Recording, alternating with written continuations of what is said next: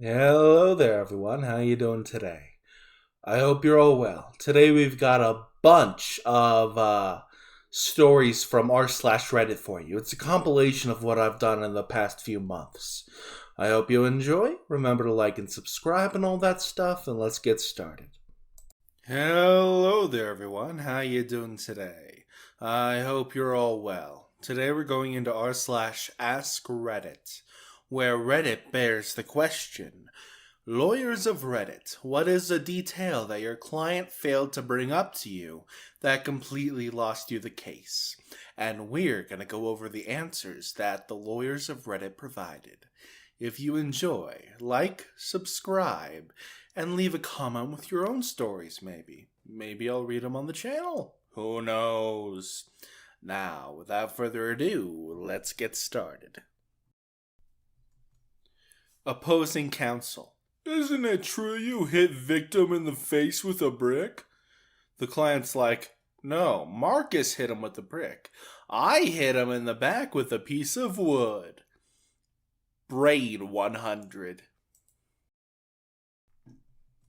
A buddy of mine's case as a public defender.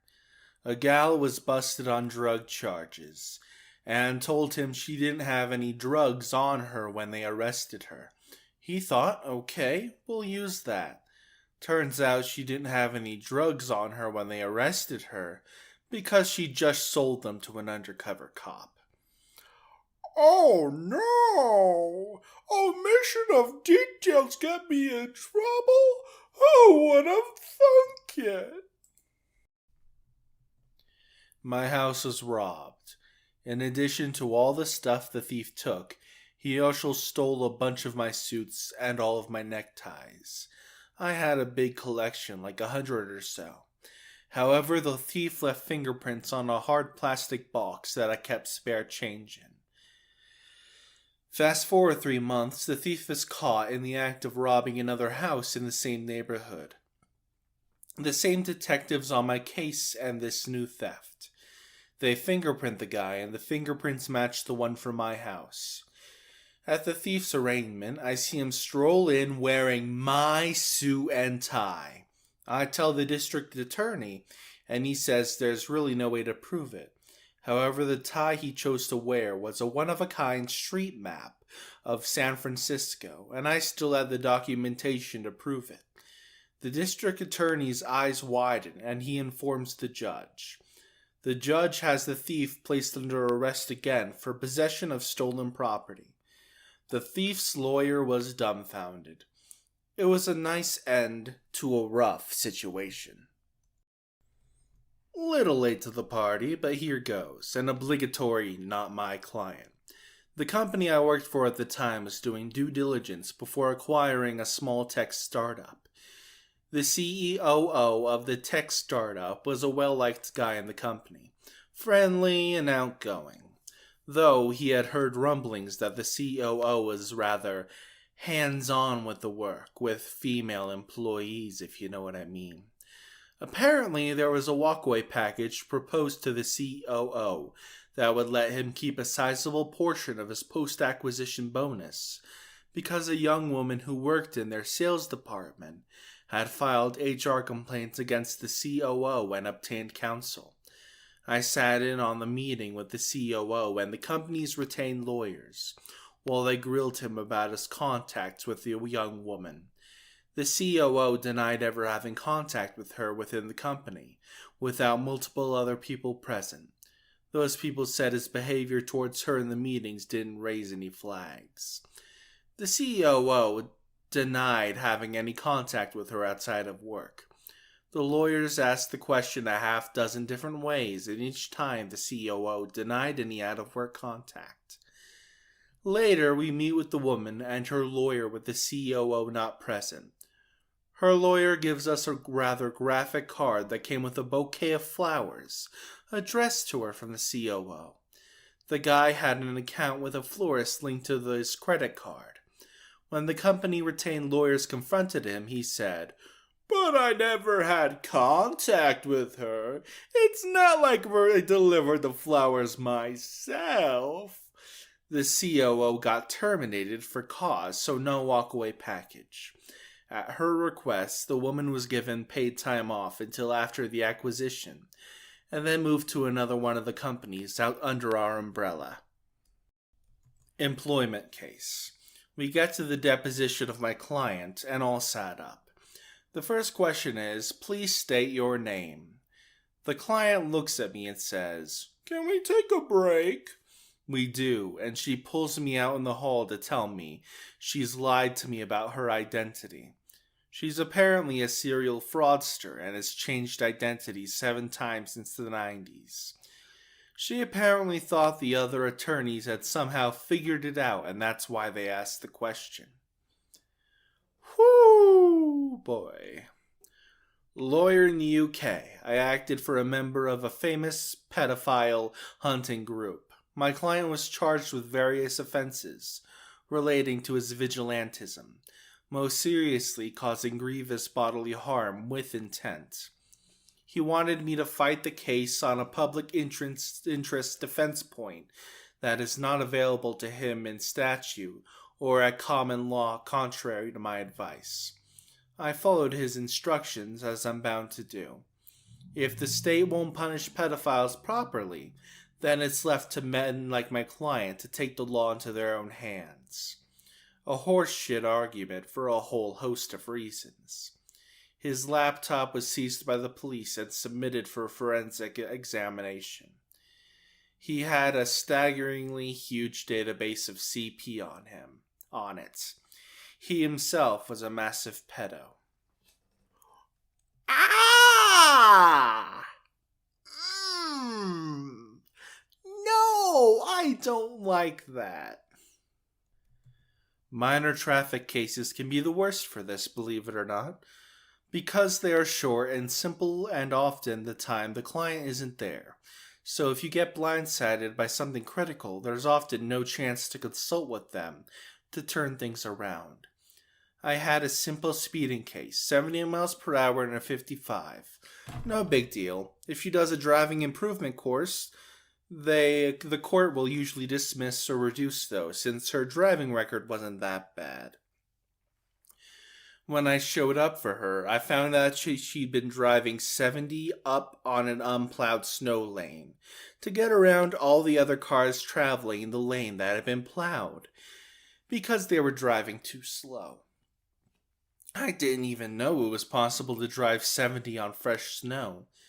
The officer stated he'd already cut her a break by not writing the ticket for reckless driving, and the judge politely agreed that he didn't feel comfortable reducing it under those circumstances.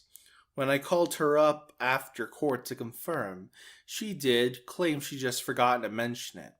Now maybe I lived too much of my life in the South, but that just boggles my mind as a detail you'd forget when hiring a lawyer for that incident. I would have told her in advance that hiring us was a waste of money, not to mention the hassle of taking an 8-hour case, and she'd probably just go ahead and pay this one.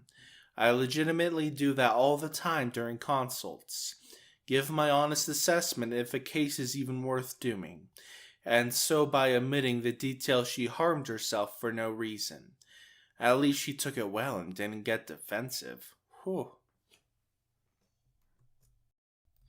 Friend of mine is a defense attorney. He was representing a guy with a lengthy record for assault. Basically, this guy took an AC unit and threw it at his girlfriend. My buddy tells her he was able to get a plea deal for 1 year probation, no jail time. The judge is all ready to accept the deal when he asks the defendant if he had anything he would like to say. The defendant responds, "Yeah, I don't know why they're charging me with assault. I never touched her. I just threw the AC at her. This is bullshit." The judge rescinded the plea deal because of the defendant's attitude and lack of remorse. Went to trial and got a year in jail. The client said his ex owed him a lot of money and that she was trying to get out of paying him back by getting a protective order against him. Seemed reasonable, so I took his case. At the hearing, it came out that they were never a couple, that he was sending sex toys to her on the residence on a weekly basis, and that she never asked for the thousands of dollars he gave her over the years. She was a stripper. We lost, and he got laughed out of court, and he learned a valuable lesson. Tell your lawyer the good and the bad stuff before trial. There's so many. My dude in a custody battle where the opposing party claims he has a drinking problem, and he denies it 1,000%, even after the real talk I have with him asking him not to hide stuff from me. And to be honest, we go into court, and at cross-examination, the opposing party provides video evidence of him finishing work, driving to an abandoned parking lot to drink a few tall boys, and then going to pick up his kid from school. Every single access visit.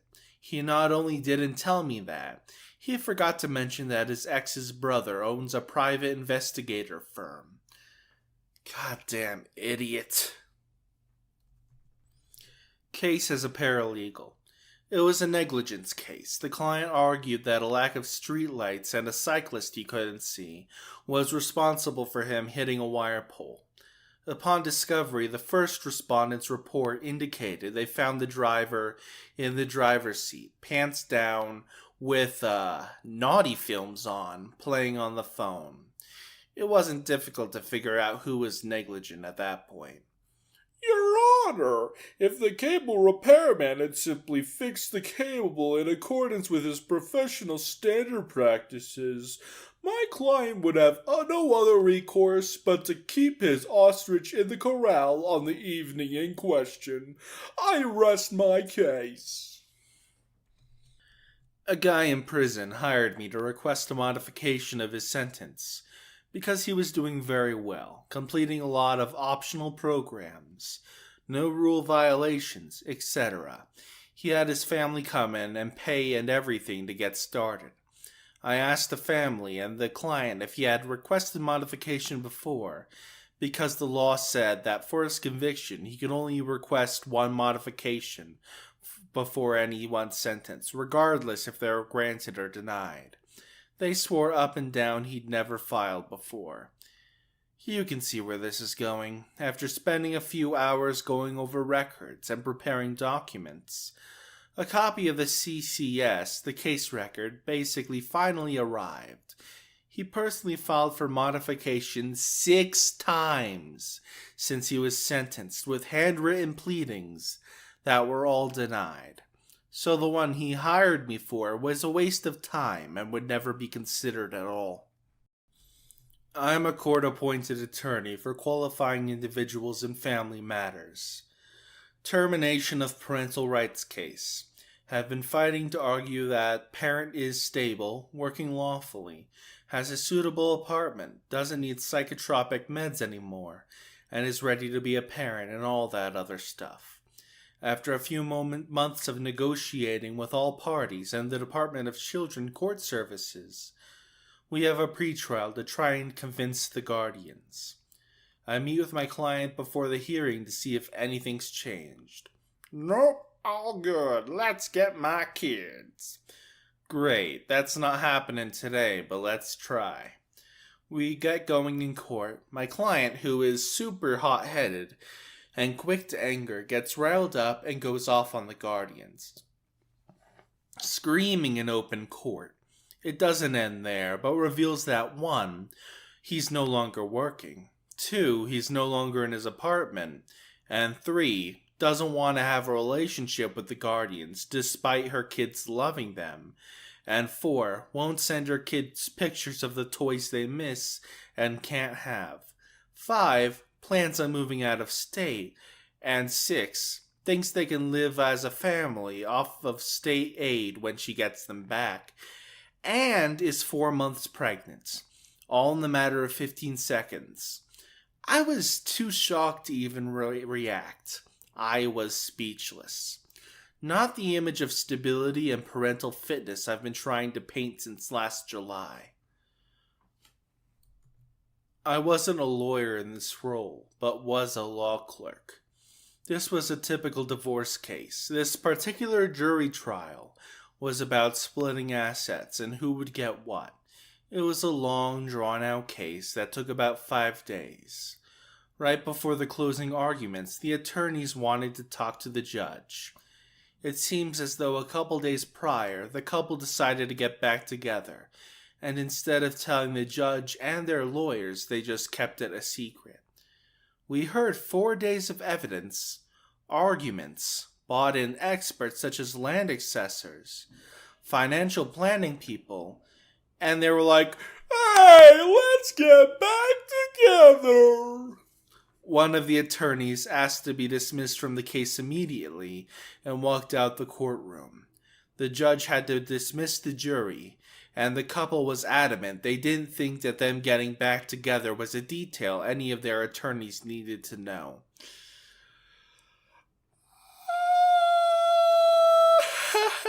Yeah, I think your attorney needs to know that. I'd say it's pretty damn important. Hello there, everyone. How you doing today? I hope you're all well.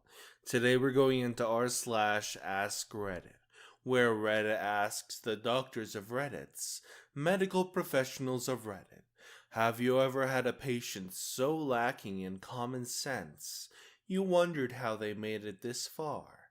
If so, what is your story? And Reddit did done answer, and I will be reading said answers. If you enjoyed today's video, remember to like, subscribe, and leave a comment with your thoughts down below. Maybe check out my links in the description. I don't know, I'm not your dad. Without further ado, let's get started. I'm a pharmacist. One evening shift, I was working a relief shift. Not my usual pharmacy, though. A man comes in looking distressed. The man says, "I had sexual relations with a woman I do not intend to pursue a long-term relationship with." Yeah, he said it just like that. Okay. I'm assuming there was an accident or it was unprotected. How long ago did it happen? Last night, at 7 p.m. on the couch. Whoa, TMI. I just need to know to approximate time to know if Plan B will work. Jeez. We'll have this medication called Plan B, and since the incident happened within 72 hours... Oh yes, I got that for her already yesterday, right after we finished. We want to know if there's anything we can do to know if she's pregnant now. Unfortunately not.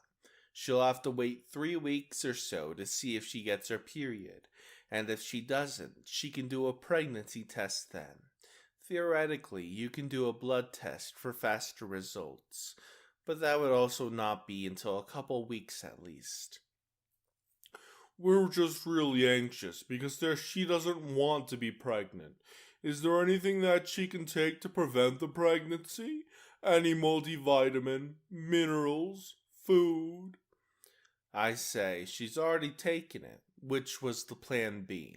There are some other options, but those are prescriptions. And no, there are no over-the-counter products she can take. What about me? Is there anything I can take now to prevent the pregnancy? Any multivitamins or minerals? No, sir. There isn't anything you can take now. Oh, silly OP. He just needs to disconnect the Bluetooth between his balls and the swimmers. Simple solution, really. 73 here, former clinical microbiologist a long time ago. Still, I found myself all over the clinical lab at times, not just infectious disease. So one day, this 20-something guy, his wife and mom in tow, walks in with a paper request for a semen analysis, pre-computer era. Okay, not the most comfortable encounter, but I'm a professional and did this drill many times. He had not been briefed by the doc and had no idea how establishing infertility in males was done. Okay, a challenge then. I took him aside and using standard medical terminology, told him how a diagnosis is made and what he needs to provide in a specimen. He couldn't and wouldn't believe that I was asking him to masturbate into that container. He was astonished, really. And then he played dumb, as if the word was unfamiliar to him. We looped through the medical terms and procedure again, and I eventually resorted to every word I knew to describe the act. It was like a George Carlin bit. Half an hour later, he emerged from the toilet with 2 inches of urine in the cup. God almighty. The report went back. Patient provided improper specimen. I'm a paramedic. Elderly woman complains that her mouth is dry, and she felt a bit dizzy climbing the stairs earlier. We go through the whole rigmarole of getting a medical history, vitals, and more details on symptoms. I ask her what she's had to drink today. A cup of tea 10 hours ago. Any water? No, of course not. Guess what fixed it within 5 minutes? I'm a vet. A few years ago, I had a client bring his young cat in, complaining of lethargy. Besides being a bit underweight, the physical exam was unremarkable, so I asked more questions about the cat's diet. What do you feed the cat? Insert online trendy raw food brand. How's his appetite? Does he finish what you feed him? And the owner says, yes, he always eats everything. How much do you feed him? Half a cup. Once or twice daily. And the owner, in all their infinite wisdom, says once every 3 or 4 days. And me, absolutely gobsmacked, says, you only feed your cat twice a week? The owner says, I believe in a more natural feeding approach, and based on my research, that's how often cats eat in the wild. The owner was slowly starving his cat to death, based on some cockamamie idea that he'd made up, watching National Geographic. I had to explain to him that domestic cats are not tigers, and that small wild cats eat 10 to 20 small meals daily. Surprise, surprise, the cat's lethargy and weight improved with regular feeding. I'm in the ER. So many stories. The one that left me dumbfounded was a woman was brought in by her sister for pelvic cramps. Amarenia for 3 months. Lo and behold, she's pregnant. The sister informs me that she sleeps with the Brazilian construction workers building, the condo complex next door.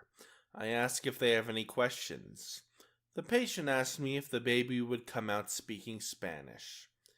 After a long pause, and her sister staring at the ceiling, I told her no, because they speak Portuguese in Brazil. The patient seemed relieved, and her sister hustled her out of the ER before I could discharge her. I used to be a medical oxygen tech, mostly doing the homework. One guy was on such a high concentration that he would have drawn nearly 0 oxygen from breathing regular atmosphere. This required 2 heavy-duty machines that hooked up in tandem just to keep him barely alive. This was explained ad nauseum to him and his wife with full signed documentation of every conversation. They'd shut off one machine because they decided it was too loud. He'd take his mask off because he decided it was too cold. She would unplug the hose if she decided it was in the way, and so on, so on. Literally everything you could think of that would restrict or cut off his oxygen intake. Then they would panic and call our emergency service when he started to have a reaction to no oxygen intake. I lived not even 5 minutes away, right beside our EMS fire station, and the call would always come to me to fix the machines at random times of the day and night, 3 to 7 days a week. They refused to call 911 because they didn't want to make a scene. This went on for ages, well over 18 months, until he was having trouble sleeping one night and shut the machines off before going back to bed. It's been years, and I still see the wife around town. She always glares at me like I'm the one who killed him. That is a hellish situation, oh my god. Rural ER doc here. 35-year-old female walks in with right side jaw, neck swelling. I think it happened because I ate some meat yesterday that my body is reacting to. 10 minutes later, oh yeah, I accidentally swallowed a bee and it stung me in my mouth right before this happened. I'm so sorry I forgot to mention that. Jesus Christ, this is why I'm not a doctor. Saw a chart once where a person came in for a burn to their eye. They told the doctor they read online that warm milk in the eye can help with irritation, and that their eyes were irritated. So they boiled milk and poured it in their eye. Burned it all. Reminds me of that tweet. Someone went to their optometrist and said, "You can put some boiled water in your eye to rinse it. Look at me. Look at me. Look at me. Let the water cool down first, after you boil it." Like he knew they'd dump a rolling boil right into their cornea without very explicit instructions. There's something poetic about an optometrist yelling with increasing intensity, "Look at me," while trying to help someone with an eye problem.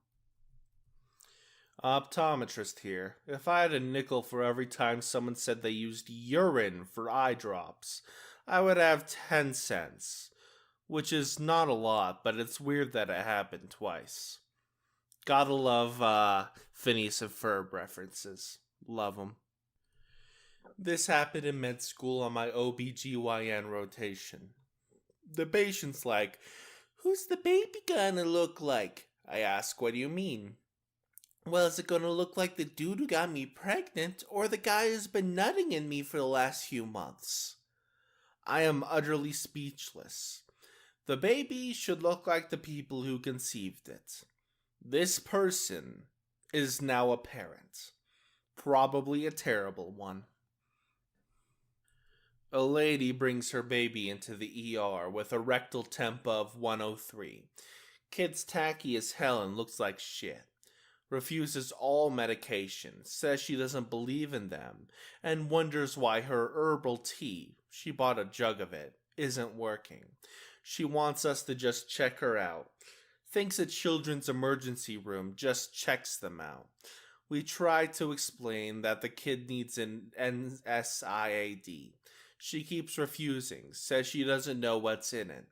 I bring up the fact that she had a kid in the hospital and she had recovered medication herself, IV, epidural, and so on. She doesn't budge. Only concerned for herself. Told her that when her kid has a seizure or goes unresponsive and you call 911, you can expect the medics to give the kid everything it needs regardless of whether or not you like it or not. Only when the doc threatened to contact social services for child endangerment and abuse did she start to listen. For about 5 seconds at least. Left against medical advice. People like this exist and breed. It's terrible. I had an adult male patient who needed a Foley catheter. His mother was in the room, and they both lived together in the backwoods of TN. I informed them both of the order for a catheter, how it works, and why it was needed. His mother stated, "Well, he's still a virgin, and I'm not sure I'm comfortable with his virginity being taken in a hospital." I hope that was a joke.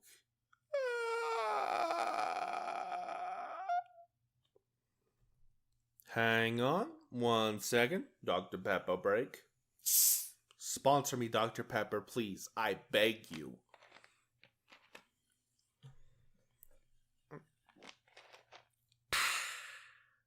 Now on to the next story. My sister told me of a story of a woman with chronic blisters and lesions on her lips. They couldn't figure out what it was for weeks. It would heal and come back, heal and come back, heal and come back. Turns out she would jam out like 3 bags of salt and vinegar chips a day for weeks at a time until the sores hurt too bad to continue, and then she'd go to the doctor. I don't like chips. I know, sue me. So I can't really relate to this. The only chips I like are Doritos. I worked in the ED for 10 years. Every day, people come in, and it shocks you how they manage to evade death for that long. One of the worst ways was we had a guy come in. He was a twin. He told us he needed to get checked for STDs because his sister just got one. We of course had to ask if he had naughties with her, and he said no. But they were twins, so what she has, so does he. After a collective sigh of relief that this wasn't some weird Alabama, you're my sister stuff, we had to educate him that that's not how that worked at all. Not me, but my mother would pick up shifts as a nurse sometime in labor and delivery, and she had met a handful of women who didn't know the baby was going to be coming out of their, woohoo! Like, no clue. My mom usually said something like, how you got it in is how it's coming out, honey. And this was the late 90s, early 2000s. Had an 18 or 19-year-old girl come into my ER with some complaint that required an x-ray. It's standard we do a urine pregnancy test prior to imaging on any female of childbearing years. She insisted she never had naughties and there was zero possibility of pregnancy. We did the test anyway, and it resulted that she was pregnant. We did a blood pregnancy test to confirm the result, since she insisted she couldn't possibly be pregnant, because she'd never had naughties. That was positive too. We gave her a few minutes to herself to figure out what the heck just happened, and when I returned to check on her in a short time later, she asked me if she could get pregnant even though her boyfriend didn't go all the way in. She 100% believed that as long as his dong wasn't entirely in her, it didn't count as naughties. It took nearly half an hour of explaining reproduction to her for her to understand that whether it's halfway in or all the way in, those little swimmers travel. What do you call guys that use the pull-out method instead of birth control? Fathers. Seriously, though, the sex ed these days is absolutely failing us. Like,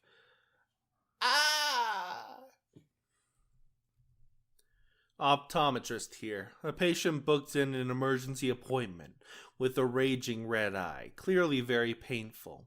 We look under the microscope, and the cornea is really not happy.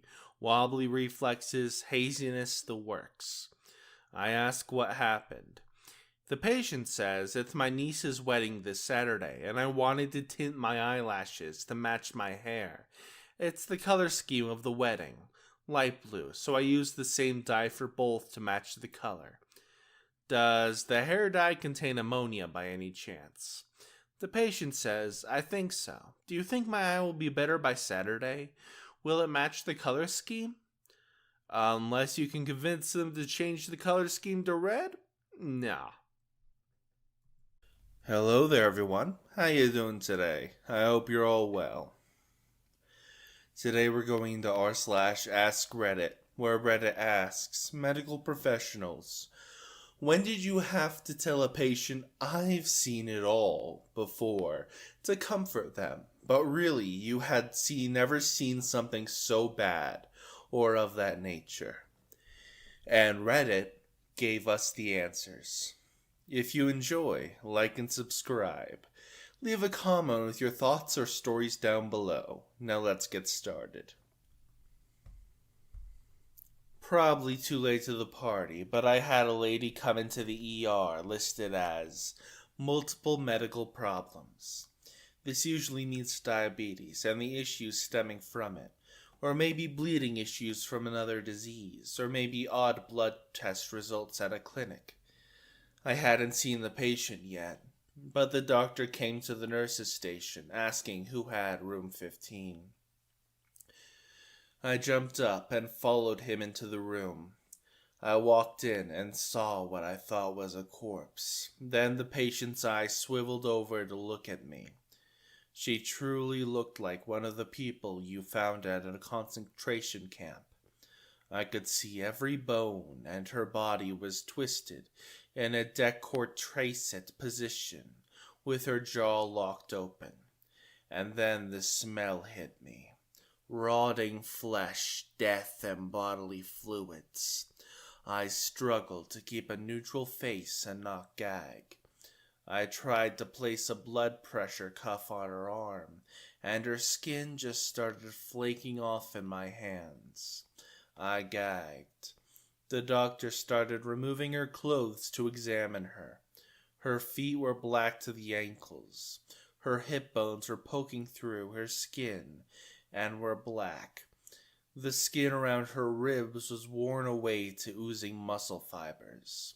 Her calves were incredibly swollen, and the skin was splitting like ripped pants. I removed her depends, and there was feces coating her entire genital area. And then the doctor went to remove a large bandage on her lower back. Her entire sacrum was exposed, and the bones were black. The skin around it was a black liquefied mass. It smelled like nothing I've ever smelled. I can't even describe it. The doctor told her family I would clean up her ulcers and wounds in preparation for surgery. Well, that was a lie. No surgeon would operate on her. I had no idea how to clean dead bone tissue and liquefied skin. They don't cover this stuff in nursing school. When I went to clean her sacral area, all the liquefied skin separated and oozed all over the bed. I really struggled to keep my stuff together. Afterwards, I needed a moment in that supply closet to cry it out for a second. I had no idea the human body could break down so much without dying. I still think about that woman sometimes, and what led to her living like that. It still breaks my heart. In dental school, I had an emergency patient come in, complaining about sore gums. Upon examination, I found a massive calculus bridge.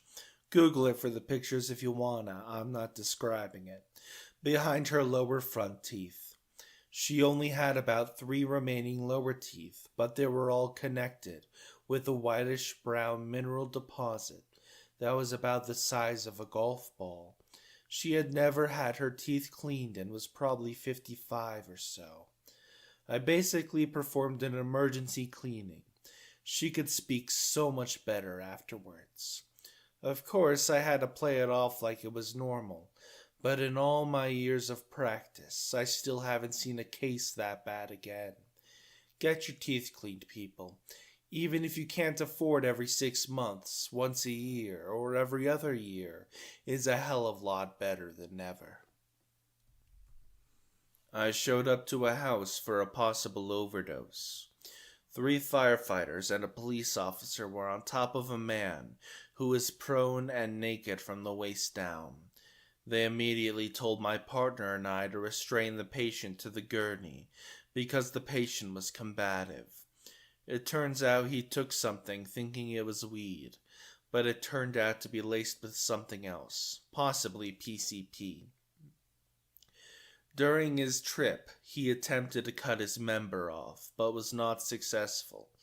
As fate would have it, I knew the patient personally and tried to comfort him on the way to the hospital. During the ride, he became somewhat cognizant and was ashamed of himself. I tried to comfort him as I held his wee-wee in place, and I would be lying if I said I had seen a severed wee-wee before. I'm a nurse and I work in pediatric ER. A young woman brought her baby in to be seen for vomiting. I asked her to put her baby on the scale. While on the scale, I noticed a strong odor of bug spray, so I asked her about it. The mom said a roach crawled into her mouth, so I sprayed a little Raid in there. She said it so matter-of-factly it was like no big deal. Q calls to the police, CPS, and a sitter for the child and the mom. When all was said and done, the baby was fine and turned over to her grandmother, so no worries there. I have no idea what happened to the mother. I don't believe she was intending to hurt the child. I just think she was butt-ass ignorant. I worked as a mental health tech to get through undergrad. A 15-year-old female in the adolescent ward claims to have swallowed a staple. But whatever. As I'm taking her down to x-ray, I tell her about the dime I swallowed when I was a kid. It happened. Well, it turns out she underestimated the number of staples by about 100. Every printout given by the therapist had been about a swallowed staple. She had gotten staples from other kids. The x-ray of her abdomen looked like it was a weird stapley snow globe. And yet, somehow, she was back to trying to steal psych ward supplies a week later. Never did figure out if they removed them all. A little late to the party. Not the worst, but I had a patient once with a stomach bleed and a small bowel obstruction. We had to put the NG tube, a tube that goes in your nose and down to your stomach, to drain and decompress his stomach, which was pretty distended and hard. I'm inserting the tube, and as soon as it hits this guy's gag reflex, he projectile vomits and sprays very dark, half-digested blood all over himself, the bed, the wall, and all over the floor. Basically, it's a scene from The Exorcist. I had to dive out of the way, and somehow was unscathed. He couldn't stop for about 10 minutes, as we're trying to get this thing to where it needs to go. Finally, we finish placement, and immediately suctions out 3 liters of this black sludge. That is old, digested blood. The patient was mortified, and we had to play it off with, "Oh, no, it's fine. It's really common to vomit during the procedure. We'll just get some towels and clean you up." My coworker and I left the room and just stared at each other in shock. Not a medical professional, but we were patients. My daughter, who was 3 at the time, had to have a cavity filled. As we were leaving, the dentist told me to just watch my daughter because sometimes kids chew their gums because it's numb and it feels weird. So the drive home took 30 minutes, and I've been talking to my daughter the entire time to keep her busy. I parked my car in my driveway, opened the passenger seat to get my daughter out, and her entire lower lip on the left side is gone. She had chewed it off down to her chin. She ended up in emergency surgery, but the surgeon kept telling us that it would be fine and he sees this stuff all the time. She ended up having multiple surgeries, and when she was finally healed, the surgeon told us that it was the worst injury like that he had ever seen. He wasn't sure how she would heal, but you can hardly tell it happened now. Mouth injuries heal pretty fast, I will admit. It really is weird how mouth injuries heal like that. Not a medical professional, but a story about my father. After a year of blood disease, his spleen had to be removed as it was swollen to a size that made breathing difficult. Apparently, the surgeon had a photo taken post-extraction where he is cradling my dad's 22-pound spleen. To top it off, one day into recovery, when doing one of those gentle push on the abdomen types of exams on him, my dad's sutures catastrophically failed, and he let loose a spray that coated the doctor, his nurse, and a good portion of the ceiling. Luckily for Dad, the hospital staff was on point that day, and kept him alive despite his body's best effort. I heard all of this from the doctor while he was removing the line of staples that went from his crotch to his sternum some weeks later. Dad didn't like to share that story, apparently. Gee, I wonder why. Had a patient who needed a lower GI study to find and fix a bowel bleed. To get a study done, you need to poop clear mucus. 3 days we bowel prepped with heavy laxatives and enemas. He barely pooped anything. He puts on the call light at 6:45, 15 minutes before my shift ends. He calmly says, "I want to try and poop." He said it so casually I thought he was going to chew out another gas bubble and walk back. He stood from his bed, took one step before the floodgate bursts. 3 days and then some of the most rancid liquid stool I had ever encountered. It just wouldn't stop. He left a river of stool from the bed to the bathroom, coated the walls as he bent to park his butt on the toilet, and continued to dump out 7 people worth of stool. In my 9 years, I have never seen that much come out of a person. And he was not a large man, mind you. He was so embarrassed, but I just kept my face as solid as possible. Grabbed half the linen closet and 3 packages of Cavi wipes, and sopped it up. Told him this happens all the time. Lots of stories, many already covered by others. I'll share this particular story with my legs crossed. A motorcyclist came in after someone turned without checking. He had gone over the hood, slid, and had somehow somersaulted, landing on his ass sitting up. He slid across the intersection, mostly on his butt, getting serious road rash. Luckily, he was only a block from the hospital and an ambulance. They pack him up and bring him to the ER. We end up cutting off his chaps and jeans and begin the cleanup of gravel and sand embedded in his thighs and butt, when all of a sudden, his testicles fall out of his scrotum.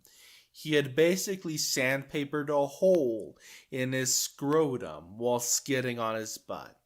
The attending nurse pauses, grabs the saline, irrigates the scrotum and nuts, fondles them, and puts them back into place while humming. I handed him some gauze to pack the wound and smiled at the patient, who was under a local. Then I went on break, went fetal, and drived.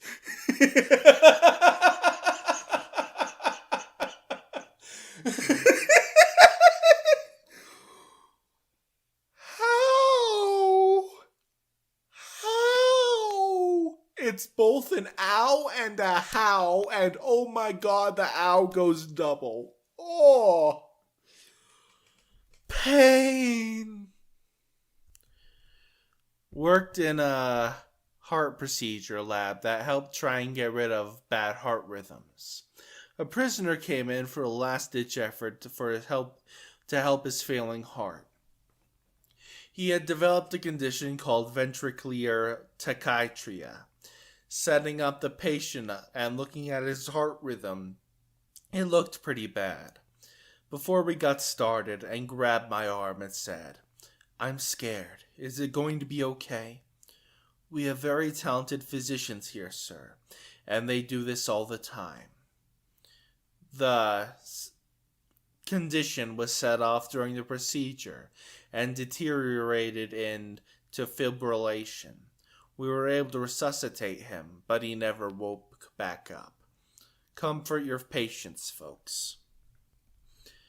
As a new nurse, I worked on a new nephrology unit, which meant that we dealt with mostly patients who had kidney failure and needed hemodialysis 3 times a week to clean their blood. A patient was admitted through the emergency room and told me he hadn't begun the dialysis in 4 weeks. He had HIV, kidney failure, he had lost custody of his kids after a messy divorce, and had no will to live. He planned to just stay in his home until he died. He probably wasn't far from it, but a neighbor who hadn't seen him for a few weeks peeked in the window and saw him sitting, unresponsive on the couch. They called 911 and was brought to my hospital.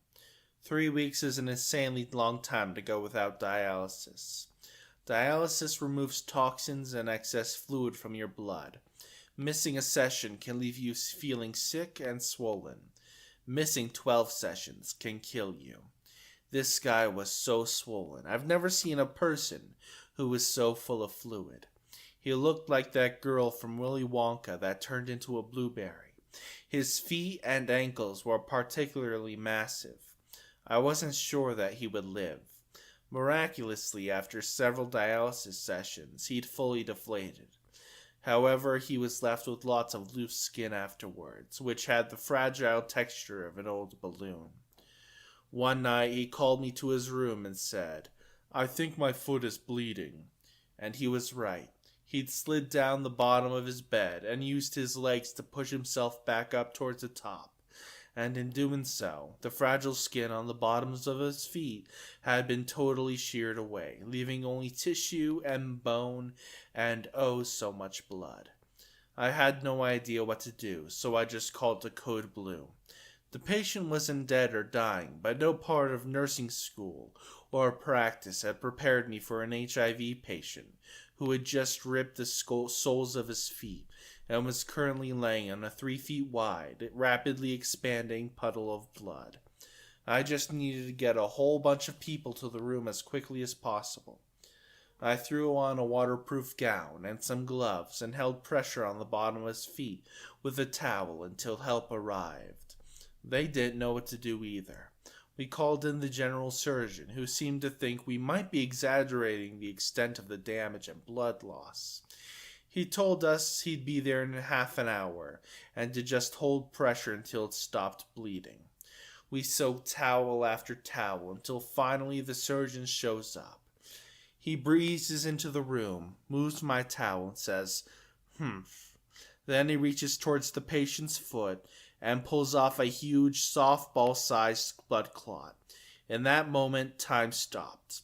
He held out his hand, holding the huge clot, and I, without really thinking about what I was doing, held my hand out too. He plopped the clot right into my outstretched hand. In the next moment, several things happened at once. I realized I was holding a big coagulated mess of blood. I started dry heaving. I dropped on the floor and it splattered. The surgeon exclaims, "Oh, Jesus, frick!" Not in response to my gags or the fact he was splattered by the clot I dropped, but because the patient's foot is now profusely bleeding again. He darts off and tells us to get the patient down to OR immediately. We need him down there. And on the way back, realized that he left a trail of blood down the hallways into the elevator and to the operating theater. I saw the patient during my next shift and jokes, "I thought you were going to pass out when the doctor handed you that mess." To which I replied, "Sir, I was positive you were about to bleed to death." Oh boy. Hello there, everyone. How you doing today? I hope you're all well. Today we're going into r/askreddit, where we're faced with the question, what did your crazy neighbor do to be labeled the crazy neighbor? And lots of people on Reddit were willing to give an answer, so let's go over them. If you enjoy, like and subscribe, leave a comment down below. An emoji will do just fine. And without further ado, let's get started.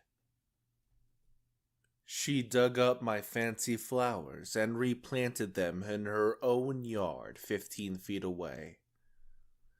I had a neighbor who would sneak into my yard at night and roll up my sod. It would be laid perfectly the night before, but I'd get up in the morning and it'd be rolled up just like it was when I came home from the store. I finally got angry and spent the night laying by my back door with a baseball bat and flashlight, ready to bonk the crud out of whoever it was. Sure enough, they came around 2 a.m, and I stood up, turned the light on, and was face to face with 4 raccoons rolling up my sod, looking for bugs. Yes, raccoons. Everyone's best neighbors, and craziest at the same time. I had a neighbor who wouldn't let anyone use his driveway because he didn't want to get dirty. anyone, including himself. He parked on the street outside. If he thought you were having a party, he would drag a bunch of plastic bags full of God knows what to the end of his driveway so no one could turn around it. One time I came home and he was outside, hosing it down into the rain. To his credit, I have never seen a cleaner driveway. Our neighbor would leaf blow during a windstorm.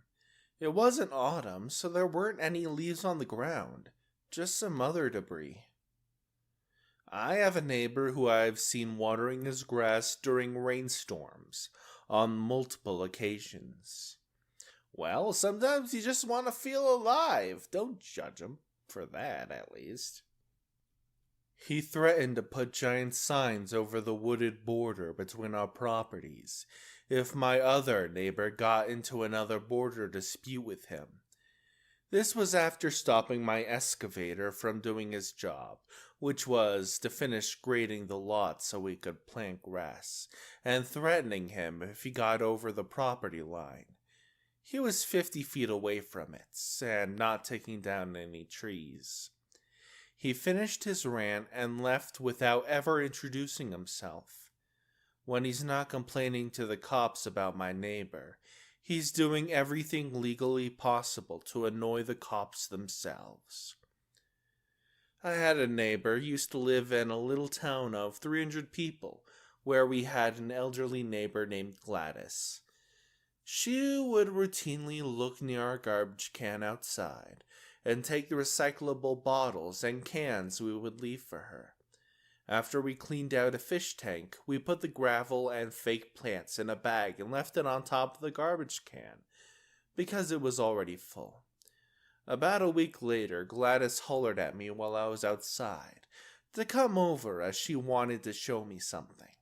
She had taken the bag that we had left and planted the fake plants along the side of her house. She said she wasn't real confident that they would make it, but so far they seemed to be thriving. I could only nod and compliment her on her green thumb.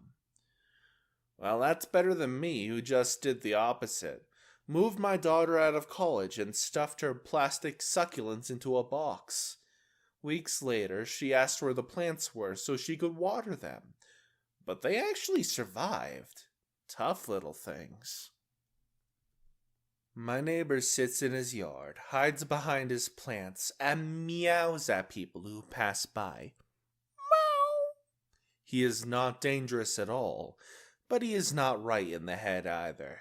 His caretakers are his parents, and they seem to be very nice people.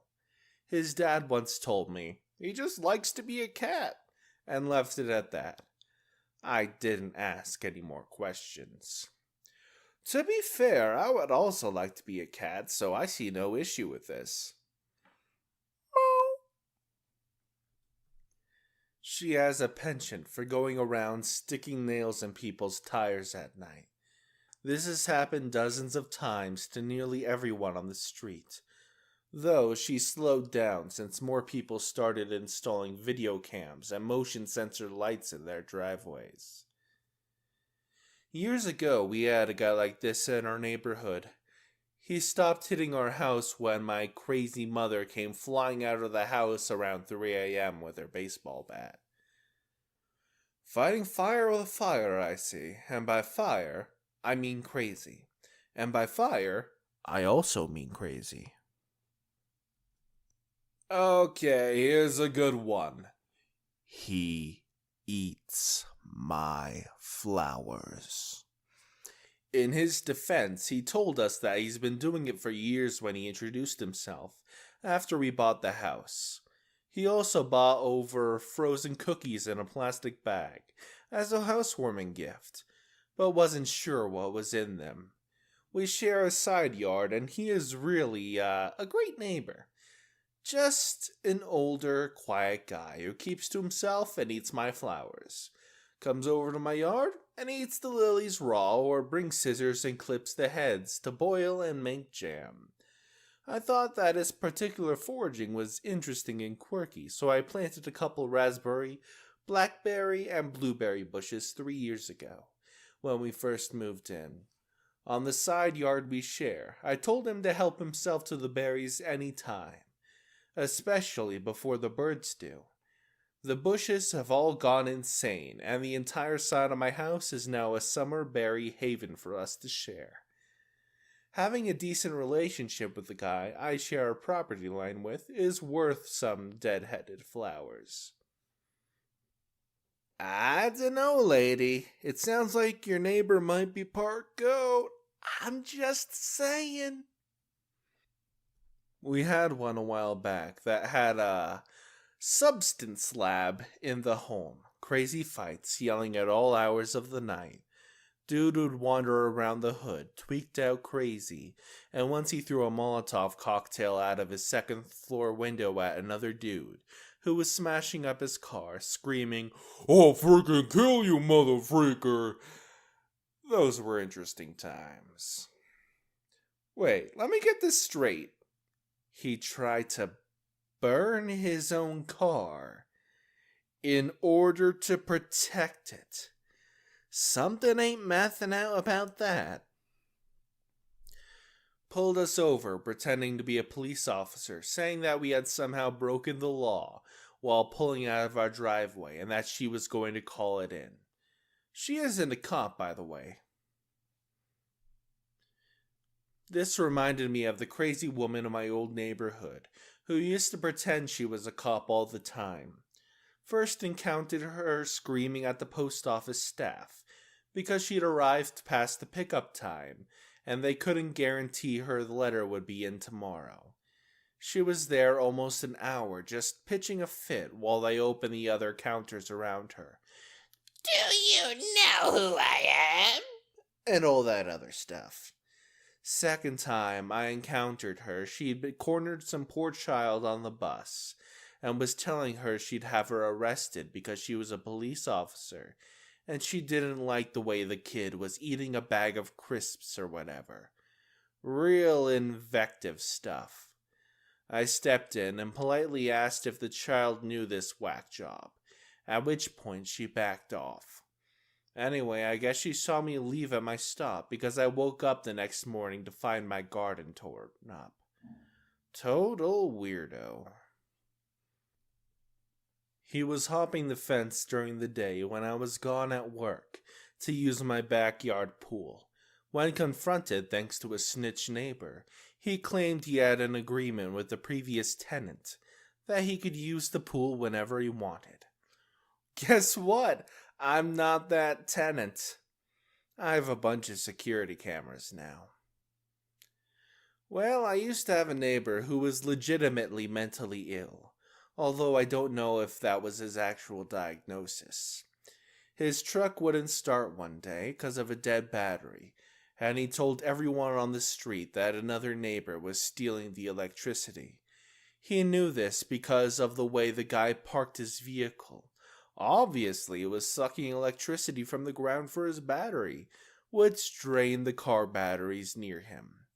Many times he would run down the street and warn everyone to hide their valuables, because Japan was invading the country.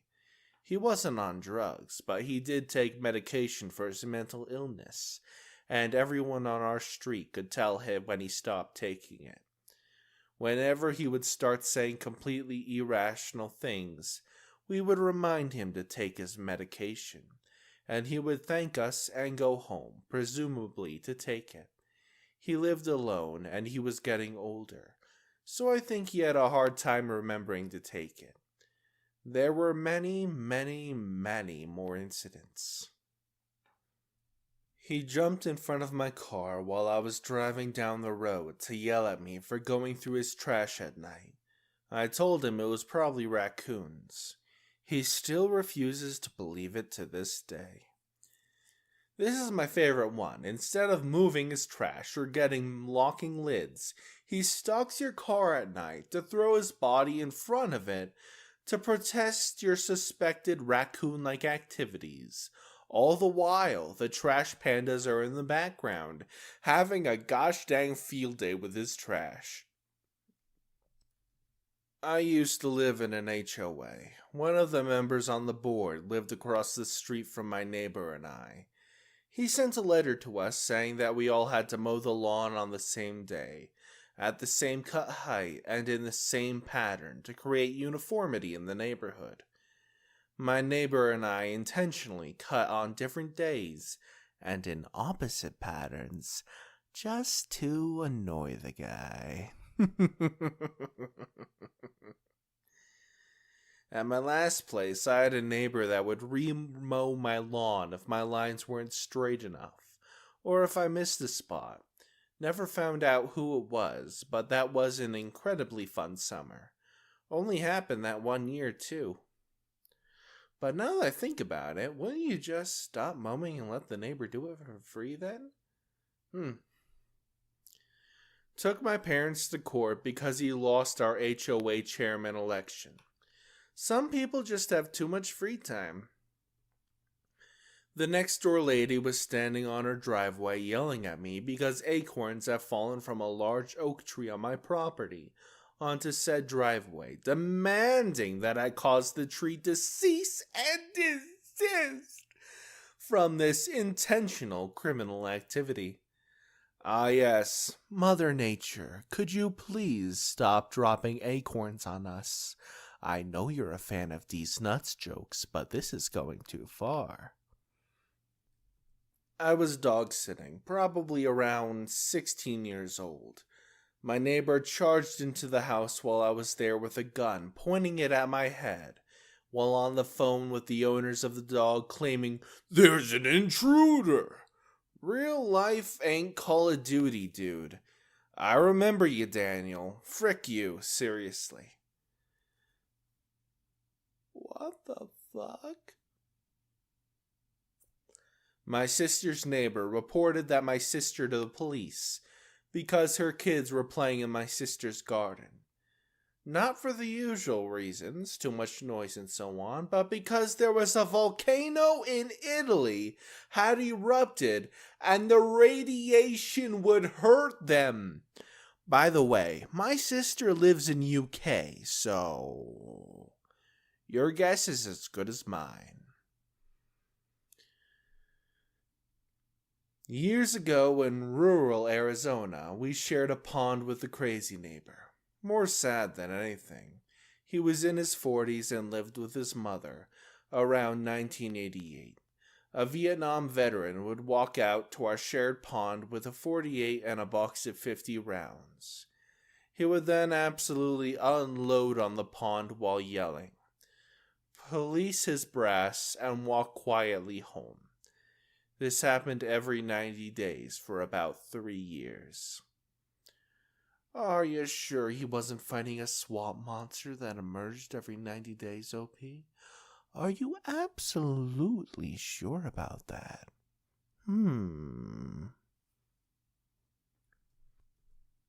This woman lived next to us who needed to have the police called on her at least once a week. She would scream at her roommate all hours of the night, go into drunken rage, and sometimes drug-filled stupor, and scream at us while tripping out as we sat in our backyard. More than once I had to kick her out of my home because she walked in unannounced, beer in hand, as drunk as ever. One time I called the police because she was screaming about offing someone and rolling around on her front lawn. Another time I received a call at work, 1 a.m. as I worked third shift. My girlfriend informed me they had to evacuate the house because the neighbor's garage was on fire. Turned out either she or her roommate had done it while doing drugs and smoking in the garage. She ended up moving away but would still walk to her house to ask for our lawnmower. She was not happy when I told her to get off my porch. Hello there, everyone. How you doing today? Today we're going into r/askreddit, where Reddit asks, parents of Reddit, what are your I looked away for 1 second stories? I hope you enjoy. And remember to like, subscribe to the channel, and comment to get the algorithm moving on me. It gonna be schmovin'. Anyway, without further ado, let's get started. I was round at my buddy's place. He had kids about 7 and 5. Both were super nice family. We were sitting in the garden with a beer. The eldest had a foam-covered baseball bat that he'd been hitting foam balls with. Out of nowhere, he calmly walks up behind his dad and takes a full home run swing at his head, and heckin' clobbers him. The back is coated in foam, but it's still wood beneath it, so it's basically mid-level assault, maybe even attempted murder. Dazed, the dad turns around to defend himself, at which point the 5-year-old sees his opportunity and grabs the beer from the table and starts chugging it. Not just drinking it, full-on frat boy chugging it out of nowhere. In the 3 seconds it takes me to recover from the shock and reach across the table to stop him, the kid drank about 2/3 of the bottle. Not much for an adult, but a heckin' skinful for a kid weighing about 1 stone. Within about 3 seconds, we went from a really nice family barbecue to a concussed adult, domestically abused by a psychopathic 7-year-old, and a wasted 5-year-old. That went dark real quick. I had taken my 4-year-old daughter into a public toilet in France, which was next to a main road. As we left, I let go of her hand for a split second, and as I looked away to close the door behind us. When I looked back, she was running into the main road, as she'd seen her mum on the other side. From where I stood, my view of the road was obstructed, so I couldn't see if any cars were coming, and she had gone too far for me to catch her. By a complete miracle, she got safely over the road. It sends shivers down my spine, remembering the helpless terror I felt when I saw her in the middle of the road. So we took the kids, 7, 3, 3, and 3 yet again, to a water park. One of us would stay in the kiddie area with 2 of the triplets, and the other parent would take one of the 3-year-olds and the 7-year-old on a ride. It was working pretty well. Note, the kiddie area was mostly contained, but there was no gate or anything. At one of the swaps, we blinked for a second, and our adventurous 3-year-old was gone. Instant oh heck oh fuck panic. Get security there, staff is looking, and I'm running around looking. Anyway, we eventually found him. He had ridden a water slide with my wife earlier, and decided, that was fun, I'm gonna do it again! And the 3-year-old had gone back up to get in line for the water slide by himself, and they found him about 2 from the front of the line. We moved into our new house on Halloween in 2001. Most of the heavy lifting was done, so the wife decided to begin unpacking the important stuff, and I would take our 8-year-old daughter out trick-or-treating. We stepped outside, and I realized I left my phone. Standing on the front porch, I tell her, "Don't move. I have to get my phone. I'll be right back. Do not move." And then she moved, says the narrator. New neighborhood, kids and parents everywhere. I'm running up and down the street frantically, and after about 15 minutes later, I spot a family, mom and a dad and a handful of rugrats with mine in tow. They had a good laugh, telling me they just turned around and there she was, having appeared out of nowhere. Decided to stay close, assuming some hysterical parent would eventually come running. I had been drinking scotch one evening while doing dishes. So I'm standing at the sink. I hear my 3-year-old stumble into the room, pull a chair out from the table, and climb up. I'm not thinking anything of this until I hear a small voice say, "Juice!" As I turn to watch him dump about half an ounce of single malt into his mouth. This was immediately followed by a gasp. Then he turned bright white, and then bright red. He went to bed early that night. That only leaves one question. What do you do with a drunken toddler? What do you do with a drunken toddler? What do you do with a drunken toddler midway through the evening? And nobody will ever have that answer. When I was a kid, my mom was watching me play while hanging laundry. When she turned to hang a garment, I discovered a bouncy spot in the grass and fell down a 100-ish-year-old abandoned well. She said that day took years off of her life. What? How is there a what? Damn. When my daughter was little, probably around 3, she went with me to shop for some tools. I turned away to look at something and heard behind me, "Daddy, what's this?" Honey, that's an axe. Please give it to me." She did, and all was well, but I'm glad my wife wasn't there. She would have panicked. My son was 3. We were leaving Target. He left my sight as I was adjusting my bags. Maybe 2 seconds, tops. He was gone. I tried to act cool, but my true crime podcast obsession got the best of me. The store locks down. We are all looking for him. People are checking cars outside. I'm calling my son's name louder than any intercom system, and we were just about to call police.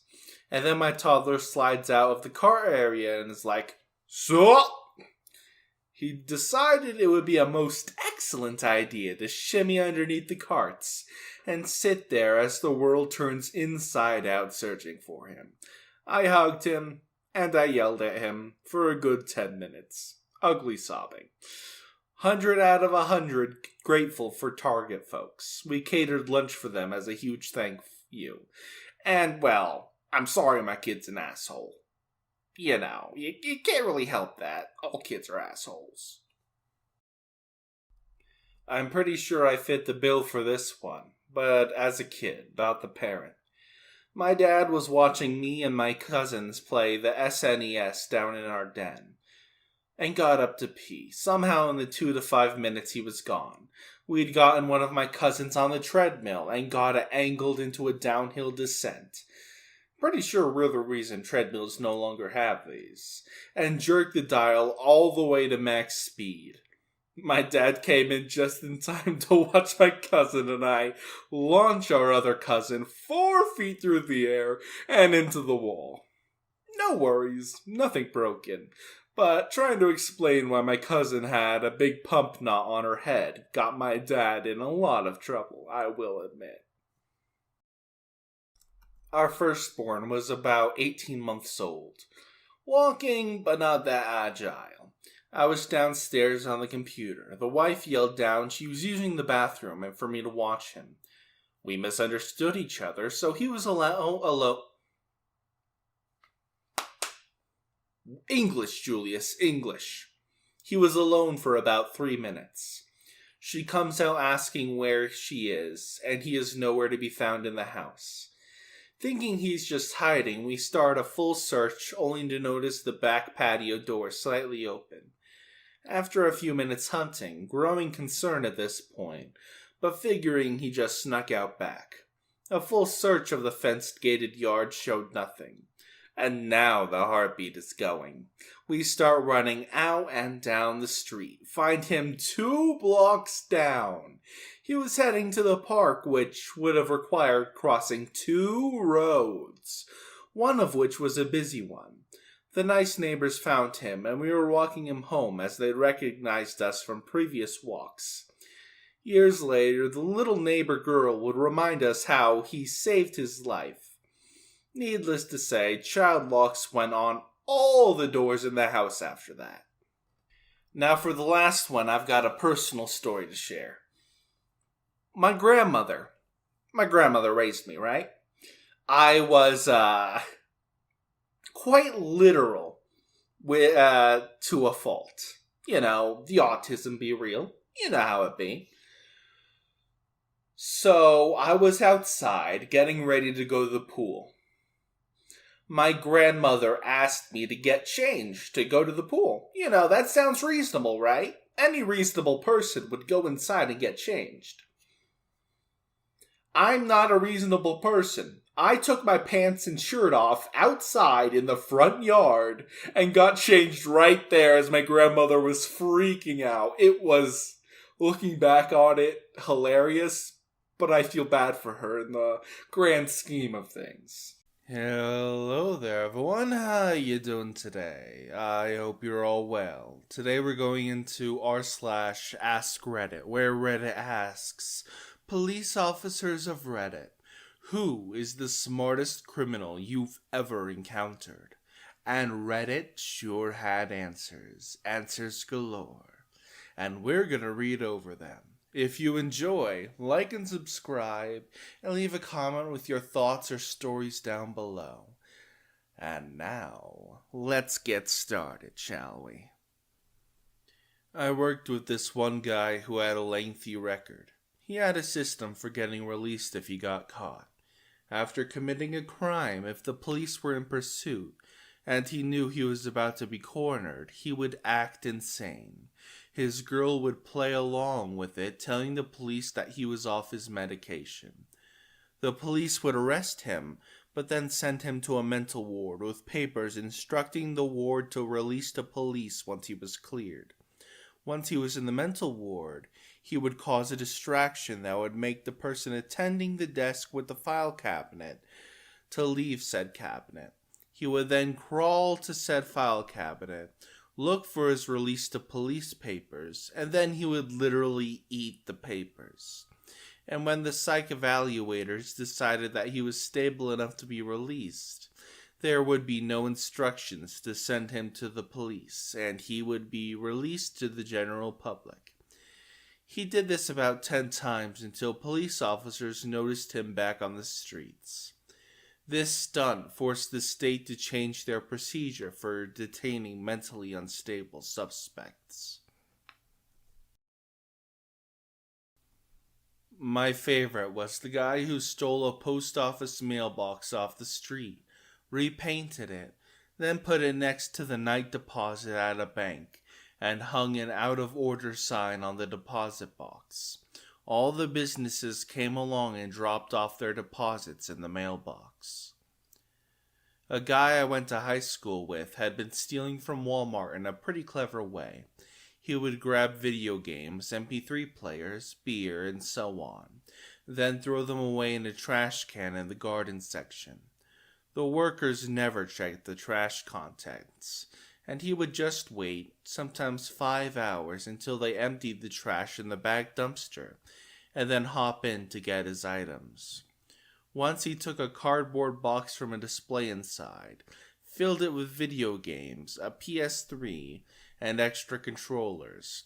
He grabbed some tape and pens and drew all over the box, and taped it up to make it look used, and tossed it. An hour later, he had a whole new PS3 and a stack of games. I'm not a cop, but I worked crime scenes. This guy had attached a GPS unit to the bottom of people's cars who owned houses he wanted to rob. He did it to ensure they wouldn't be showing up while he was ransacking the place. I heard about one person that pulled a shoplifting scam on a large, popular, and well-known U.S. retail store. They walked in with some cheap nylon product to get one of those "I walked in with this" stickers they used to put on returning merchandise. The sticker easily peeled off the product undamaged. They walked to the electronics department, grabbed an expensive box off the shelf, and went to customer service. They placed the sticker on the big box and asked if they could return the item without a receipt. Unfortunately, no, not without the original receipt. Dang it, and they just walk out. Customer service even gave the doorman the thumbs up, just having interacted with the customer. This took place before the widespread inventory controls and cameras absolutely everywhere. This was in the late 90s, early thousands. A guy in my dorm came to the school solely to deal drugs. He took out student loans, registered for a bunch of 300-person freshman survey courses, where he would never be missed.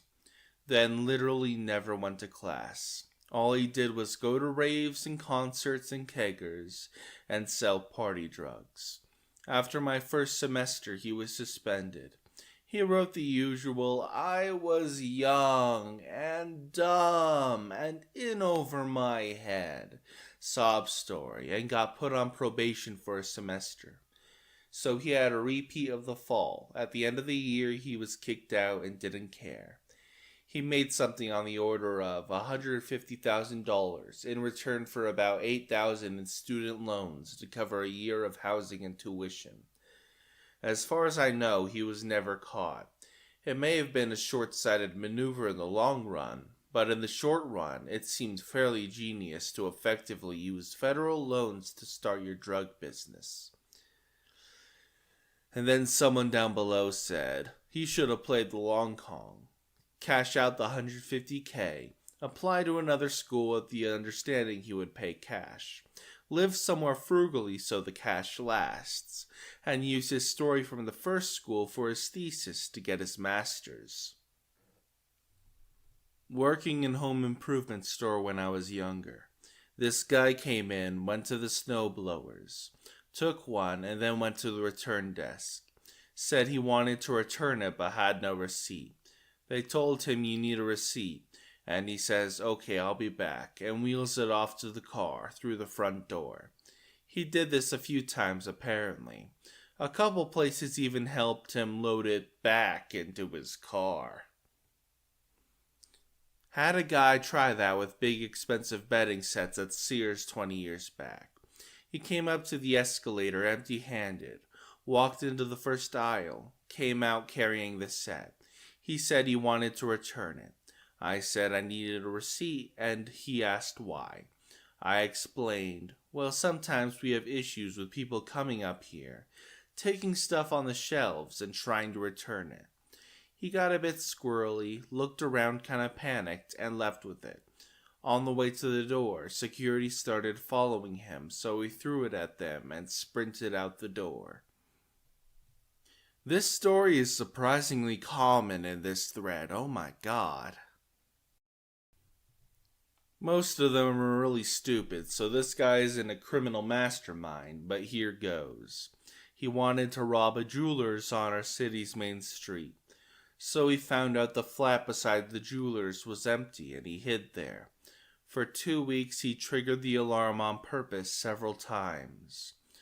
A night massive headache for the police and the business, so we turned up to see nothing there, nothing on cameras. Thought it was just a little fluke, so the jewelers turned off the alarm system and said they'd wait until morning to get a new one installed, or that one rewired because something wasn't right.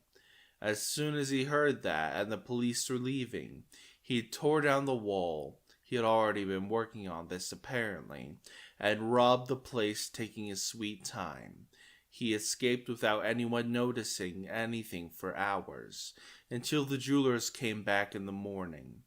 Then he tried to resell something he stole which had a serial number on it and got caught. So not that smart after all. Good effort though. Worked at a jail. After getting off work, I watched an ex-inmate who was homeless being released. He walked over to a patrol car, looked me in the eye, and elbowed the window in. He was walked back to the entrance and rebooked in. It was in the middle of January, and he didn't want to get too cold.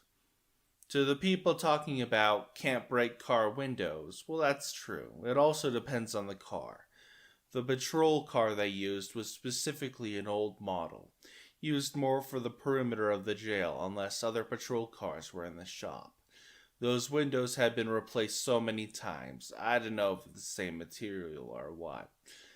And for the ones asking me for news links, come on, guys. You really think news reports small time things? Those aren't dramatic enough. I could probably find their charges and stuff and share, but I'm not going to do that to this guy. He was a nice guy, not a dick. I'm not going to put him on blast just to prove anything to people for karma or anything along those lines. A French thief who spent 10 years in prison became a comedian when he got out. One of his stories, he finds a building, goes in, chooses a floor, and transforms the exit door into an extra apartment. Puts the apartment number, fake lock on it, a welcome rug, so on. Puts an iPhone up for sale. The person comes to buy it. He opens the door in a shower robe and says, "Give me 1 second, I'm just going to count the money." And poof, he's gone from the exit stairs. A friend of my brother moved to Israel where for a period of time it was/is acceptable to drive with an American driver's license. He was pulled over for speeding, and when asked for his license, he gave the officer his Costco card. Costco is a membership-based retail warehouse in the US and a few other countries. The exchange apparently went something like this. "Officer, Costco? What's Costco?" "It's the state I'm from." The officer's like, "That sounds made up." "There are lots of states you probably haven't heard of. Haven't you heard of Arkansas? How about Idaho?" And the officer's like, "Well, I guess not." His friend's like, "Well, I'm from the small state of Costco." The officer didn't have a response and wound up writing the ticket to someone with a Costco driver's license. Friend framed the ticket and still has it hanging up on his wall. Reminds me of a family friend of mine, very funny Australian with an absolutely horrendous Bogan accent. Well, late 80s, he's driving through Texas and runs a red light and is immediately pulled over by a 250-pound Texan police officer with an equally horrendous accent. The way the stories go, this man is obviously not the brightest chap. So our friend, when asked about running the red light, gets very apologetic and explains that he gets very confused because in Australia, you know how things are reversed down there. Red means go and green means stop. The cop actually let this man go with a warning. "I did not know that. Well, in America, red means stop, so don't make this mistake again." That cop is a dumbass. One guy would print barcodes, bring them into Home Depot, and then stick them on merchandise in the $100 range. When scanned, the items came up around the $10 range. Putting up random barcodes on things isn't really illegal and super hard to notice. The guy would come in an hour later and buy the underpriced stuff. Complete plausible deniability. They would then sell the stuff on eBay. Only reason they got caught is because the guy with the barcode printer software cut the second guy out of the operation. So guy 2 stole a bunch of barcodes, put them on the merchandise, and paid for it immediately afterwards. He then proceeded to rat on the first guy and spilled the beans that they've been doing this on a weekly basis for over 4 years. Because we could only pin the one case on him, the burglary was dropped down to a petty theft, and he walked away with only a few days in county jail and a small fine. Dude probably took Home Depot for tens of thousands over the years. Probably someone who committed a crime I never solved. With that being said, I had a guy use a sledgehammer to smash his way through a wall at Best Buy and steal a bunch of phones and cameras. He was smart enough to wear gloves and a face mask and not touch anything he didn't have to. The alarms didn't go off until he exited out the back door, which the alarm company gets after a minute or two and takes them about 3 to 4 minutes to call into us, giving him a good 5-minute head start, so he's probably a few miles away before we got dispatched to it. He clearly scoped out the area before doing the deed too. Smart dude. Not a police officer, but this was an RA in college. My university owned all the houses adjacent to campus. These were ran like dorms, with RAs and the same rules, which included a very strict no alcohol policy. It was a privilege to live in these houses, and priority was given to upperclassmen, who were more likely to bend that rule because they were of age, and it was harder to police off-campus in houses. There was a student who went around knocking on doors saying something like, "I'm an RA at insert housing director's name. Set me for a health and wellness check." She'd find their booze, take it, and follow up with how she's doing them a favor by just giving them a warning. She wasn't actually an RA and was just keeping the booze for herself. The only reason she got found out was because she did it to an actual RA. The RA was a guy. They kept man and woman housing separate, and just assumed he didn't know her because of that. It was only later he questioned why they had a female doing wellness checks on male housing. They did an investigation and asked other residents. Incidents dated back 2 years previously. We never found out who it was. Imagine making a cringe VTuber video. Couldn't be me. See you later.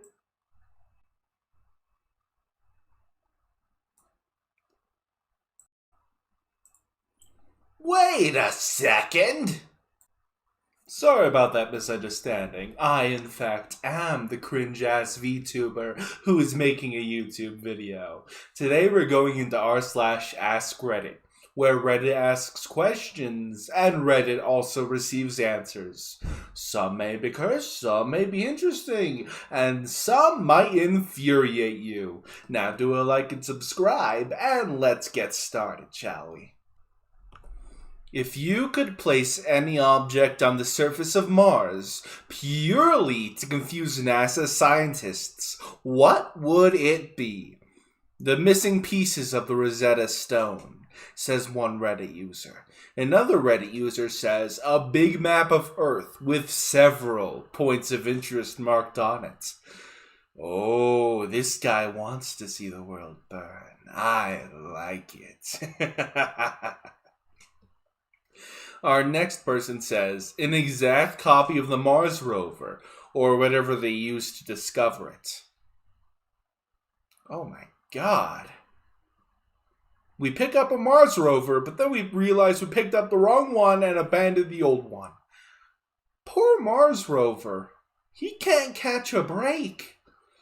Our next user says, a page from a Martian newspaper pondering the possibility that there might be life on Earth. Someone responded to that one with, "Ho ho ho, the tables have turned, ho ho ho." Our next user said, a fully crewed, by preserved corpses, skeletons of corpse, Viking longship. We're whalers on the moon, we carry a harpoon, but there ain't no whales, so we tell tales and sing a whaling tune. That's probably a reference I don't get. Anyway, our next user says, a white plastic lawn chair. Virgil has entered the chat. Our next user says, liquid water in a mason jar. Oh! Someone responded with, scientists have found evidence of a 2012 barn wedding on Mars. How wonderful. Our next user says, wacky inflatable tube man on the highest peak. Next person says, a NASA spacecraft. One that NASA has no record of. Like something they've never built. But that has NASA logos all over it, and clearly has a NASA origin, just not our NASA. Isn't that just Star Trek Enterprise? If you know, you know.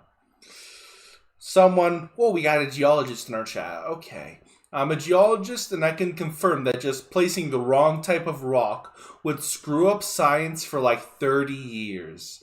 I often pick up rocks that I know only occur in specific areas and leave them somewhere that would be naturally impossible in the hopes that it will break a geochemist's mind when they find it. Hello, Satan! How you doing? I'd like to say I'm a huge fan. Haha.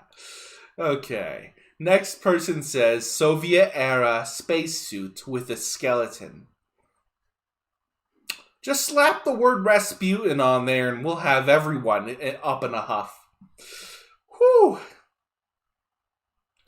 Our next person is $200,000, a parachute, and the body of D.B. Cooper. I'm going to get flamed so hard for this, but who the hell is D.B. Cooper? Who the hell is D.B. Cooper? Okay, anyway, on to the next one. We got NASA themselves taking notes. Oh, that's glorious. Like, the literal NASA account for Reddit is in this comment section. Just wrote down a role-playing style, taking notes. They're going to be prepared, people. They are going to be prepared, I tell you.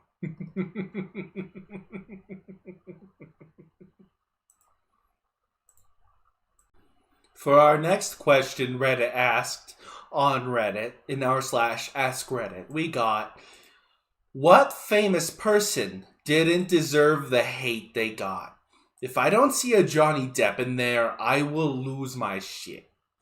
First person says, Malaki Culkin. For Redditors old enough to remember, the young Home Alone star got a bunch of hate for being a spoiled brat when he sued to divorce his parents. Truth of the matter is, his father was a physically abusive asshole, and his parents were going to take the 15 to 20 million he earned from acting and leave the child with nothing. What in the fuck nuggets? That's a big fat no from me, dog. Anyway, on to the next person. Natasha Kampuch. She was kidnapped in Vienna or Austria on her way to school when she was 10 years old and held captive in a secret bunker for 8 years. She managed to escape, and her abuser offed himself the same day. Sadly, the public seems to hate her because she refused to talk publicly about the details of her not good, like the essay kind, of abuse. Edit. She was 10 when kidnapped and escaped after 8 years. Thanks for the correction.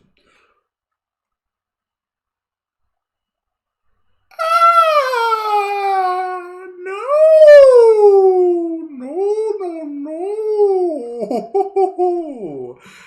What the fuck is wrong with people? Okay, we got the next one. Odepius. He didn't know it was his mother until he had slept with her. Then he blinded himself because he was so disgusted by what he'd done. But thanks to Freud, everyone associates him with wanting to bone your mother. Not fair. I always felt bad for him. Personally, boning your mother isn't too bad as long as it's not sexual. Like, if your mom's an asshole, you can bone her out of a lot of things, but just don't bone her vagina. Okay, let's continue. Oh, boy. The child stars that went off the rails. They didn't ask for fame. Rest in peace, Peter Pan player. Rest in peace. I can't remember the name off the top of my head. Oh, boy. I think I'll just move on from this section and move on to the next question. Okay. What was your final frickle-tickle-you to a boss you didn't like? I was thinking about quitting, but was holding back. I scheduled a vacation with 3 extra days. It was a once-in-a-lifetime type of trip. He rejected my vacation request. I thought about it for a couple of hours, went to his office and told him, I'm taking the trip no matter what. The next morning, the boss met me at HR and gave me a formal written warning. I responded by giving him my 2 weeks' notice. They apologized and tried to convince me not to leave, but by then, it was too late. One of the cooks was from Nepal and needed a month off to go home and get married. HR denied his request for the time off. I, the executive sous chef, threatened to quit if they didn't give it to him. His home was so remote that it was going to take a week's worth of travel to and from. So it was just 2 weeks with his family for the first time in 5 years, and to get married. I found it ridiculous they wouldn't let a man who hadn't taken any vacation and had earned enough PTO to go home for these events, especially during our slow season. I did something similar to a smaller degree. I booked a day off work like a month in advance, got approved, then shortly after I handed in my 2 weeks' notice, so he scheduled me for the day I asked off. I tried to get others to cover, in which they were happy to, but he said, nope, it has to be your shift. After finding multiple solutions he wasn't happy with, I said, oh, look, it's the last day of my last week. I'm not gonna be there that day. He replied, okay, then updated the schedule and removed all of my remaining shifts. I was on a day off, but a coworker told me, so I came into work and we had a yelling match for an hour before they escorted me out. Bullshit, boss! That's all I have to say to that. On my last day at the bowling alley, I sent an email to the head office detailing all the stuff he'd been up to, but everyone was too afraid to report, including trying to fire someone when he found out she was pregnant, and that's a big no-no in my country. I heard later that the next day, the regional manager and a couple of executives turned up for a surprise inspection. He's found in the office having backed a 16-year-old female colleague in the corner, screaming at the top of his lungs with his big, red, vein, throbbing face touching hers. She was distraught and obviously crying her eyes out. The manager was escorted off the premises and then never heard from again. Wonderful. I worked at a dry cleaner for a summer. Front desk, cash under the table type of job. I worked 50 hours 1 week, and he told me he'd pay me time and a half for the OT. I go into work on payday, and my cash envelope is not in the drawer. I called him and asked him about it, and he told me he couldn't pay me for my work yet. I kindly informed him that I was taking the money I was owed and locking up shop, and left. As for my life goes, it was the poopiest job I ever took. Long hours, a lot of crunch time, no company vehicle, and a lot of travel. Every time I'd go to a different site, I would get like 20 different phone numbers from various people, the people I was communicating with. Anyway, so all of the contacts for these people was on my company phone that was synced up to my personal Gmail, which stored all the phone numbers. At some point, management decided my job was redundant and decided to lay me off without notice and without severance.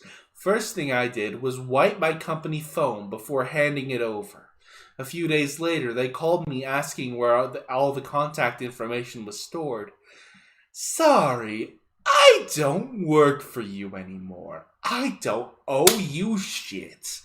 Now kindly go get bent over your nearest bull.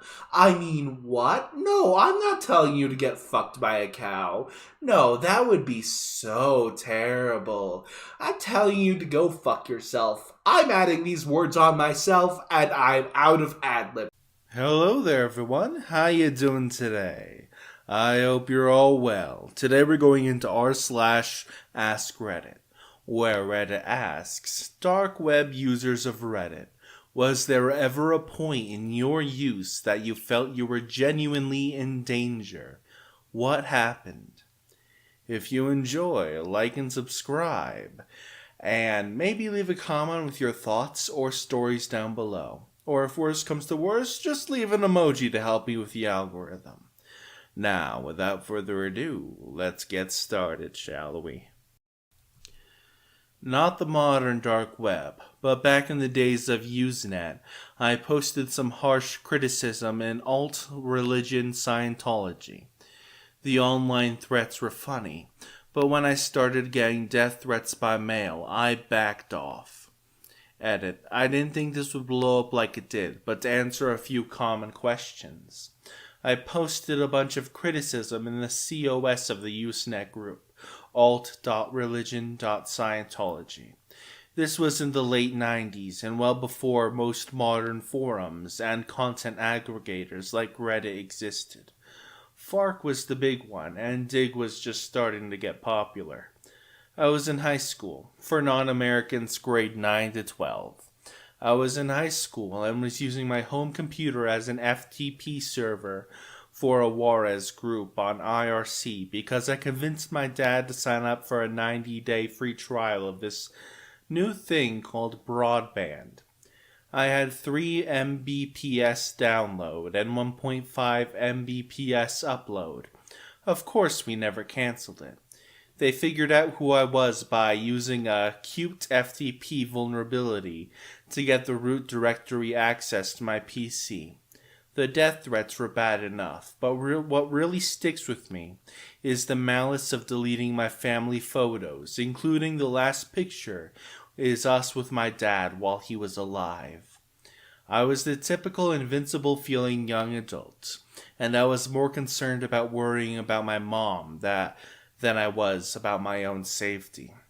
This was long before doxing was a thing, and online threats going from email to handwritten letters was terrifying.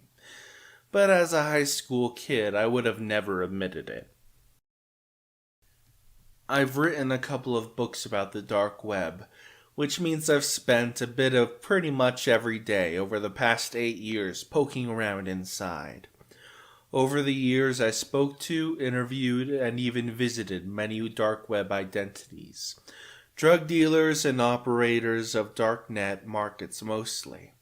I attended the trial of one of the most evil people on the planet, Lux, the owner of Hurt to the Core, a child torture site. It turned out to be a friendless, unhappy kid who built his evil empire from his childhood bedroom, with his parents blissfully unaware of what was happening right under their noses. The only time I've ever felt slightly endangered despite all this nosing around in there was when I helped uncover a hitman scam. The owner of Bessa Mafia, the most profitable murder-for-hire site in history, came after me when I started writing about him. He made loads of threats. You don't know who I am, but I know who you are and where you live, and so on. That wasn't scary, as I had access to the back door of his site thanks to a friendly hacker, and knew he didn't really want to hurt anybody. It took a bit of a darker turn when he told the people who had signed up to work as hitmen on his site, and who he made the video of themselves burning cards with signs on them, to advertise how legit his site was, then never sent them off the promised money for doing so. He told them that I was the owner of the site who would rip them off. That could have become really ugly. But luckily, even the thugs weren't dumb enough to believe him. The only other time I've been a bit nervous was when Homeland Security wanted to have a quote-unquote friendly meeting with me on one of my trips to the US to attend a trial. They were friendly, but they were scary too. I've never personally felt like I was in actual danger, so to speak, since I take proper precautions.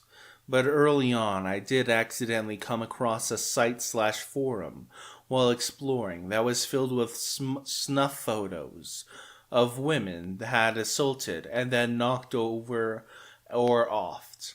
Shut down my browser pretty quick after that, but felt uneasy for a long time after. I've gotten 2 of those accidentally. I was on a file sharing program, and they were labeled as something else. One of the young Russian, I think, soldiers being killed, and one was a woman. In both cases, it was sickening. I wanted to contact the police for the woman, but I didn't. What good would it do? Plus, I thought there was a small chance it was faked. The Russian guy, though, it was not faked. In real life, I had an acquaintance who looked like sick websites. Pictures of people in car crashes. Pictures of people in a morgue. Anything where there was dead people. I stopped talking to him because the stuff he sent me just kept getting sicker. It makes me sad that there are people who are into this. Seriously, I was disgusted and horrified, and then felt sad for days. Also, if other people weren't into it, then maybe there would be no market for this stuff. We could only hope. Webcam turned itself on once. That was scary. I immediately unplugged it and my network cable. I ran 3 complete scans of the system for malware and viruses. I found nothing. It hasn't happened since. This happened to one of my friends. He said the camera turned on, and he was redirected to another website where he saw his own face and some kind of official seal with an eagle on the side. He didn't read what any of that said because he shut down his PC as fast as he could. He was really quiet and anxious for the next days I saw him at school. The first day he looked very scared and even looked pale, and this is what prompted me to ask what happened. I was a casual orderer of the dark web for a while, and got pretty big into it and started buying slightly bulky packages of, substances. If you knew the markets for a while, then you would know one called Alphabet was the best Amazon of substances and fraud, would be its best description. However, it went down mysteriously one day, and everyone assumed the owners just scammed everyone for their Bitcoin. It was partially true, but in the background it was actually seized by the DEA. Everyone flocked to a new site called Hansa, which had some sketchy design features, but it was the next best alternative. Turns out the Dutch police took over the site, and with the cooperation of multiple governments, ran a substance distribution onion site with over $1 million of transactions for around a month. They were gathering information from unsuspecting users, including me, who bought with a faulty security practice. Now this is where I started freaking out. Imagine trafficking substances through the mail, and the Attorney General at the time, Jeff Sessions, makes a speech live on television that he was going to crack down and explicitly explains how screwed everyone on Hansa was, because they had been gathering data for over a month. And a big PP Energy move, he closes the site and puts up a banner in its place saying everyone who has purchased will be prosecuted to the fullest extent of the law during his live speech. I was shitting myself for a month, as many arrests did occur, but luckily I guess I wasn't important enough and nothing happened to me. The idea that the dark web is an extremely shocking and dangerous place is largely inaccurate. It's mostly weird libertarian blogs and very sterile Amazon type of websites for substances, complete with reviews of different vendors. I remember my friend showing me where he bought his substances online, and seeing how well kept and formal it was. Like you said, it really was just an Amazon-type website for substances, with friendly and thorough reviews. Never saw and read at the top something along the lines of, "Website name here. Moderators will never ask for your password." I was pleasantly surprised, to say the least. I own a fairly rare car that had a rare error code. I looked it up on Google, and there was only one other person on the car maker's forum that had the same error. And this guy took months and months going back and forth between car shops and the forum thread to get the issue fixed. Everyone on the forum was pitching in to try and help him. So I kept going through this long forum thread to try and figure out if he ever fixed it. And suddenly, there's no more replies from the guy. Everyone was scratching their heads for a while. We thought maybe he got the issue fixed and didn't bother to update us on it. Then one day, a news article popped up about a really rich guy who died in a Thai jail cell. And then we connected the two stories and they matched up. The same make and model of the car and the news article matched up with this car, and they were both claiming to be in Thailand at the time. So what happened was the same guy who was still talking on the forums got raided by the Thai police around the same time he stopped replying to the forum. Turns out he was running one of the biggest dark web marketplaces where substances were being sold and exchanged. It had something like $1 million in revenue per day, and he was hiding out in Thailand while living in luxury. They found him dead in his jail cell a few days later. They claim he died of self-unaliving. You don't just stumble into the scary parts of the dark web. You have to have been looking for something sinister if you happen to come across one of the sites. Even then, gaining access to said sites isn't as easy as most of them are invite-based. Most of it is just the normal internet with questionable forums. Think 4chan, but oh so slightly worse. And petty substances. It's very hard to reach the criminal parts of the dark web unless you have very specific URLs. And even then, the host has the option to deny you access. However, once you're in, it can become a slippery slope. There's hitmen, human trafficking, and snuff films, and such. But a vast majority of these sites are scams asking you to send them Bitcoin. A small portion of users on the dark web would be there for this sort of stuff. However, buying substances online is quite popular and widespread. Single vendors can have $500,000 plus in lifetime sales. You use PGP to encrypt your address, so only the seller of the substances has access to your private info. If your package is seized, and they have no proof you ordered it unless they seized your computer and you have the information stored on it, you can use Tails plus USB to avoid this. Even if your packages get seized, you'll often get a love letter saying what they seized, and there is no follow-up after that. Okay, to end this off, be safe, boys and girls. Don't give out your information or communicate with others. And if you plan on purchasing anything, use a secure Linux OS like Tails. Use private keys. Connect to a public Wi-Fi spot, not your house. Encrypt all messages. Use multi-signature markets so your chances of losing your Bitcoin lessens. Escrow preferably.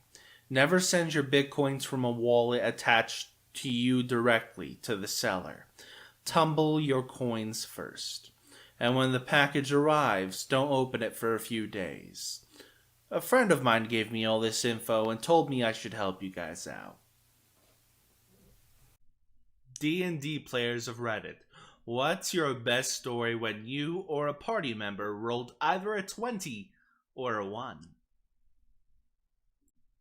Our group has a joke that one of the group members' grandma is a holy deity since she always bakes us cookies, calls us on our birthdays, etc. Basically just sweet all across the board. Well, our DM made an entire campaign on her being kidnapped and us going to rescue her. This campaign lasted 7 months and then some.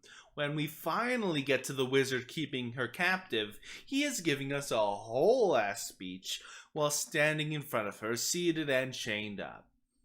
Me, a delister fugnut, draws my bow and shoots an arrow at him. I roll an @1. The wizard steps to the side, and my arrow hits Gran Gram in the face, killing her instantly. I hold the title Grandma Slayer. No! Not Grandma! We were against a much more powerful boss than we could handle, so we had to flee. It was an undead, so she was an evil queen of our land, some 100 years ago, and someone brought her back to life. Sadly, our bard was stuck on the other side of the room and could not get out. He decided that with his charisma, he would try to woo the queen into marrying him, thus escaping death. Our GM thought it was ridiculous, and honestly it was, so he just went along with thinking he would solve the problem one way or another, as he didn't really want one of us to die at level 2. He told our bard to roll a d20, and he got a 20. Now, our GM had to uphold the critical chance while also not ruining the boss's ambitions. It resulted in our bard becoming a spy for her while he would also spy on her.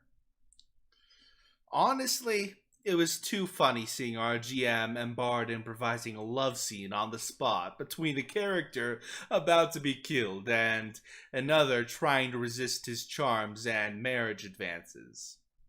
Ah, yes. What a wonderful bard. A friend was running a game where there was an impossible amount of ones being rolled. Finally, he just gave up on the normal stuff and said, "You shit your armor." And the next action, that character also rolled a 1 and he said, "You slip and you fall in your shit."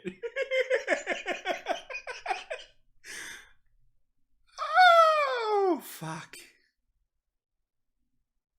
As I slip and fall in my own shit, like, bonk.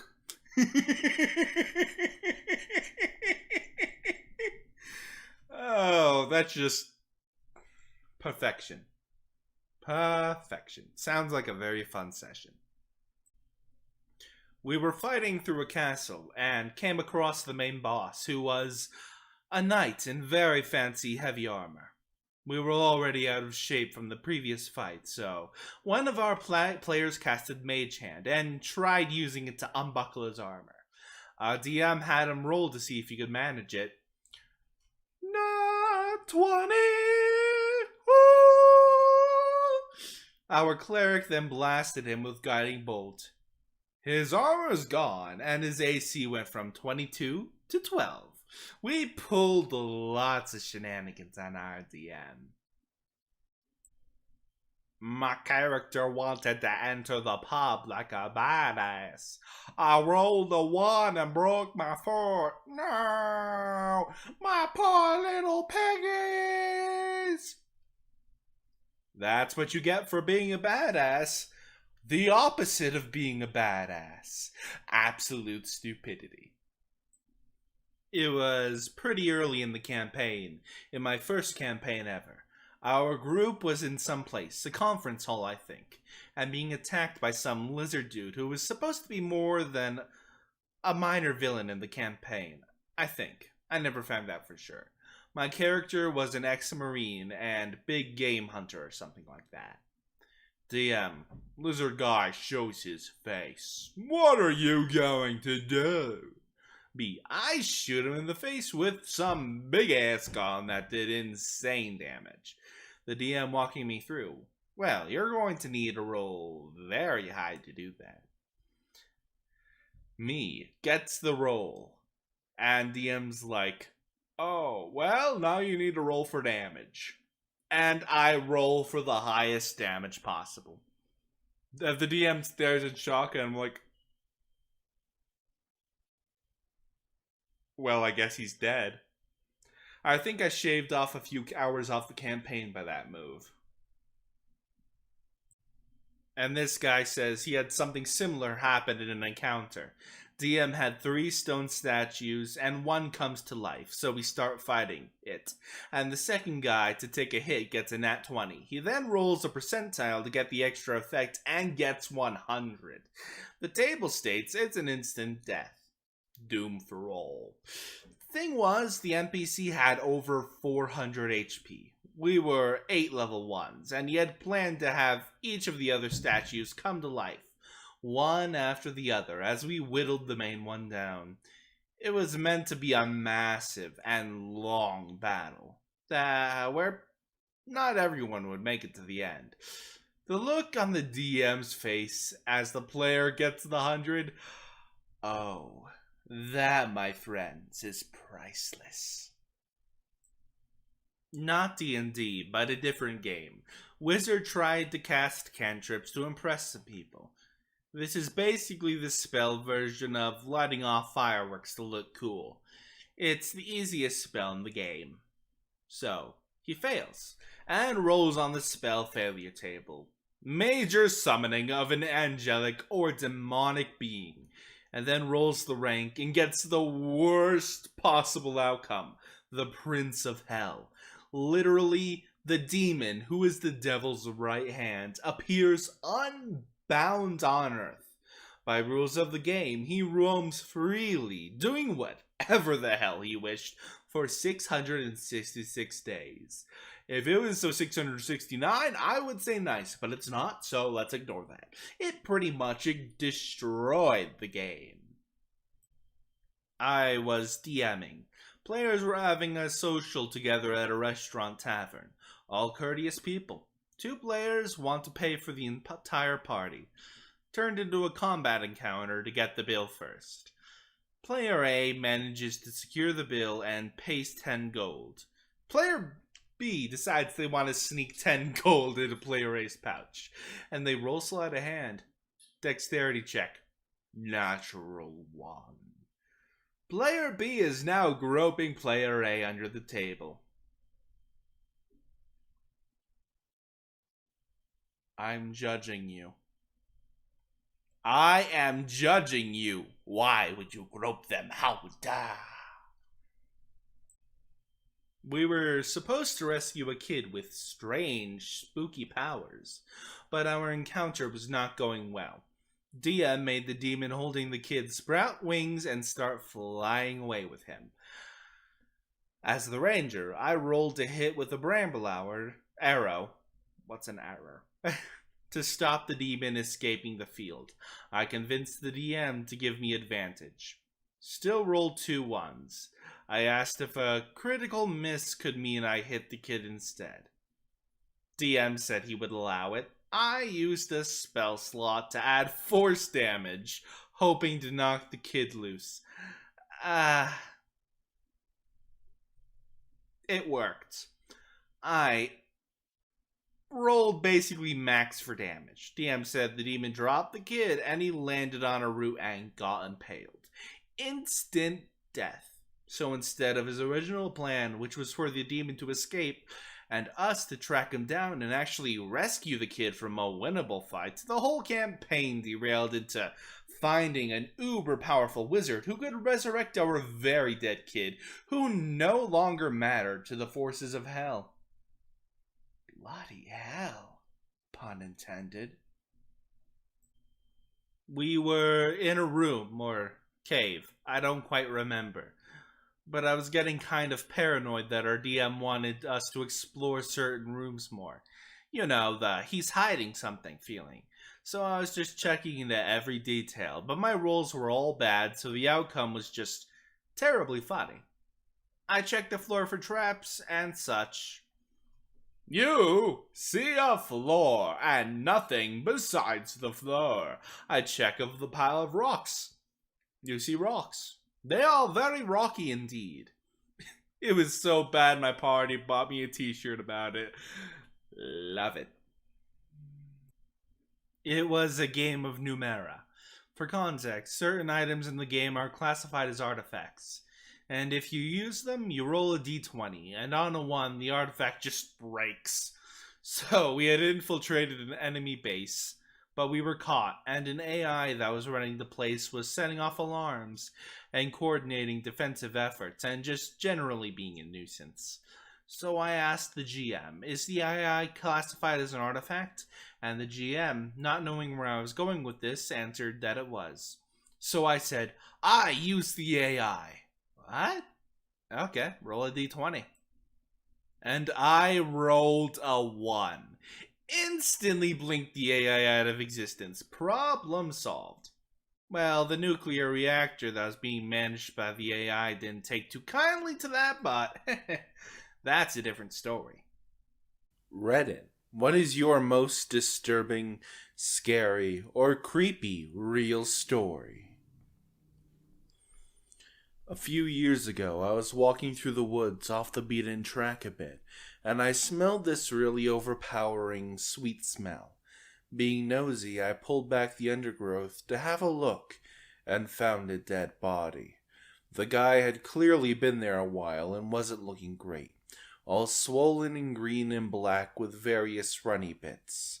The local wildlife had also been dining well for a few days. I called the police, who told me to wait with the body until they arrived. Being in the middle of nowhere, it took a while for them to arrive, and it got dark, and I was just sat there in the dark with him for a long time. It turns out he had committed the self-unalive. For a long time afterwards, I had dreams about him, and he would talk to me about not-so-nice things. Mainly about how he was angry I had disturbed his resting place, and he wanted me to off myself. Probably just my imagination, but all pretty disturbing the same. He still turns up in my dreams from time to time, no doubt will be tonight after typing this. About 2 years ago, I was driving home from a family reunion pretty late at night, and the drive was about 2 hours. I didn't stay the night because I had to be back for work the following day. Most of the drive was on roads with dense bushes and trees on either side. The real creepy ones you see a lot in movies. Anyway, I had been driving about 45 minutes and I was starting to get really tired. You know how sometimes you suddenly become really tired out of nowhere? Well, yeah, that happened to me. I knew I wasn't going to last, but I didn't come across any place that I felt I could park and safely sleep. Anyway, after it became clear to me I wasn't going to find a place to pull up and my tiredness wasn't going away, I did something very questionable. I pulled over to the side of the road, onto the grass and behind some bushes, to try and hide my car from anybody else who was going to come past the roads. They weren't empty, and I came across another car every few minutes or so. I made a mental note that the time was 11:22 and then fell asleep. Sometime later, I was awoken by a scratching sound. I looked at the clock, 11:50. The sound stopped after a few seconds, and because I was still extremely tired, I didn't bother looking around and simply went back to sleep. I was later awoken by the same sound, and it was now 12:40. This time it really freaked me out because the sound didn't stop. The thought ran across my mind that it was just an animal inspecting the car, but why would it return almost an hour after I had left the previous time? I looked in my rearview mirror and just managed to catch a glimpse of something running away into the forest. Now at the time, I thought it was the damn hook killer. You know, the one that scratched the couple's car and then slaughtered the guy when he went out to investigate? Yeah, screw that, I thought to myself, so I got the heck out of there. There was a bed no more than 100 yards up the road, and as I came around it, there was a car parked off to the side of the road, with the driver's side door opened. I slowed down just to look to see if anyone was there. There weren't. Then I looked in my rear view mirror. I didn't see anything. And then all of a sudden, this guy comes sprinting around the corner. He starts screaming at me, shouting stuff like, "Hey you, get the frick out of your car now." I noped the heck out of there and sped off. I never saw the guy again. Moral of the story? Don't sleep on the side of a deserted road. A few summers ago, I went for a bike ride around midnight with a friend. We went our separate ways at the end of the evening, and I had about 2 blocks to ride back myself. Because of construction, I had to ride on the sidewalk, but the streets were dead. But it wasn't a problem until right where I was about to turn left onto my street. There was this man walking by himself, in his 40s, a little scruffy but not homeless. The sidewalk was narrow, and I didn't want to freak him out. So when I got about 6 feet behind him, I said, "Hey, behind you." And then he turned around and gave me this super angry look. I turned down the street and he started to follow me, literally screaming about how I was a freaking cunt and he was going to off me and all that. I live right around the corner and I didn't want him to figure that out, so I decided to do another loop around the block. And that's not the scary part. The scary part is that when I looped back around and looked down the street, I saw him standing on my front stoop, staring out on the street like the guy knew I lived there. He saw me ride by again, but he didn't say anything. I ended up going back to the friends, but my bike got stolen from the alleyway by my house 2 days later. Edit. The guy in question was definitely not homeless. We have a large population of mentally ill people in that area, unfortunately. We're downtown of a medium-sized city. So if I didn't think the sidewalk was too narrow to pass otherwise, I wouldn't have disturbed him. Half of the scary part was that he looked pretty much completely normal for my area. That being said, I ended up texting my mom, and she made the decision not to notify law enforcement until my bike was stolen. I posted this just a couple days ago on another thread. This isn't very interesting, but I woke up with blood gushing down my cheek when I was younger, and I didn't feel anything, but my face felt wet. So I went down to my parents' room and they freaked out. To this day, we have no clue what cut my face, but I needed 8 stitches next to my eye. We checked the sheets, pillow, pillowcases, edge of the bed, so on. We still have no idea. So when I was sleeping in the middle of a dream, a character of my dream, who was doing something, turned her head, looked at me very seriously and said, "There's someone in your apartment. Wake up." I nearly had a goddamn heart attack, and my apartment was empty. Or so you think. I had awesome parents who let me sleep in the living room on weekend nights when I was very young, because my sister was a light sleeper and I could stay up until dawn. But of course I always ended up sleeping on the couch because Nick at night made me tired. So one night I wake up to prickly feeling, like an instinct, just bolted into a sitting position and stared out the front window. We lived in rural Georgia, so you can imagine the magnitude of trees. In perfect light, cast from the moon, I see a silhouette of someone in this tree. The family dog dashes to the window and is snarling into the glass. Terrified, I run into my parents' room and try to explain to my parents that there's a strange person outside. Dad grabs something defensive and darts outside with the dogs to beat the wax off the hothead. I tremble in Mama's arms until Dad comes home and says he saw no one and to go to bed. I decide to sleep in my regular bedroom, and I fill my sister in as to what happened. Dad is making regular rounds in the house with a cup of coffee.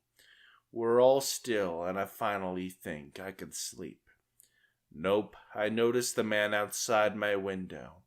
From what I can see in the moonlight, he gives me a shush signal and runs away. Just turns around to run a straight line away. I swear I couldn't stop crying for what felt like hours. The Sandman, he wants you to sleep. The Sandman tells you shh.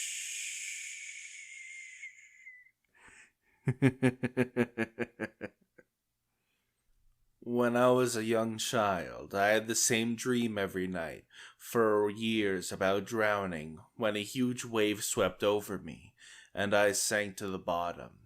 Years later, I had a temporary job delivering mail one summer during college.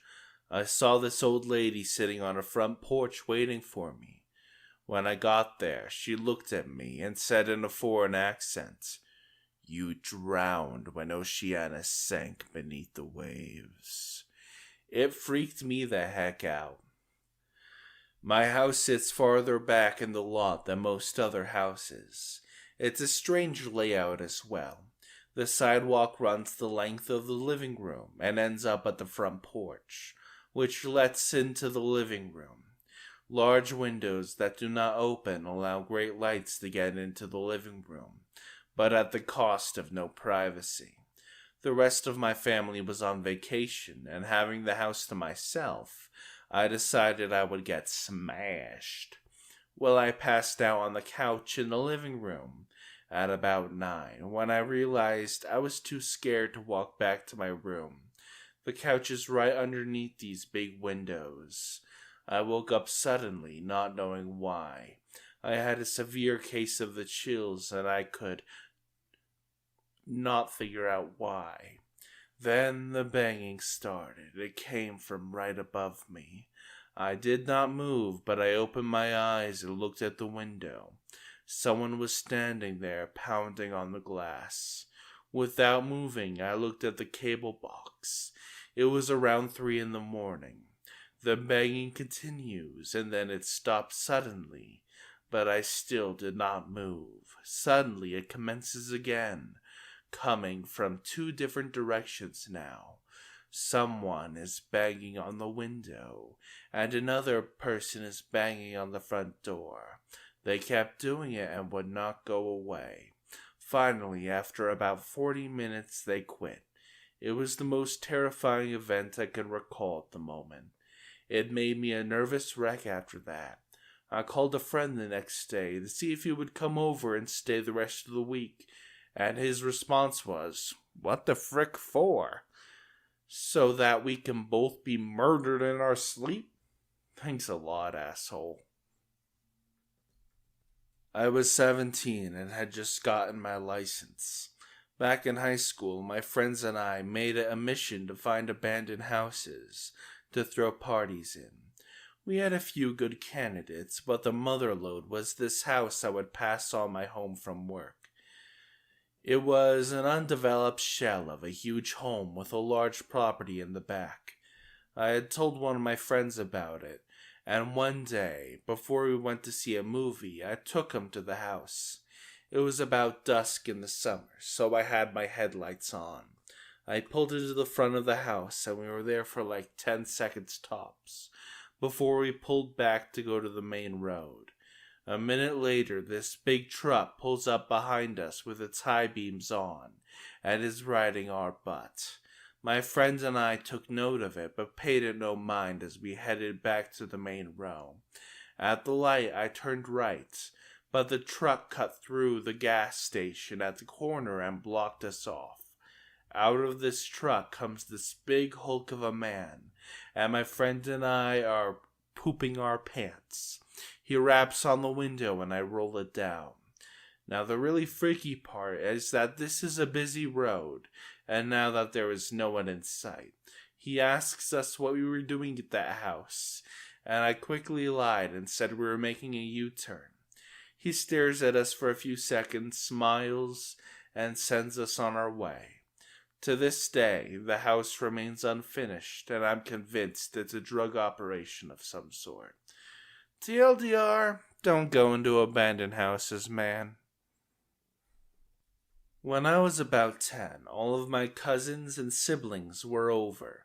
Just the 10 of us there. The parents and grandparents were out for an adult dinner. So it was just us, the kids, sitting around watching a few movies. When all of a sudden the house shook and there was a large flash coming from the backyard. It felt as if a bomb had dropped. We all heard, felt, and saw it. And as a pack, we ran into the hallway. The eldest cousins in the group debated on calling the police, but opted to call the parents. After a few minutes, we gained the courage and ventured out into the living room again, this time with weapons, just in case. After a half hour with no other issues, the parents came home and thought we were insane. There was nothing wrong with the backyard and no neighbors reported anything. It's been 10 years and we still talk about it, trying to figure out what it was. That has been the scariest thing that had happened to me by far. Hello there, everyone. How you doing today? I hope you're all well.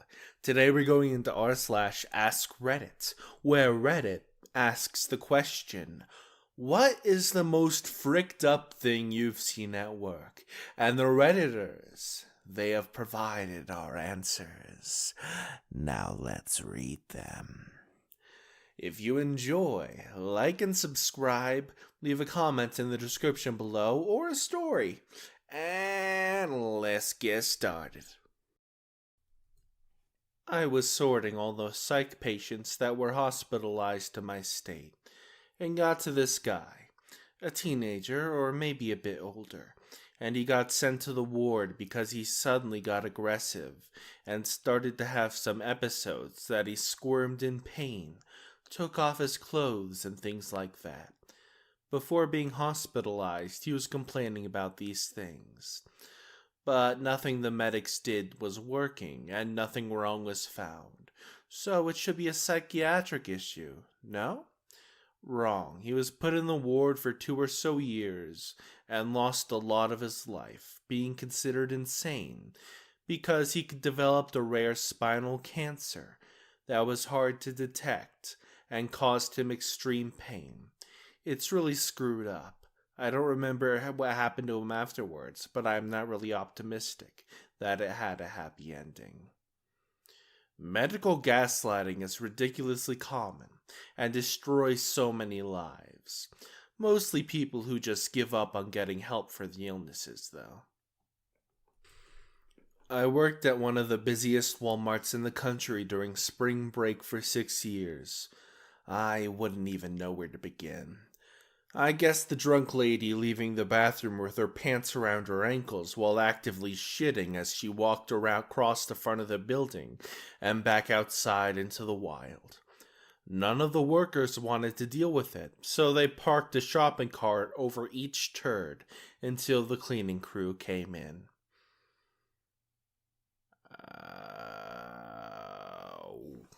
Why did somebody shit in the store? What the fuck? I once saw someone step into a bucket of hot fryer oil. It got into their shoes and everything. It was so bad when they took off their shoes, it peeled off skin with it. The person had 2nd and I believe 3rd degree burns. He never came back, but I saw the pictures and it was horrific. I saw this happen to a guy wearing heat-protected glove. Worked in a kitchen. For whatever reason, he wasn't wearing the latex glove you're supposed to wear on the outside. The guy dropped something into a boiler on accident and went to grab it quickly. I guess thinking he could grab it before it went in the water. Instead, his hand went into the water, and the glove held boiling water on it. When he pulled the glove off, all the outer layer of skin came off too. I worked at a call center. I was in the break area on the 2nd floor and heard a guy getting into an argument with his soon-to-be ex-wife. I walked away and back into my call area, and about 30 seconds later, the whole call center went into lockdown. Found out the guy decided to off himself and jump headfirst into the concrete floor and landed right in front of my coworker. He was granted unlimited paid days off and paid therapy for the rest of the year. HR, we know you usually can't afford therapy, but for once you'll be able to pursue it. Take any number of days and just talk it out. Please don't sue us. I saw a coworker get crushed to death under 6 tons of dirt. I helped dig his body out. God, thanks for reminding me of my construction days when I was 18. We were cutting out a trench for something. I'm thinking it was a water line of some sort and was fairly deep. It was just a muddy mess, and after about 5 days straight of rain, everything was waterlogged. We had just started the workday when we heard a ton of yelling further down the trench. Turns out the shoring was preventing the trench from collapsing, had given out and buried a man up to his shoulders. Luckily, he survived, but he wasn't in a great state. He had broken most of his ribs and both of his legs from the weight of the ground hitting him. The worst part was that while we were digging him out, just how Senri he was. The guy had fully accepted that he was going to die. A guy cut his finger in the deli slicer and tried to keep cutting lunch meat for a customer with blood going everywhere. Ouch! I was working at a butcher shop and one of the butchers politely came up to me and whispered that I needed to finish deboning a lamb shoulder for a customer. Apparently she accidentally stabbed herself and needed to patch up her tummy. Luckily it wasn't deep, but not a great thing to hear nonetheless. I saw a guy fall 40 floors onto a large pile of cast iron piping as I was walking off for lunch. I didn't end up eating lunch after that. Well, if you're not gonna eat it, mind sharing with me? I am quite hungry. Nom nom nom.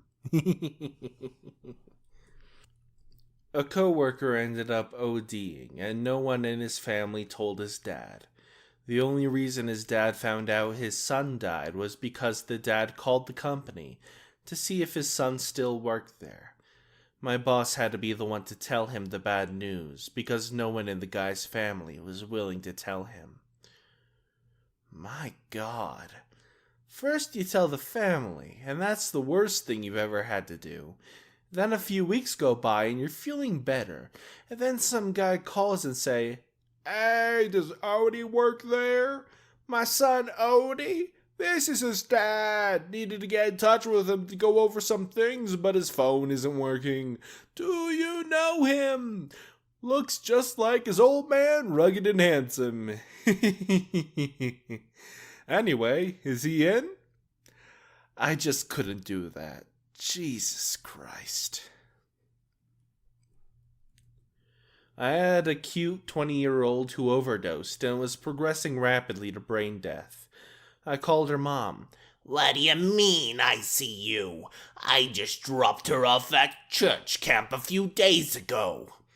It turns out she was a counselor at the camp. She had also been sober for a year, but relapsed on the 1-year anniversary of her best friend's death from an overdose.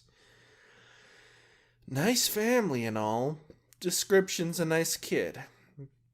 It sucked being the one to unexpectedly break the news to her mom. At least she became an organ donor. Before we continue, I would urge you to check out my Twitch channel at twitch.tv/Count Julius. I play Warframe. I read stories there live. Maybe I'll play some roguelike games. Maybe you can leave a subscription to help me get some groceries. Who knows? Anyway, back to the video before you all click off. Airline pilot. Watched a guy die in the Nashville terminal once, gate C10. He keeled over in his chair waiting for boarding. EMS was there almost immediately. They did CPR on him for a good 15 minutes, way past when everyone knew he had passed. The part that's haunting was watching it click for his wife that he was indeed gone. Her reaction, I'll never forget that. It's November, right before Christmas 2011, and the CEO told me, the CTO, to fire a guy so we can make our bonuses for the year. I replied, his wife is dying of cancer and has 2 months at most to live, and he has kids. Just fire me and you'll make your bonus. Without so much as a blink, he said, well, what would you do? I said, I can defer some equipment purchases to the next year, and that will cover the 30K-ish you're looking for. He said, great, go do that. He literally didn't care about another human being who was at the lowest of their lows. I'll never forget that. And fuck you, Rich. I worked at a Nissan dealership where most salespeople were slimy pieces of poo. One senior citizen with a veteran ball cap was working on a deal for a car for his grandkid. Nice old guy got tired and fell asleep in the chair waiting for the sales guy to work out the deal with the sales manager. One of the managers from the bullpen walks by and farts into the sleeping old man's face, then runs back to the bullpen where everyone was watching and laughing. It was disgusting. I told the sales guy, who I knew was an Iraq vet. He went to the bullpen and screamed in the face of every single one of those frickers. He screamed so much at them, I thought he was going to pass out. God damn it. Why do people suck? Why can't we all be good people? Why? Anyway, on to the next story. I used to work with special needs kids, ages 3 to 7, and one of them came up to me on a Monday morning and told me her dad died over the weekend, and then skipped off to go play with the rest of the group. I learned later that day he had overdosed on heroin, and I'm assuming she hadn't fully understood what being dead meant, and that she thought she might see him again. Oh. No. I worked with a guy at a retail store. He came in one day with one red eye and the other normal, so I asked if he was okay.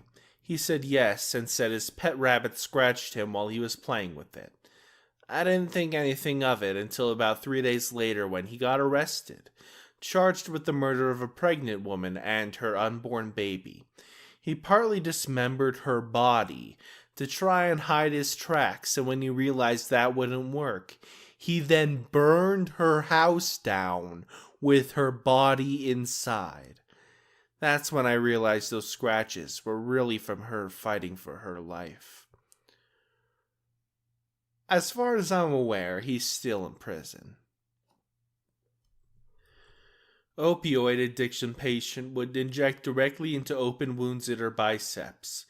And I'm not talking small wounds. Both her biceps were eaten away. There were literally thready bits of tissue that were inconvenient because they would get caught on stuff, so she cut them. She was in her mid-20s, but still had started using as a teenager with her mom. She would get bloodstream infections and heart infections and leave before finishing treatment. Oh, no. A guy knew he was getting fired, so he took a shit in the trash can in his cubicle. Nobody knew if he did it there or took it to the bathroom to shit in it, but he did it one way or another. He got called up to HR and was let go. Then the people working in his area started complaining about the poop smell, and sure enough, I found it in his little trash can.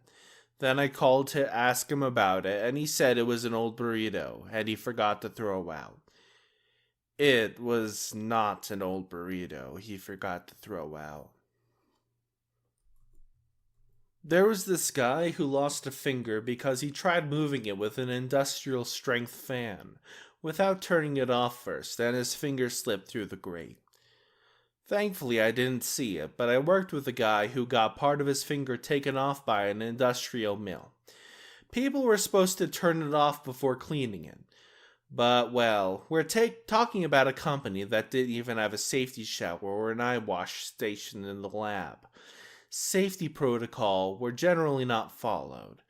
Seriously, I don't know how more people didn't get injured at that place. It's just a matter of time. They sent him to the lab area I worked in while his nubbin healed enough for him to go back to manual labor. I craned an old grain bin that was cemented in the concrete slab it was on. The bird poo, feathers, and carcasses made a firm floor about 2 feet deep. Inside were about 15 pigeons who looked like they'd never seen the light of day. Some were too screwed up to fly or too young. One was pink, like bald, and absolutely the offspring of multi-generational incest. They were all fucked up. They couldn't possibly get out because the only place to escape was a cap at the top, which is impossible for a bird to fly vertically through without messing up their flight on the roof sheets. I'm guessing they survived off the grain left inside it and cannibalizing the dead. Most farmers, in my experience, air out the bins and leave ways for the birds to escape before we show up to do work.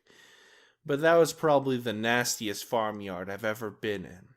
There were 7 other bins just like it in a row. Hello there, everyone. How you doing today? I hope you're all well. Today we're going into r/askreddit, where the subreddit asks us, what video or recording is perfectly innocent, but becomes terrifying when you look into the story behind it? Quite an interesting subject. Let's read the answers in the comments of said post. If you enjoy, like and subscribe. Leave a comment with your thoughts or story down below.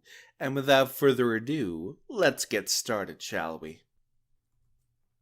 My mom and I recently watched one of those 2020 shows, and they were talking about a woman who went out drinking one night and was never seen again. She had gone back to one guy's apartment, but hotel footage showed her leave shortly after arriving, and the guy in the apartment swore he didn't do anything to her. But they kept interviewing this one guy, who was the last guy to see her alive. They stopped at a gas station, and he claims that she started talking to another guy, got in his car and left.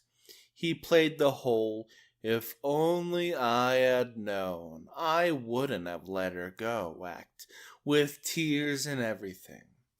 Well, there's footage of him at his job a couple days later, and the footage is super generic. He has a cooler on a rolling cart, and he's putting it in a freezer. He worked for a food production company. When the police interviewed his boss, they asked to see all the footage, and she obliged.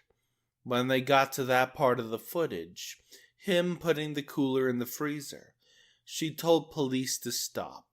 She said that those coolers were used to store granola bars, but there was zero reason for those bars to be put in the freezer. The girl's body was in there.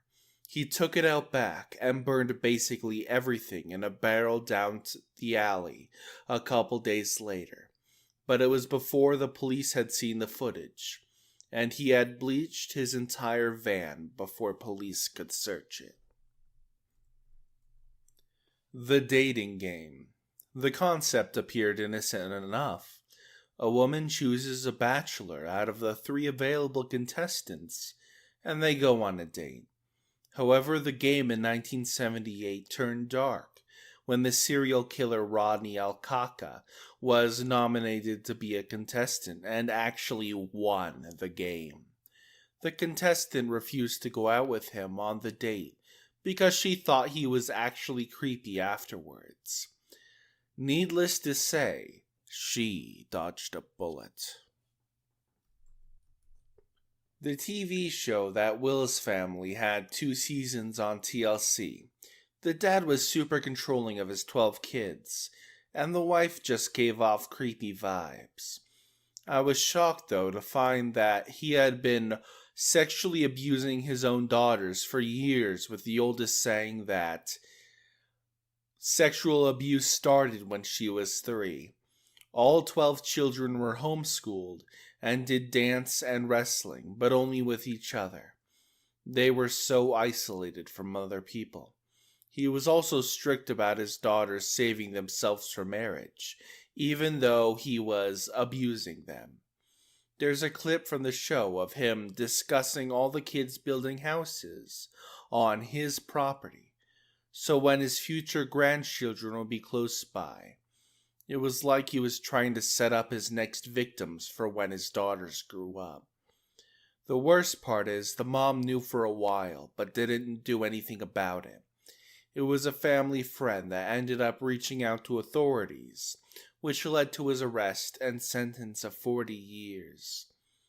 It's super creepy to see clips of the show, knowing what was happening behind closed doors. The James Bulger video. I'm on mobile and I'm a bit lazy, but there's a seemingly innocent video of a 2-year-old boy who's known as James, holding the hand of an older child. James was tortured and offed by 2 10-year-old kids who led him away from his mother for a split second at a shopping center. The song Anne Marie sings All Dogs Go to Heaven about wanting a loving home. While recording, the voice actress Judith Barcy kept crying. Her home life was awful. Her father was abusive to both her and her mother, and would often threaten to off or hurt them. Judith died before the movie came out. She and her mother were offed by the father, and then he offed himself. She was just 10. What about the video that was on Tosh.0, where there were 2 girls and the dad tied them in the playful way to the bed? But it was really like a creep tutorial on how to do this to kids, so the creep could do what they wanted. Tosh said on the show it was creepy, and the guy's whole YouTube channel was weird. A few months later, the FBI or something investigated it, and turned out the guy was a creep to children, abusing the girls and exploiting them on his kids' YouTube channel. That video looked creepy innocent until you found out the real story. The 2004 tsunami videos. People having fun on an oh so gorgeous day, enjoying the now very wide beach, not knowing the wave of death coming towards them. When the 2011 tsunami hit, I was in high school, taking mostly computer classes. I can't tell you how many videos I watched of CCTV, live streaming, and so on, of videos of cars being washed away, buildings full of people being inundated with water. Even one video where you see people rushing up a hill. An elderly couple can't keep up, and honestly it seems as if they just give up. I'm fairly certain they got washed away. That day was tragic. Carmen Miranda's last performance. Carmen Miranda, the famous singer and dancer of the 1940s, performed on the Jimmy Durante Show on August 4th, 1955. At the end of her performance, she briefly dropped to her knee, but popped it back up afterwards. She later died of a massive heart attack that same night. I don't know about innocent, but if you cut out the ending, the video leading up to Bud Dwyer's self-unaliving seems so normal. Just another guy on TV getting harassed by reporters over the latest controversy. If it had cut there, you could just air it on the evening news, and nobody would know someone died less than 20 seconds later. It's just disturbing. There were teens who were filming a TikTok who found a suitcase in Seattle by the sea, only to discover later the suitcase contained 2 bodies. Well, there was a celebrity in the UK called Jimmy Savile, who presented many BBC programs in the 1970s, especially ones with a younger audience. He did a campaign for seatbelt awareness and was a patron for many charities for the vulnerable. He was probably the most loved celebrity for decades. After his death, he was revealed to be as the country's worst child naughty offender, who used his fame and proximity to children to abuse them.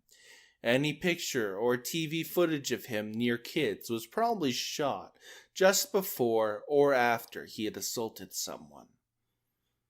Actress Melissa Benoist was on Jimmy Fallon in 2016. Sorry for the typo in words.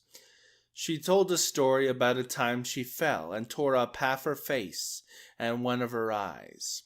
She made jokes about it, and no one really thought about it. Last year, she revealed that one of her exes was very violent when together. She revealed that the story she told on Jimmy Fallon was a cover-up story. The real story is her husband at the time had thrown an iPhone in her face. It's so creepy knowing that the ex was almost definitely Blake Jenner, who she starred in Glee with. I can't bear to rewatch any of the season his character is in. It creeps me out too much. That set must have been hell for her too, what with Lea Michele also hating her.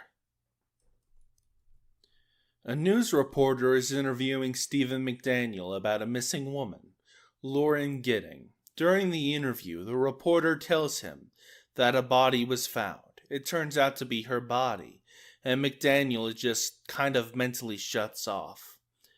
That would kind of be a normal reaction, finding out an acquaintance of yours is missing, and then a body is found in the area where she disappeared. The kicker is that McDaniel is the one who offed her and hid Gidding's body, and he's coming to the realization that the police found her, and he's officially fricked. Definitely quite eerie. I saw a low-quality video that first showed a street from the view of a balcony. Then the camera shook rapidly. Then it ended showing a mirror. I found out about this before, but the video was footage from a live stream that a 13-year-old girl recorded of her committing unalive. The camera shaking was the phone falling from her hands as she jumped off her balcony onto the street, and the phone ended up in the room because it fell back into it. Besides being rather disturbing, this incident felt a bit too personal just from reading it, I will be honest. Oh my god. Mother Love by Queen. Freddie got most of the song recorded, but Brian has the last verse. At the studio, Freddie said he was tired and wouldn't finish the rest some other time. He never did, resting at home during his final days. Brian came back after Freddie's death and finished the last bit. Aww. Back in the 90s, there was a segment on the Jenny Jones Show where a guy confessed that he had a crush on a male friend. The guy was so embarrassed by the appearance that he shot and killed someone 3 days after the taping. Damn. Maybe not that innocent to begin with, but extra creepy knowing the truth. A video of a gray parrot named Bud saying, "Don't frickin' shoot!" He witnessed his owner being murdered by his wife. Bud also mimicked both sides of verbal fights, alternating between 2 males and a female voice. I believe the parrot testified in court. The wife was convicted. Edit. Bud did not testify. Sorry to get your hopes up. He was, however, a useful witness during the investigation. In bird culture, shooting your husband is considered a dick move. That one part in Super Size Me, where they're talking about how Jared Fogle is so good with kids. That aged like milk. Rotten, sour milk. Ugh. Chris Watts pleading for the return of his pregnant wife and daughter. He confessed to killing them all the following week. A popular 18-year-old CSGO YouTuber uploaded a reveal of the supercar he had just bought. His Steam account, containing around $100,000 of in-game items, was banned 6 months later, causing him to have a serious mental breakdown. 2 months after his ban, he drove this car, 100 miles per hour, down a San Diego highway, the wrong way in an attempt to commit self-unaliving. He crashed head-on into a van, offing himself, a mother, and her 12-year-old daughter. Look up the Hart family crash. One of the victims was a child who had been in a viral video/photo for hugging a cop during a police brutality protest, and later was murdered by his parents after years of horrific abuse. The interaction looks a whole lot more like a child desperately in need of help, rather than the feel-good moment it was made out to be at the time. Oh God. Damn. Hello there, everyone. How you doing today? I hope you're all well. Today we're going into r/askreddit, where the Redditor of the day asked, "How have you seen a person's life be ruined in a single day?" And well, many other Redditors had answers. And we are about to read them. If you enjoy, like and subscribe. Leave a comment down below and maybe check me out at twitch.tv/CountJulius. I play roguelike games there. Now, without further ado, let's get started, shall we? Watched a kid get an underage alcohol violation. It wouldn't normally be a life ruiner, but he and I were both college students at a university that had been on the news a lot for drinking and party culture. The culture has been the same since the 70s, but they didn't like the bad press, so they cracked down on it. Like 2 months before this happened, they instituted a new policy. It used to be that you would deal with the legal implications, and they would make you go to an alcohol education program, and you wouldn't be able to study abroad. Now they suspend you for the rest of the semester and make you move out if you live on campus, and they cancel any financial aid the school is providing. I don't know him well, but I do know that he, like me, had student loans on top of a generous financial aid package. And because of the aid program we were in, it's unlikely he could afford to come back without financial aid package from the school. A man came in to rob the bar I was drinking in. The bartender told him to screw off. The man shot him twice in the crotch and walked out. Hopefully he missed anything too important. We were standing on a downtown corner watching the 4th of July parade when we saw the parents of one of the players on a soccer team I coached talk to someone. They began running like hell through the crowd with panic-stricken faces. Someone came to our door later and told us that Matt, their 10-year-old son, had jumped off a float to get some candy thrown by someone on another float, and he had tripped. The float he was on ran over his head, killing him. Our son was on the same float and hadn't gotten home yet. One of the most depressing moments in my life. The parents were never truly the same. The people on floats in our town never threw candy again. I think of Matt every 4th of July. I know a man whose car was sandwiched between 2 semis, killing his wife and all 3 of their children instantly. Somehow he walked away with only a broken arm, but I'm pretty sure he wishes he hadn't. I used to work the front desk of HR for a big hospital. There was a cute elderly gentleman who had been hired for the janitorial staff. I onboarded him and remembered how sweet, kind, and appreciative he was all the time.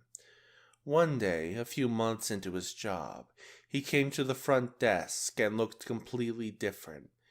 His light spirit was gone, and it had been replaced by something much darker.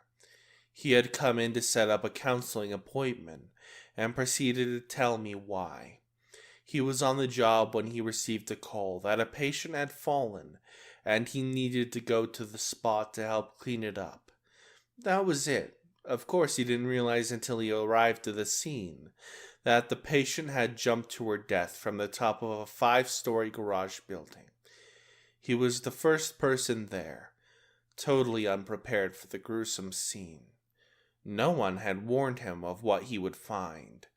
No one thought that the poor janitor could have been spared from seeing that. My heart still goes out to him. This was about 8 years ago. I hope he got lots of counseling and was somehow able to move on with his life. He didn't have to say much for me to understand how deeply traumatized he was. Poor soul. My friend's husband produced and consumed kitty naughties, including some photos of their own children and nephews. She found out when DHS raided their apartment. It tore her life apart. She's doing well now, though. Divorced, quite obviously, and he no longer has any parental rights. She's still struggling to help her kids process the whole thing. My neighbor knocked on the front door early one morning. We had never met. He introduced himself and wanted me to know why there might be a lot of cars parked in front of the house. All 3 of his children had died in a car accident the night before. One day during my junior year in high school back in the 1980s, I came downstairs on a Saturday morning, and my mom asked me, "Do you know Bob Johnson?" I said, "Yeah, I sit next to him in English." She turned the local newspaper around, and there was Bob on the front page in handcuffs. He had murdered his dad and tried to cover it up. Apparently, his dad had been sexually assaulting him for years, and Bob had finally had enough. Shot his dad in the head with a .22 while he slept. Fortunately, the courts were lenient. They gave him a new identity, moved him out to somewhere in the Midwest, and gave him counseling. I guess this one day ruined his dad's life and saved his own. I saw him on Facebook a couple years ago. He's using his real name, is married with kids, and is working as a driver for one of the big parcel delivery services. I'm really glad his life turned out as normal as it could. A guy that I worked with asked to have Friday night off as he was going out of town. Turns out he went to go meet with an underage girl he met on Craigslist, and that actually ended up being a giant police sting. He was arrested for soliciting a minor. That was probably 6 years ago, and the last I heard, he's still locked up. When I was in EMT school, we were told about a paramedic student. The instructor was a paramedic as well, who observed a stabbing call. They arrive at the bar and see a dude with a knife in his abdomen. The medic student takes the lead and pulls the knife out. Something you never do, as I'm sure you know. Senior medic loses his freaking mind at the dumbass, asking him what the frick he was thinking. The student freaks out and, you guessed it, puts the freaking knife back in. The patient died as a result. The student lost any chance of having a good job, not even just an EMS, and was charged with the death of the patient. Might have been manslaughter, I don't remember. His entire life was ruined because he freaked out and made a mistake on call. Not a rookie mistake or a common slip-up, but in about half a minute he ruined his life. My family. I woke up to the most horrifying screams. I never heard screams like that before, not even in the worst horror films. It was my mother after being told Dad had crashed his bike on the way back to base. I still have nightmares about them, and still break down about my father. It's been 15 years, but the man was my best friend and a great dad. A girl in my class got caught with a thermos full of vodka, and when the teacher got her, she got sent to the principal's office.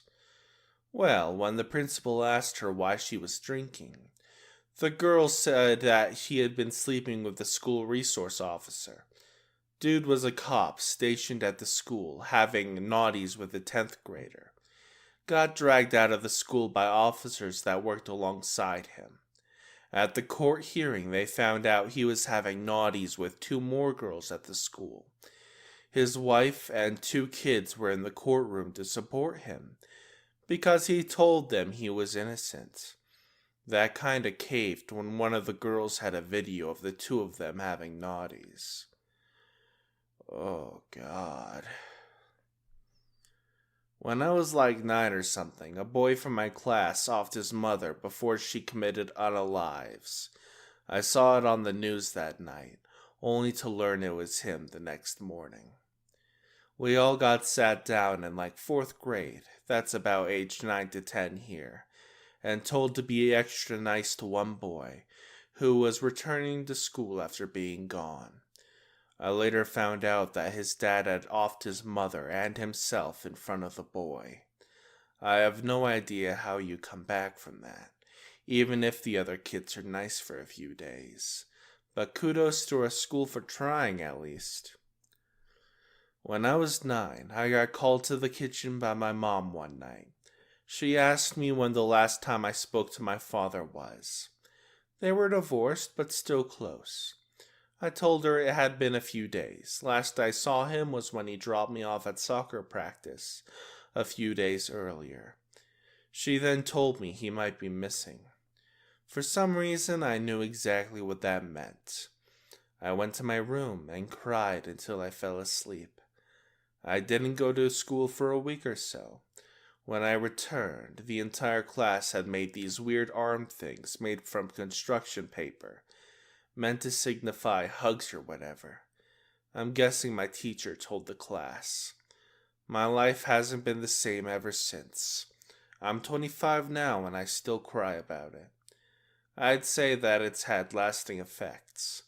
I have a normal life, do normal things, but there's something about having someone you love ripped from your life and never knowing why or how. It's been about 14 years and nobody knows where, why, how, or who. Was at a wedding where the groom got so drunk he started forcefully making out with the guest on the dance floor. That's a big party for a quick annulment. Watched a mom and her kid on a boat escorted by law enforcement back to the dock. Her boyfriend had gone swimming off the boat. The wind pushed the vessel away from him. She didn't know anything about how to turn it on to move it closer. It kept getting farther. He kept swimming harder. He eventually slipped under and was recovered 80 feet down a few days later. I'll never forget the look on her face. Never. He was a 28-year-old airman, peak health. Wear a life jacket, people. You're not stronger than Mother Nature. And don't leave a boat without someone who can drive it safely. When I was a kid, I lived in an apartment complex. One of the families had 3 young kids. One day, the parents needed to run some errands, so they hired a babysitter to watch the kids. The babysitter fell asleep and one of the kids started playing with some matches. The parents came home to a huge billowing cloud of smoke and fire coming from the windows. All 3 kids and the babysitter died. They were only gone for about an hour. I didn't know my biological father. He remarried after my mother dumped him and had 3 kids with his new wife. When the oldest was 12, bio dad and wife left her in charge and went out to the movies or something. They came back to the house in flames and 3 dead daughters. When I finally met him decades later, he told me that they smelled gas in the house that morning, but didn't do anything about it, so he had to live with that. Mine, when a non-curable rare progressive brain disease was diagnosed. I am now 51 years old, in the final phases of my life, and my 52nd birthday will probably be my last. Not my personal experience, but a national news story. A van full of college students got into an accident, and most of them died, but one girl survived with major injuries.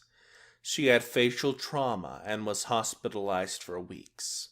She kept repeating another girl's name as she was recovering. Turns out she was saying her own name. She and another similarly built, same hair, and eye-colored female passenger were mistakenly identified for each other in the aftermath of the crash.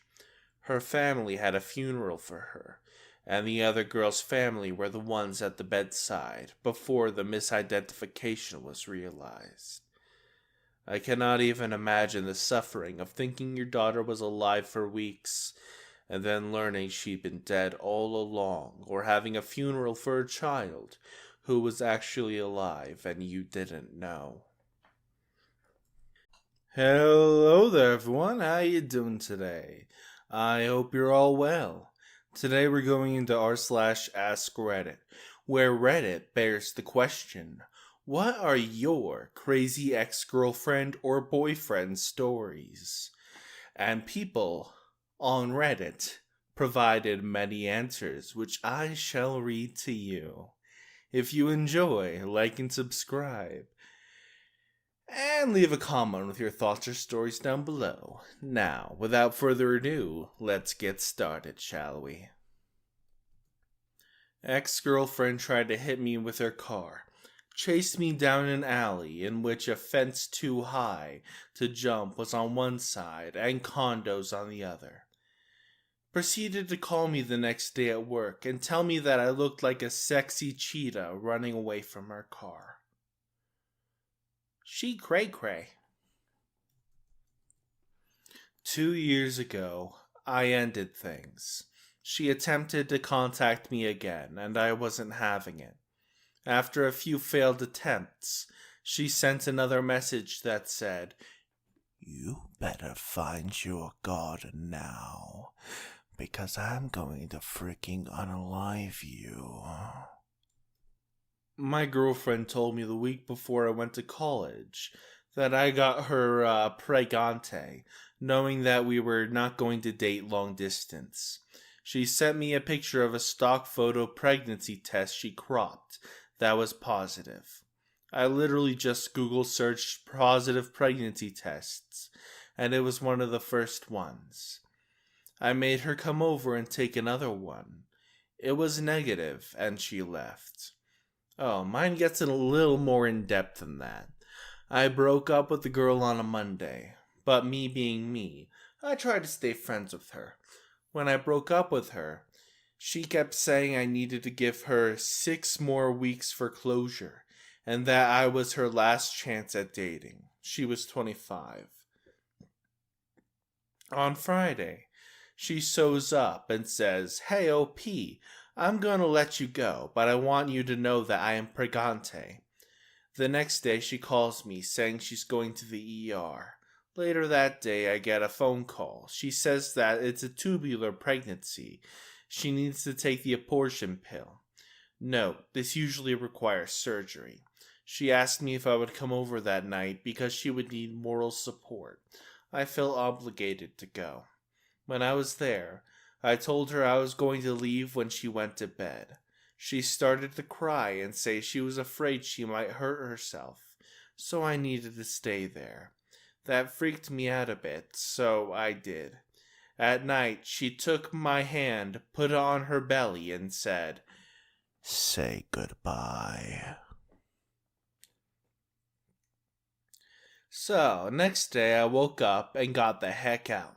I figure it's all over. That Monday I get a phone call. She says, I'm still pregnant. Apparently, according to her, she had twins, and one had survived. I told her I wanted to go with her to the next doctor's appointment. She said fine. It was Wednesday.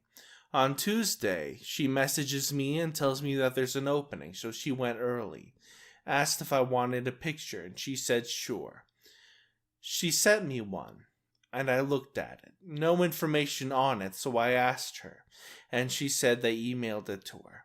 Made sense. They removed all identifiable information. 2 days later, a friend with better Google foo than me took that picture and found it online under someone else's name. You could even see where parts of the image had elements removed. I confronted her about it, and she said she couldn't believe that I wouldn't believe her, and my child would never know who I am. The next day, she sent me an email saying her lawyer would be in touch. The next day, she sent me an email saying she was going to have the abortion, but I needed to pick her up and pay for it. 5 minutes later, she sent me an email saying that if I didn't respond, she would just keep the child. I responded back saying that I had found the image, showed her the link, and said her story has about 1 to 50,000 chance of being real, even without the fake image. I said if she continued to harass me, I would get a protection for harassment. 2 weeks went by. I hear nothing.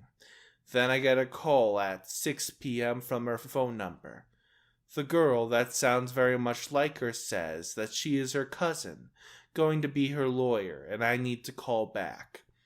The only problem is that the callback number was her home number, so obviously this was fake as well. Oh, and this has been my last 3 weeks, so it's probably not even over. Rest in peace, OP. Such an insane girlfriend. When I broke up with my ex, he became so hysterical that the only way he would let me leave him was if after the breakup we continued to be best friends. Not just any kind of best friend either. He wanted me to still come over for sleepovers and share his bed with him. He told me that any other guy I dated after him had to be 100% okay with this, or else I couldn't date them. That is Fucking terrifying. Run as fast as you can. I had a somewhat similar situation with my first boyfriend. It actually began in a very weird way, but being as young as I was, I ignored it because, well, someone actually liked me. When I met him, we went to different schools. He went to a private school and I went to public school. After a few months of pretty much just an aim or a friendship, he transferred to my school. That was the first red flag. We started dating, if you could even call it that, and started to notice him getting way too serious about it. He would talk about being together forever and going to college together. He would even scold me if I got a bad grade because I might not get into college. I realized how overwhelming he was and broke up with him. He was so embarrassed that he didn't want to tell his parents, who had apparently tried to convince him every day that we would be together forever. He wanted me to go to his house for dinner and so on, and pretend we were still together. I felt bad for hurting his feelings, so I did for a little while. It finally ended when I began seeing someone else. I told him I was dating someone and he freaked out. He started crying and yelling and ordering me to give back everything he ever gave me, telling me he wanted to off himself, and then he pulled a painting out of his closet that I briefly mentioned liking. He said he was going to give it to me after our 1-year wedding anniversary, and that I ruined that, and that's when I stopped feeling bad. I did not speak to him ever again. It was very scary. My first boyfriend tried to convince me he had slashed his wrists because I wouldn't take him back. The blood was a red salad dressing. My high school girlfriend told me she had cancer after our first date. She asked me not to tell anyone and that her parents got really upset if it was mentioned, so not to talk about it with anyone. I dated her for 6 months. She turned herself anorexic to appear sickly. Once I started making friends, no one understood why I was with her, and I kept it secret. Well, I finally put 2 and 2 together after she told me she was going in for chemo on Monday. She said she wasn't going to be at school for at least a week. I caught her trying to hide from me before the first class and asked her how the chemo went. She said it went so well and that all her hair fell out, but they sewed it all together and sewed the wig to her head. Yeah, she was a special one. This is my top crazy ex story. After our first date, she said she had pancreatic cancer, but that no one else at school knew about it, and she wanted to keep it that way. I agreed to keep her secret, and we dated for 6 months. And then the whole thing imploded. During the 6 months, she had also told a handful of people, including a teacher, who had lost their daughter to cancer the year prior. After school, she is sitting with the teacher, and they are talking about how rough it is for her when the school counselor walks by and overhears. The counselor calls my girlfriend's mother, asking why she wasn't informed, and Kaboom. her whole world of lies imploded. She is restricted from going on our class trip. Most of her friends won't talk to her. She decides she can't stay at her mother's anymore and moves in with her supposedly abusive father. I decided to stick with her. I felt that if I had left, she might have offed herself. She needed some sort of support, and I decided I could forgive the lies. And that was an extraordinarily difficult decision to come to. Fast forward 5 months and she's cheating on me. Oh no, who would have seen that coming?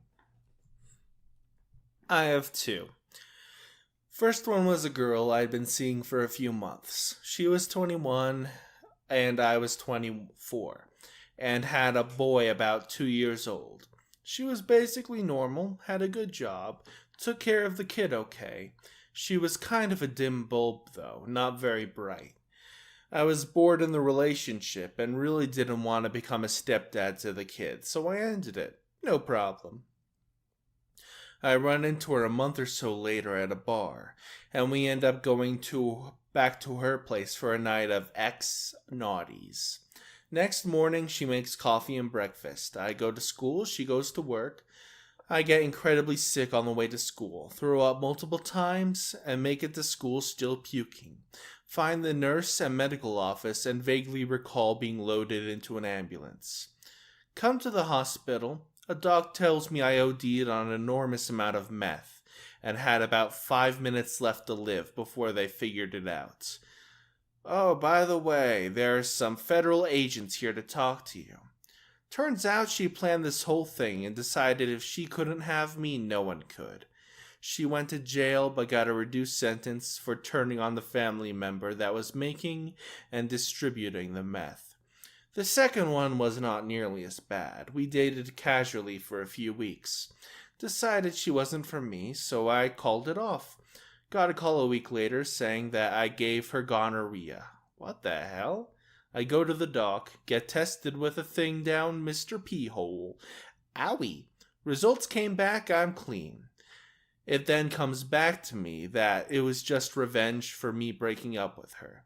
She was going to tell me she was pregante to make me pay for the abortion, but was talked out of that by her best friend. I would have rather paid the money. I went out of town for my best friend's wedding, in which I was a bridesmaid. I didn't take my boyfriend at the same time as per request of the bride. It's her day, and considering my boyfriend and I are on the outs at the time, I was not opposed to this. He's an ADD kid and didn't get his meds refilled before I left town on 4 days. This is his meltdown. It started off okay. We would text back and forth, but I wouldn't be able to reply as fast because, well, duh. I'm helping with a wedding. He overdosed on Valium and told me he was wandering around outside, then doesn't answer his phone for 6 hours, in which I'm panicking because I'm a 6-hour drive away from my home, and I don't know if he's wandered off in his freaked up state or not. I break down. My best friend's stepdad, an ex-cop, sits with me and lets me know some options on what I can do from this far away. Eventually, I sent my apartment manager over to see if he had left the house or not. Apparently, he had fallen asleep because he took so many recreational drugs. The actual day of the ceremony, he flips out again because I don't have the time to come talk to him at all. Tensions are high for the wedding party, as we are pushing to get this ceremony on the way. I leave my phone in my bag while I help the bride and groom. Come back to less than 10 voicemails, 30 texts, half of it is incoherent key-smashing style typing, and this continues the whole weekend. I stop responding.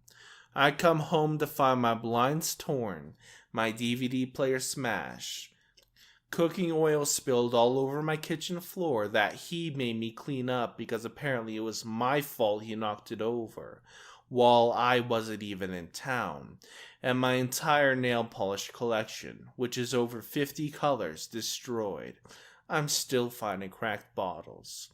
It's amazing how I haven't died from all these fumes. Red-colored Kool-Aid splashed everywhere, even inside the kitchen drawers. I don't even know how that happened. He didn't apologize for any of it. His only words were, "You made me do it. If you hadn't ignored me, this would have never happened." We are obviously no longer together, but this is just one episode of many. This man will be 30 next month. I pity his next girlfriend. What did that kid in your school get expelled for? Remember to like and subscribe and leave a comment down below. High school, senior year. He was the stereotypical computer geek and pocket protector kid. Very smart, generally quiet, was nice but awkward. He somehow found a way to access the part of the school's storage network where teachers could save their files. He made copies of thousands of quizzes, tests, answer keys, and so on. Lots were from his AP US history teacher, but I was told he had stuff from most of the teachers. He sold copies of answer keys and exams to kids. Eventually, someone told the school administrators. They contacted the police, and while he was at school one day, they went to his house with a warrant and confiscated his computers, and arrested him when he came home. The teachers were angry. Every compromised test had to be remade. Hundreds of hours of work for his history teacher, who had to remake all his lesson materials for the year all over again. They threatened him with the possibility of being prosecuted as an adult, that each file was its own felony, and he was looking at thousands of charges. This was ultimately to just get a plea deal, which was something like a lot of community service, expulsion from the school, and probation. I think if he made it through probation, it would all end up sealed or something. He shouted, "Get your tits out!" at the Queen of England as she was driving by.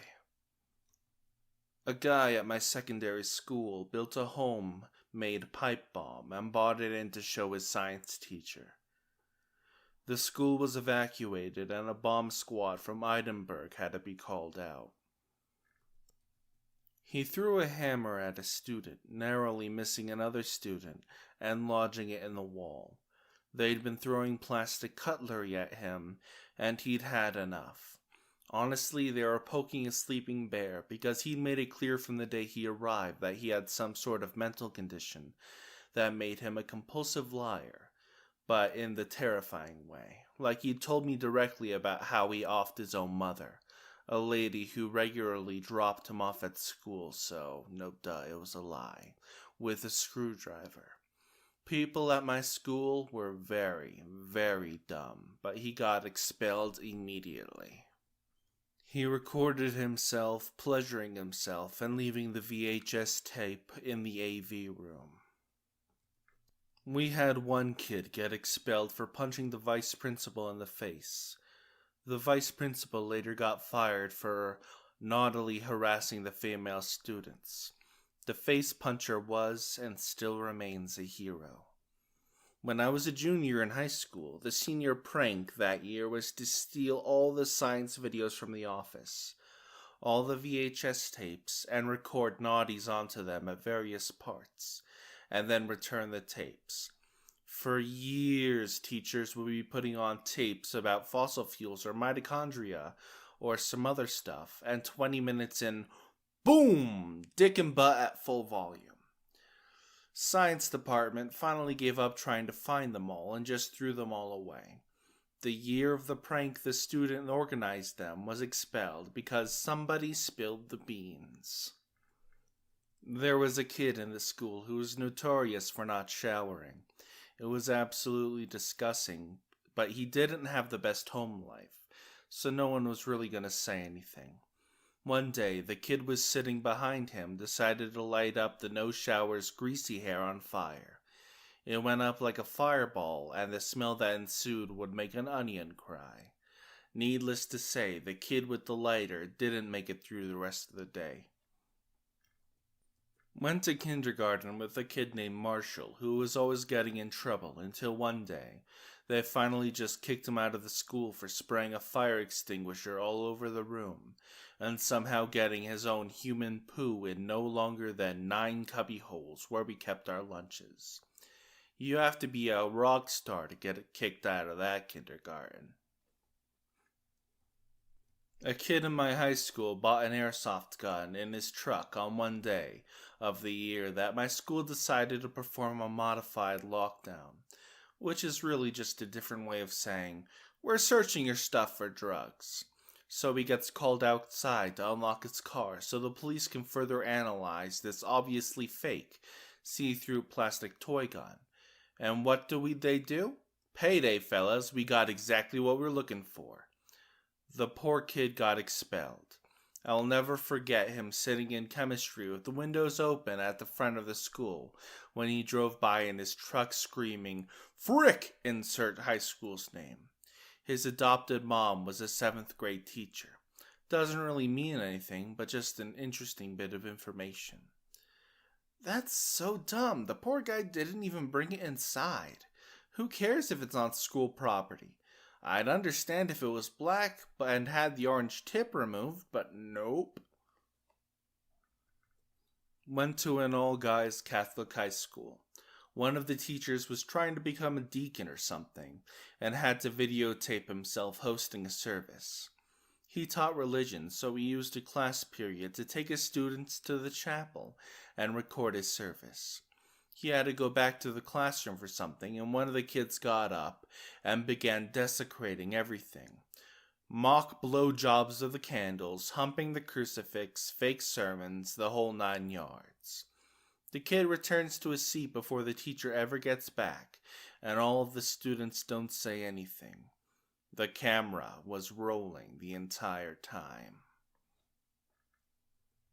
This kid wanted to drop out of school, but his parents wouldn't let him. He told the principal that there was a gun in the bathroom, an airsoft gun, and once he and the principal and vice principal arrived at the bathroom and police were called, he told them he bought the gun into the school. He put a porn VHS in class where he knew it was going to be having a chill day. He hid the remote in his pants, so the teacher was kind of freaking out. I don't know why the teacher didn't think of unplugging the TV, to be honest. He then turned off the lights and threw a desk at the teacher. I'm not even joking with this one. Stealing water. Oh my god. He drew almost over 1,000 pictures of peepees each on a separate piece of paper, and then proceeded to skip down the hallway during class and toss them all over the school. When he was brought to the office, he showed them a picture of him doing it. He asked the principal if he could keep the picture as a memory. Threatening to bring his dad's gun to school to off all the preps and jocks. He also had a hit list in his locker. Threw another kid face first into a brick wall. The kid had to go to the hospital. He pulled his wee-wee out and rubbed it on the girl's back and just wouldn't stop. Ew. It was the last week of 8th grade. This kid named Damien threw a carton of milk at a dean. The dean yelled, "Damien, you are expelled." He ran off and I never saw him again. Some say to this day he is still running. He was caught selling a happy powder in the library, pouring gasoline all over the locker room and setting it on fire. Okay, so we were in the middle of class that took place on the 5th floor of our school. And there was this kid who in the middle of class stands up, goes to the window, proceeds to open it, and then just jumps off. The entire class watched in terror, and the teacher just stood there for a second in disbelief of what she had just witnessed. In reality, this kid had jumped off a ledge under the window as some sick prank to make the rest of us think he just unalived himself. He got expelled in the following week, and we had listed to our counselor for a week about why stuff like this isn't funny and why unaliving yourself is bad. And just so you know, this was not the only reason he was expelled. This was just the final straw that forced the school to expel him. He was known for fooling around a lot and pranking the teachers all the time and doing dangerous stuff, like starting fires in the middle of class and so on. He made an effort to get into shape. He joined the gym and weight training class that just so happened to have a lot of football players in it. He was constantly bullied by a few, even though the more respectable players stepped in at times, so it would stop. After 2 swirlies in 2 days, he bought a knife to the school. Cue the 3rd swirly, he pulls a knife and they stop. He was expelled and nothing happened to the bullies. This is a weird one. I'll preface this by saying the kid was on borrowed time. He had a history of being a jackass, but was a really funny kid. So it's early junior year and it's lunchtime. 2 people jokingly said to Kevin that they would pay him $60 to piss his pants. Money talks, and he stood up from his seat and within moments pissed his pants. They recorded the event and the video was passed around the school. Maybe a day or 2 later, he was called to the office and was promptly expelled for whatever reason. The kicker here is that the 2 kids never paid up their money until the disciplinarian forced them to pay Kevin instead of detention. Why would you get expelled for peeing yourself? I don't care if he was on borrowed time, that's stupid. Right after the Virginia Tech shooting, one kid wrote VA Tech today in a bathroom stall. They gathered everyone into one assembly, which was the stupidest thing possible, by the way, and placed the school on lockdown. The kid didn't have a gun or anything, he just wrote it because teenagers and impulse control. But hey, we made CNN. This one kid had a broken zipper in his pants or something, so he was sticking his finger through it, asking people to shake his hand. He asked the teacher and got sent to the dean and expelled. Found a gun laying on the ground on the way to school. He thought it was insanely dangerous, so he picked it up and put it in his locker so it was secure and safe. He then immediately went to a teacher to report it. He was expelled. 0 tolerance in action, people, and that is some grade A BS right there. He bought a bullet to class. Not a gun, just a single bullet. I asked him about it, and he said that it was for a presentation in history class. Apparently somebody saw it during lunch and the principal flipped about it. Somebody flipped the table during class. There was a super senior, which means there have been in senior year for many years, at my high school. Each super indicates the extra year you stay at high school. So this dude was already in his 6th year of high school. I was a freshman when I met him. I was a junior at this time I'm referencing. He bought a shuriken during lunch. He demonstrates how he was learning to throw one. He throws it at a wall and it just bounces off and lands at a different lunch table. Fortunately, no one was harmed. Unfortunately for that dude, the people at the table got very upset and yelled loud enough to get the school security guard's attention. Yes, we had school security guards. The next week, I hear he got expelled. I would see him again as a super senior during my senior year. The worst part is, I don't remember seeing him during graduation. And that's the end of today's video. I hope you all enjoyed the stories I have given you. If you enjoyed, like the video, subscribe to the channel, check out my links in the description below, and leave a comment with your thoughts or stories. I will see you all next time.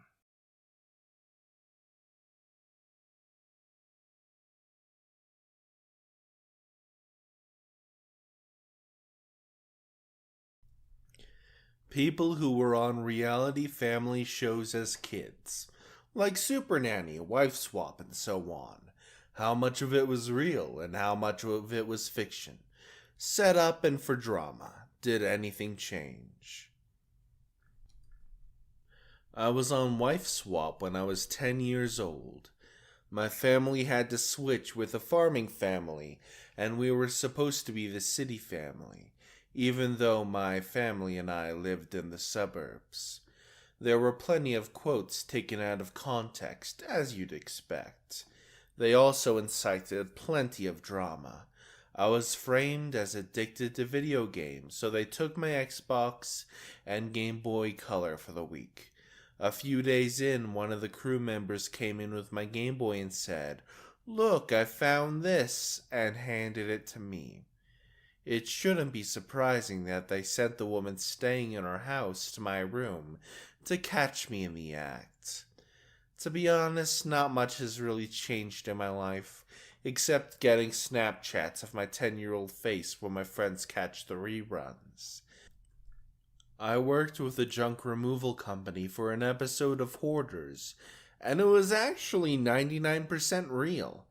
The only thing that they would set up a couple times was if they opened a box and found something interesting off camera, they would reopen it on camera and act like they just found it.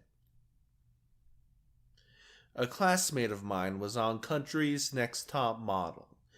Before getting into the show, she was asked what kind of hair she would never want to get, so that the producers know about it and not make her have it during the makeover episode. My classmate had long blonde hair, which she really loved, so she said she doesn't want her hair cut off, and that she also hated strange, unnatural colors. Think blue or pink. Fast forward to the makeover episode. The hairstyling team comes in and finds her hair unfitting for a model, so she needs to get a makeover, and guess what? Her makeover obviously consists of a pixie cut and green hair to make her look like a punk fairy. My classmate cried through the entire process, so I guess the producers got the drama they wanted out of this. Ugh, that's disgusting. My parents were dinner guests in an episode of Nanny 911, and they said literally everything was staged. I don't remember all of the details, but they said the directors had a code word that they would say to the kids when they were supposed to start acting all crazy. And then once the scene was done, the kids would be perfectly normal. My ex's brother was on an old MTV show called Room Raiders. It's a show where a boy or girl gets to snoop around in 3 potential partners' rooms to see if they based on their possessions in the room. It's a terrible concept. The young lady looking around the room had zero personality, and all the interesting or embarrassing things that were found were planted. I mean, come on. Who the frick has a tiny comb for their pubes as a teenager? Are you telling me you don't have one? We all had one as kids. My friend's parents were on World's Strictest Parents. They came to my house on the 4th of July, and when they showed our house on TV, it was a huge mansion rather than our actual house. The camera crew also told the visiting bad kids to steal alcohol from our house. Isn't that illegal, technically? That's supplying kids with alcohol on a technical level. I knew a girl who was on Tiny Home's show with her mom. She said they had already bought the tiny home, and the show set things up like they were looking at a bunch of others and picked that specific one. Sounds like your normal run-of-the-mill UK show. There was a family in our neighborhood who was on a show here in Germany. One day, when accompanied by the camera crew, one of the daughters suddenly threw a screaming fit in public, which was totally unusual for her. When the mom was asked later what the frick happened, she said, "For a tantrum, you get $200 extra." A girl I went to school with was on My Super Sweet 16. She was always quiet but well liked, and the kids on that show were usually monsters, so we were curious how the episode would paint her. There was one scene where she was checking in on a vendor, and they said something might not be finished in time for the party, and she didn't have a meltdown or anything, but she said something dramatic like, "Oh no, that's gonna ruin my whole birthday party." After the episode aired, her friends who were with her said that they did a couple of takes because her first reaction was like, "Oh, that sucks. Thanks for letting me know." Oh, that's glorious. One of my neighbors was on a house disaster reno show, and it was a mixed bag. I think the crew hired by the show actually did very competent structural renovation and repair type work, but the designer had super niche tastes, so the family ended up repainting everything and pitching all of the decorationary aspects to get the house ready for resale, after having to act super happy for the cameras. I was on the dating show, Eliminate. It was set up to the point that the producers did their best to create drama by pushing questions like, "Insert name here was really acting like an ass that last round. Tell us about what an ass insert name is here." I felt the final show edits were pretty accurate to the real life events, though. I was on a dog training TV show when I was about 8. The idea was the dog trainer came in, helped our family integrate our new puppy into our household, to give us training tips, advice, and so on. The whole thing was basically bogus. The trainer came to our house for maybe 30 minutes tops and gave us extremely basic advice. The producers also told us we had to get changed and pretend he was visiting us 3 months later after he gave us the advice and how it made our life better. Yada yada yada. It's so dumb because our puppy was clearly the same age in the before and the 3 months after shot, and my family aren't actors, so our reactions were really fake. One of the producers also made me say, "I love you," insert dog's name, while hugging him for about 6 takes. I mean, hugging your dog's always wonderful, but this one might be I worked with 2 people who were on Teen Mom. Grandmother and granddaughter. Obviously, the granddaughter was the teen mom. They told me the directors would intentionally set up stuff that would cause drama, and then start filming. For example, the directors had them go out to lunch and told the grandmother something she didn't know yet, and filmed their argument for drama, knowing she would get upset that the granddaughter hadn't told her before, even though she was planning to. It was really dumb, unnecessary drama for TV, but apparently the baby got tons of scholarships and support from the show, which is why they did it in the first place, so they said it was worth it. My dad was asked to be on an episode of TLC's My Strange Addiction. He runs kind of a niche business, and they were like, "Hey, you're addicted to this, right?" And he's like, no. And they're like, "Well, can you pretend to be addicted to this, and you can just be on the show?"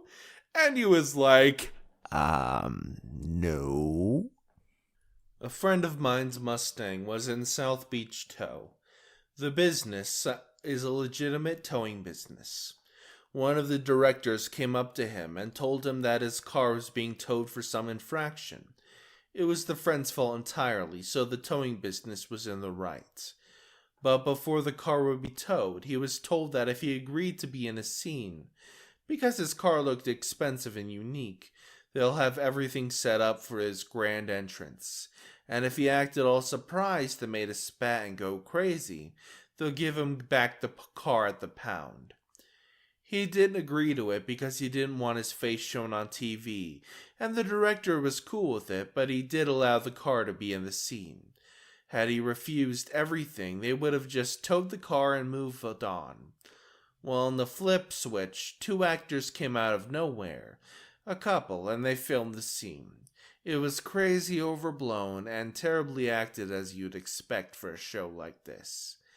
You had these 2 random people freaking out about a Mustang being towed that wasn't really theirs.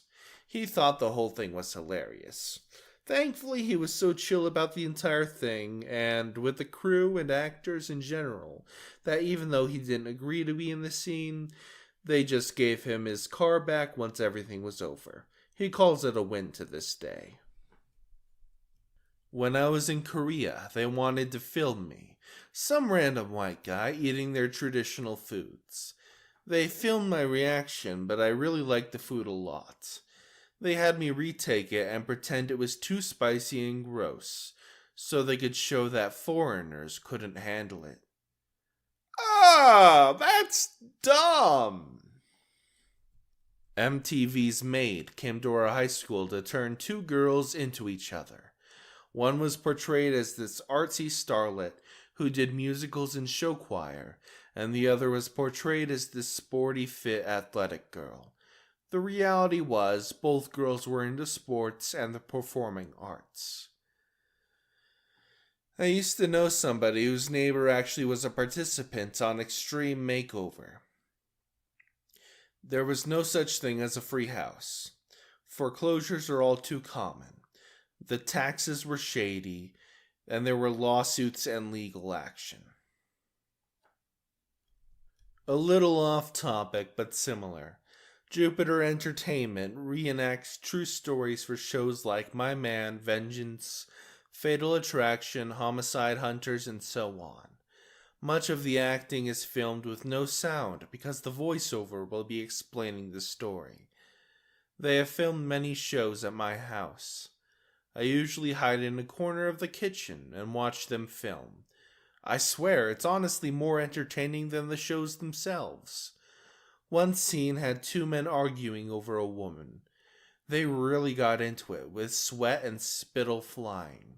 Then the woman walks down my hallway and confronts them.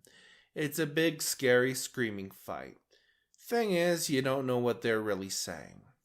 Let me tell you, we were all nearly crying with laughter. It sounded something like this. "What do you think you're doing with my woman?" "What do you mean, your woman? I came here to eat some pizza." "Well, I'll stuff this pizza up your..." Insert naughty word here. "And you'll like it. I hate pizza, and you can't make me. Besides, that woman is preggers with my baby, and we're gonna name it Pizza." "You can't do that, because My name is Pizza, you stupid pretty boy. I know I'm pretty. Do you want to go to pizza when this is over? The woman walks up. What the hell is the matter with you guys? My poor pizza baby has his feelings hurt because you don't like it. That baby's father is Taco Bell and not me. You're gonna have a burrito, not a pizza. Ah, you're so mean. Can we have a salad for dinner, Rick? Oh, wait, how about Poke Bowl? There's a great place just a couple minutes from here. I think it's a great idea because I hate pizza! And so on. Lawyers of Reddit, what was your oh crud moment in court? Remember to like and subscribe and leave a comment down below if you enjoy these stories. Now, let's get started. Sat on a personal injury case where the plaintiff broke their leg in an accident and had a doctor on the stand as an expert. The woman's lawyer begins questioning the doctor about their experience with leg injuries. He was a well-known orthopedic surgeon in the area. She asks if he's ever created a tibula fracture. The leg bones are the tibia and the fibula, to which he only answers no. And then he starts grilling him with questions about the tibula. About 6 to 7 questions in, she asks, "How did you get a medical license and have been able to practice medicine this long if you've never treated a tibula fracture?" And then begins a small rant about going after his credentials and those that gave it to him, to which he simply responds, "There is no bone named the tibula." The lawyer became beet red, and everyone in their room tried their best to keep from laughing, including the judge. I was representing a plaintiff in a hit-and-run case. Plaintiff is testifying and is, despite me preparing them for several hours the previous day, an absolutely terrible witness for her own case. Like she couldn't even identify the street she was crossing when she was hit by the car. It was a major highway. We had gone through the sequence of events countless times the day before the hearing. The oh shit moment came during cross-examination. Defense counsel pulls up a picture of my client dressed up and ready to hit the club, which was posted to Facebook the day after the alleged accident. I, thinking quickly, object because the timestamp refers to when it was posted, not when it was taken. Defense counsel showed the picture to my client and asked her when the picture was taken. Sure enough, they say it was taken the day after the accident, when she was supposedly in unbearable pain. Oh, shiz. When I was in college, I was a bailiff. There's a guy on trial for murder. The first witness testified that she saw the defendant shoot the victim. Second witness states the same. Police officer testimony is that he arrived at the scene and the defendant was holding the gun. Coroner testimony is that the first bullet hit the victim in the arm. The second bullet hit the victim in the torso, and the third bullet hit the victim in the heart, which was the fatal shot. Defendant yells out, "See, that proves I didn't kill him. I only shot the motherfricker twice." Dumbass. I was a baby lawyer in my first year representing the 19-year-old child of some rich people in San Mateo County, California. My client had gone on a bit of a shoplifting spree, and we were cleaning out all our cases up with a global plea, meaning we handled them all at once. Being new, I filled out the plea form wrong, swapping the count she was charged with for the count she was pleading to. It's an easy mistake to make. Every court has their own unique form, and I was unfamiliar with San Mateo's. The judge calls my line, starts reading off the plea form, notices the mistake, and starts screaming at the top of the lungs. "Counsel, what is this? What is this? Is this your first day on the job? This is a court of law, and we do not accept mistakes. Fill this plea form out correctly, or I'll have you taken into custody for contempt." I did not expect a reaction like that. My client, who had clearly just taken a huge bong rip at 8 a.m., and who was wearing an all-pink velvet tracksuit, was looking at me like I was the biggest idiot in the world. I corrected the plea form, and the judge made me wait until the very end of the calendar to take my plea. Afterward, he called me up to the bench. In private, he told me, "Sorry to ream you like that. Everyone messes the plea form up, so I always pick the youngest lawyer to yell at. The older guys will grumble and complain, but if you notice, they all fix their own forms, and we didn't have any more problems. It keeps the calendar running smooth." "Where did you go to law school?" After that, he invited me into his office for coffee and gave me some really good life and work advice. Turns out he likes talking to new lawyers. Well, that's nice. Represented a woman charged with multiple very serious felonies. She insisted in the months before the offense she'd been seriously dating one of the detectives who ultimately wound up investigating and testifying in her case. For a variety of reasons, I trusted this client and believed her, even though the detective never disclosed the relationship in his report. So during his testimony, I asked, "Detective Smith, you had a romantic relationship with Miss Defendant, correct?" He goes, "What? No!" and is very visibly offended. The judge looks at me like I've lost my mind. The Commonwealth attorney audibly says, "What?" And I'm freaking out because a large part of my cross-argument was focused on the bias formed by the prior relationship, and now I've got nothing and lost all credibility. I try again. "Detective Smith, you've had a sexual relationship with Miss Defendant."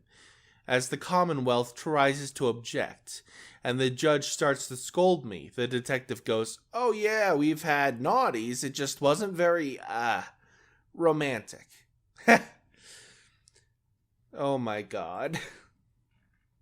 And just so people know, the detective was not disqualified. His testimony was not thrown out. Impeachment, no matter how good, doesn't result in you getting to throw out a witness's testimony entirely. By the way, it wasn't really the naughties that was the issue. It was that he didn't disclose it to anyone, and his repeated insistence under questioning that he didn't disclose it because it was irrelevant. Like, Watergate, it's not the crime, it's the cover-up that gets you. But I don't get to demand the judge throw out the testimony or the charge just because the cop failed to disclose a prior relationship with the defendant. I just get to point it out, argue it in closing, and hope the jury also sees the relevance. Not a lawyer, but I had a big O crud moment. I was in court for driving while suspended in the county, and in front of a judge we were both notorious for putting people who did that in jail. My license wasn't supposed to be suspended. A pencil pusher forgot to press a button or something, and it never got unsuspended after the time was up. I had proof of this, but I was still really nervous. The guy who went up to the judge before me walked to the table where we were supposed to stand, sat down, and put his feet up on the table. The judge asked him what he was doing, and he gave a flippant answer, and basically told the judge to get fricked. This seriously angered the judge. The judge went off on this guy and gave everything right back to him, angering him off more and more. The judge ended up jailing him for contempt and had the bailiff cuff the guy and put him in a chair off to the side to await the marshals who would transport him to jail. My name gets called. The judge is looking at me like I'm fresh meat, and he is a great white shark. I'm already thinking to myself, okay, if this judge puts you in jail, run over and beat the crud out of the guy that angered the judge. He's why you're going to jail. The judge looks down at the paperwork and back at me and says, "You're Mr. Insert Last Name here?" I said, "Yes, sir." He said, "Yeah, we're talking about you earlier. I'm going to void your arrest and dismiss the case. Your license was supposed to be valid and you shouldn't be here." I let out a huge sigh. The judge asked me if I was okay, and I said I had been a bit worried, especially given the guy that was right before me online. The judge said, "Don't worry about him. He won't be seeing anything that isn't behind bars for about 90 days. And I laughed. I watched a hearing wherein the defendant said, I did stab her. But it was a gentle stabbing. Not a lawyer, but a shared oh crud moment with one. I hit something in the road and had a tire blow out while driving home from MEPS. I hit a concrete divider and wound up rolling my car. No injuries and no other vehicles involved. I received a reckless driving ticket that the officer told me was just procedure and not to be concerned with. Fast forward a month and I'm in court with my lawyer, who plans on pointing out that this ticket could prevent my hardship enlistment. He's not expecting it to take more than a minute because the issuing officer and prosecutor are on board. Cue group oh crud moment. I'm fourth on the docket and the judge has just handed out maximum sentences for all three prior defendants. People are getting 6 to 12 months, having licenses revoked for little stuff. The prosecutor gets screamed at the instant he opens his mouth. The police officer is told to shut up while answering a question the judge asked, and my lawyer is told he's about to be held in contempt. I'm starting to think I'm gonna get 3 squares and a cot, just not where I planned on getting them. The judge told me to step forward while shuffling my case paperwork, and my lawyer just gave me a look that said, "I am so sorry." The case is dismissed in the interest of justice, and if any more idiots waste his time with nonsense like this again, everyone is spending the night in county. That judge must be... must have many anger issues, oh god. Medical malpractice defense lawyer here, representing hospitals and doctors. This was not my oh crud moment, but the plaintiff's oh crud moment. For context, usually at trial, both plaintiff and defendant will have an expert physician testify as to their opinion whether the doctor and hospital performed everything correctly. I thoroughly researched the plaintiff's expert, who was an OBGYN baby, delivery, and found out he had been suspended a number of times for his own botched deliveries and giving incorrect medical testimony to help plaintiff's cases. During the actual day of trial, it turns out he was not licensed to practice medicine independently without supervision from another physician, and he was 1 year into his 3-year suspension. Plaintiff's lawyers had no idea about their own expert's background, and they just sat there with a blank look on their face. Needless to say, during cross-examination, we destroyed his credibility and won at trial. I've had a couple. Best one was when I was at a youth prosecutor defense attorney in teen court. The youth defendant was on trial for assault. I asked him what happened, and he said, "My friends told me I wouldn't beat up the Easter Bunny at the mall, so I did." The only time I could not control my laughter in court. Another, I was watching a detention hearing in federal court. The only issue is whether the defendant will get to go home until trial. This was an appeal of the court's previous decision that the defendant be held until trial. The third witness was an FBI agent, which, needless to say, is not normal at a detention hearing. The FBI agent testified that some other attorney, not the one representing the defendant at the hearing, had been taking letters from the defendant and sending them to different people for the defendant. Those letters were contracts to have the prosecuting attorney offed. The representing attorney withdrew and the defendant was not released pending trial. Once more, I was in traffic court, one time, and a sovereign citizen who was acting pretty hostile began approaching the judge's bench. He was arrested at gunpoint, which was pretty wild considering there were 150 or so people in the courtroom. Last one, my first ever civil trial, I was representing the plaintiff, who wanted to evict the defendant from her property for non-payment of rent. After presenting my case, the judge asked the defendant to present his evidence. The defendant said, "Huh?" The judge said, "Now is your turn to present your case." The defendant said, "I don't understand." The judge leans over the bench and asks, Why are you here? The defendant said, oh, yeah, right. The defendant went on a 30-minute tangent about all sorts of things, like how he only parks his car so he can see where he's going when he pulls out because he was taught that when in the military. I could have objected, but the more he talked, the more the judge disliked him. After 30 minutes, the judge finally asked, and about the rent? The defendant says, oh yeah, I'm not trying to debate that I didn't pay it. And that's how I won my first civil trial. I was prosecuting a contempt action in family court, something that basically never works, and everyone in the courtroom could tell I was winning. The other side was unprepared out of arrogance, and I was basically ripping this guy to shreds on cross-examination, which his lawyer didn't even think would happen because he expected the case to be dismissed. At the end of the trial, the judge ruled for me and stated that she found the defendant's testimony to be untrustworthy. I was shocked at winning a contempt trial to begin with, but then this exchange happened. The defendant's attorney: Your Honor, now that you have found my client's testimony to be untrustworthy, I am requesting a continuance in order to prepare further witnesses. This concept is shocking in of itself, because to even think you can bring more witnesses after you rest your case is laughable. And the judge said, you had your shot and you missed, counsel.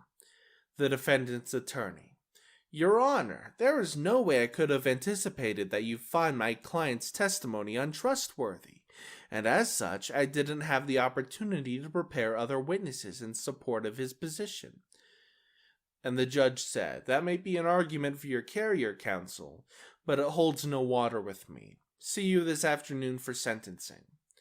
For those who didn't pick up on it, the judge basically told the lawyer, on the record in front of his client, that she expects him to get sued for malpractice because he screwed up so royally.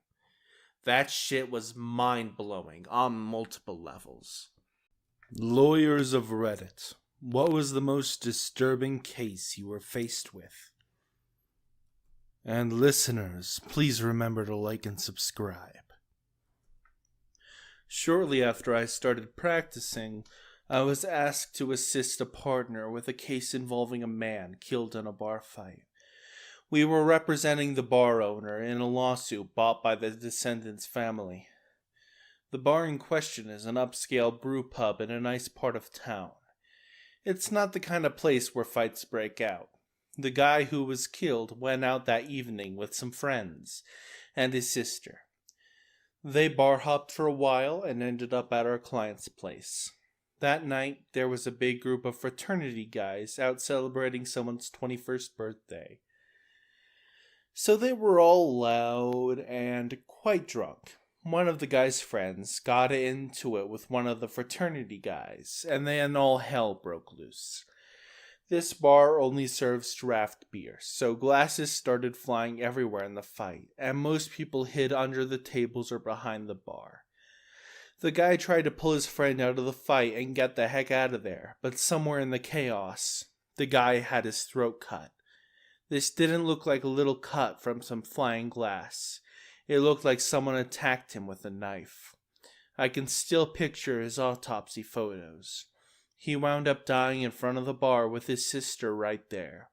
She was truly heartbroken over the whole thing, and the guy who died had a young son too.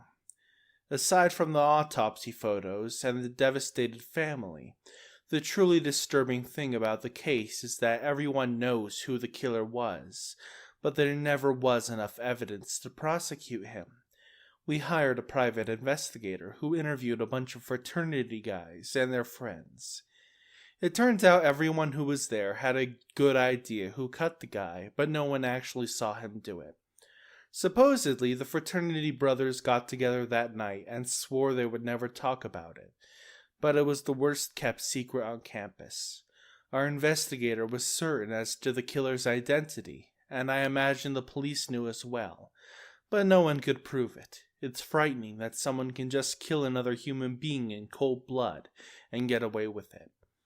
As for our client, it's tough to hold a bar owner liable for something like this. There are laws that hold bar owners liable if, for instance, they continue serving someone who is clearly drunk and allow that person to drive home and harm someone else on the way. The bar owner could also be held liable if the place is prone to violence and they don't take steps to prevent it. But in our case, none of the stuff really applied. We were able to get the case dismissed on a summary judgment, and I think we wound up settling on appeal for a small amount. It was a victory for our client, but the whole thing just sucked. First case I ever tried went like this. A 48-year-old man had gone to a drinking in the woods party with a bunch of teenagers. After some hearty drinking, he spots a 12-year-old passed out because she had drunk a 750 of Bacardi, so he pees on her face. For a long while. How long? Well, before going to the party, he had a little to drink. How much? Oh, just a few beers. How many? Oh, maybe 30? Such was his testimony, which was delivered while he wore a muscle t-shirt with a skull on it and the text Bonehead. You can't make this stuff up. And obviously, he went to prison. So, yeah. I do employment law for Uncle Sam. There are so many messed up stories. First one is a woman bought a tape recorder on a date with a coworker. Taped her entirely consensual naughty encounter with a coworker. Tried to use the tape of evidence of naughty harassment. She was partly successful. The coworker was transferred and she got some money to go away. The second one is a federal cop claims he was fired in retaliation for whistleblowing about the misuse of a government vehicle. All his co-workers claim it was because he had took out his gun and pointed it at the phone when angry with the person on the line. The cop claims they all made up the story to cover for someone else misusing the vehicle. The third story. A woman repeatedly slapped her coworker with a ruler while he was on a conference call with his boss. She was angry because he had joked about that she was late, even though everyone knows she's first in the office. They were non-law enforcement, but their boss was a special agent in charge, and he refused to officially discipline her because she might challenge it. SACs typically spend their days throwing violent criminal gangs into prison, but he feared an adamant person with a ruler. Law enforcement supervisor appears drunk on job and often acts strangely. Subordinate officer gets into his office, reads his medical records detailing a struggle with depression and antidepressant medication, and photocopies these notes to show the supervisor. She can't understand why she's not considered a whistleblower. Government scientist is angry that a co-worker wears too much perfume. Discovers perfume lady has a phobia of fish. She chases a screaming, cursing perfume lady around the office with a dried fish.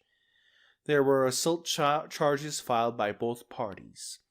The federal judge was very upset at time wasted in fish perfume dispute. This happened when I was working in a firm many moons ago. A group of our clients were suing their landlords because he went into their apartments, changed the locks, and evicted them for no reason, then proceeded to steal most of their stuff. Then the landlord had his goons dump the rest of their stuff on the street. He then sued them for eviction and perjured himself in court about damage done to the property and the amount of rent they owed. He also never served them when he filed the complaints, because he somehow figured it so that he could use a friend as a process server. The friend would then lie about serving them. The end result was that he got massive default judgments against these people and got to keep a bunch of their stuff. When we searched through the court records, we found that he had filed at least 100 lawsuits like this since the early 90s. It was the most enraging thing I've ever encountered. These people have lost everything. Having to call a 9-year-old as a witness to testify about how her father molested her when she was 7. We did so much prep with the child, social workers, her mom, and so on. I had DVDs of forensic interviews where she made a full admission. She was ready to put it all out there about her father touched her privates and made her pleasure him, how splooshy came out of his weehoo, etc. I get her on the stand and she denies everything. I rephrase the questions as much as I possibly can. Still nothing. The shithead father is smiling at the counsel table the whole time. We lost. Maybe the guy didn't do it.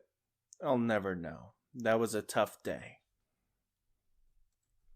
A federal judge called up a senior associate at my firm a few years ago and asked us to take on a case for a pro se plaintiff, also known as a guy representing himself. The judge's personal rule, and it's a good one, is that a pro se plaintiff gets past summary judgment. He finds them pro bono attorneys.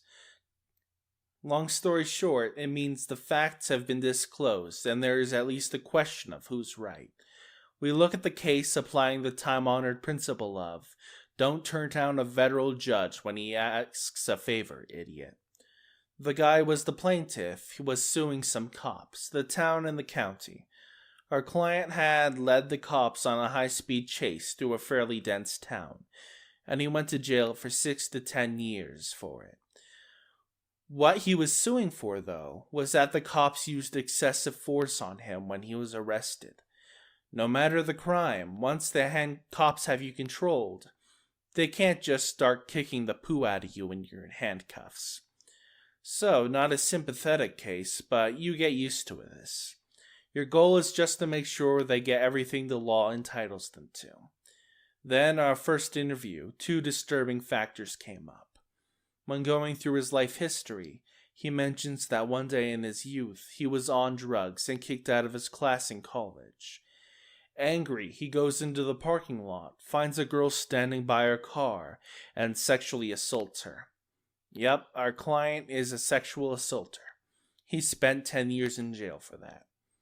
Now, obviously, sexual assaulters can be unfairly treated 15 years later, and everyone deserves equal protection under the law.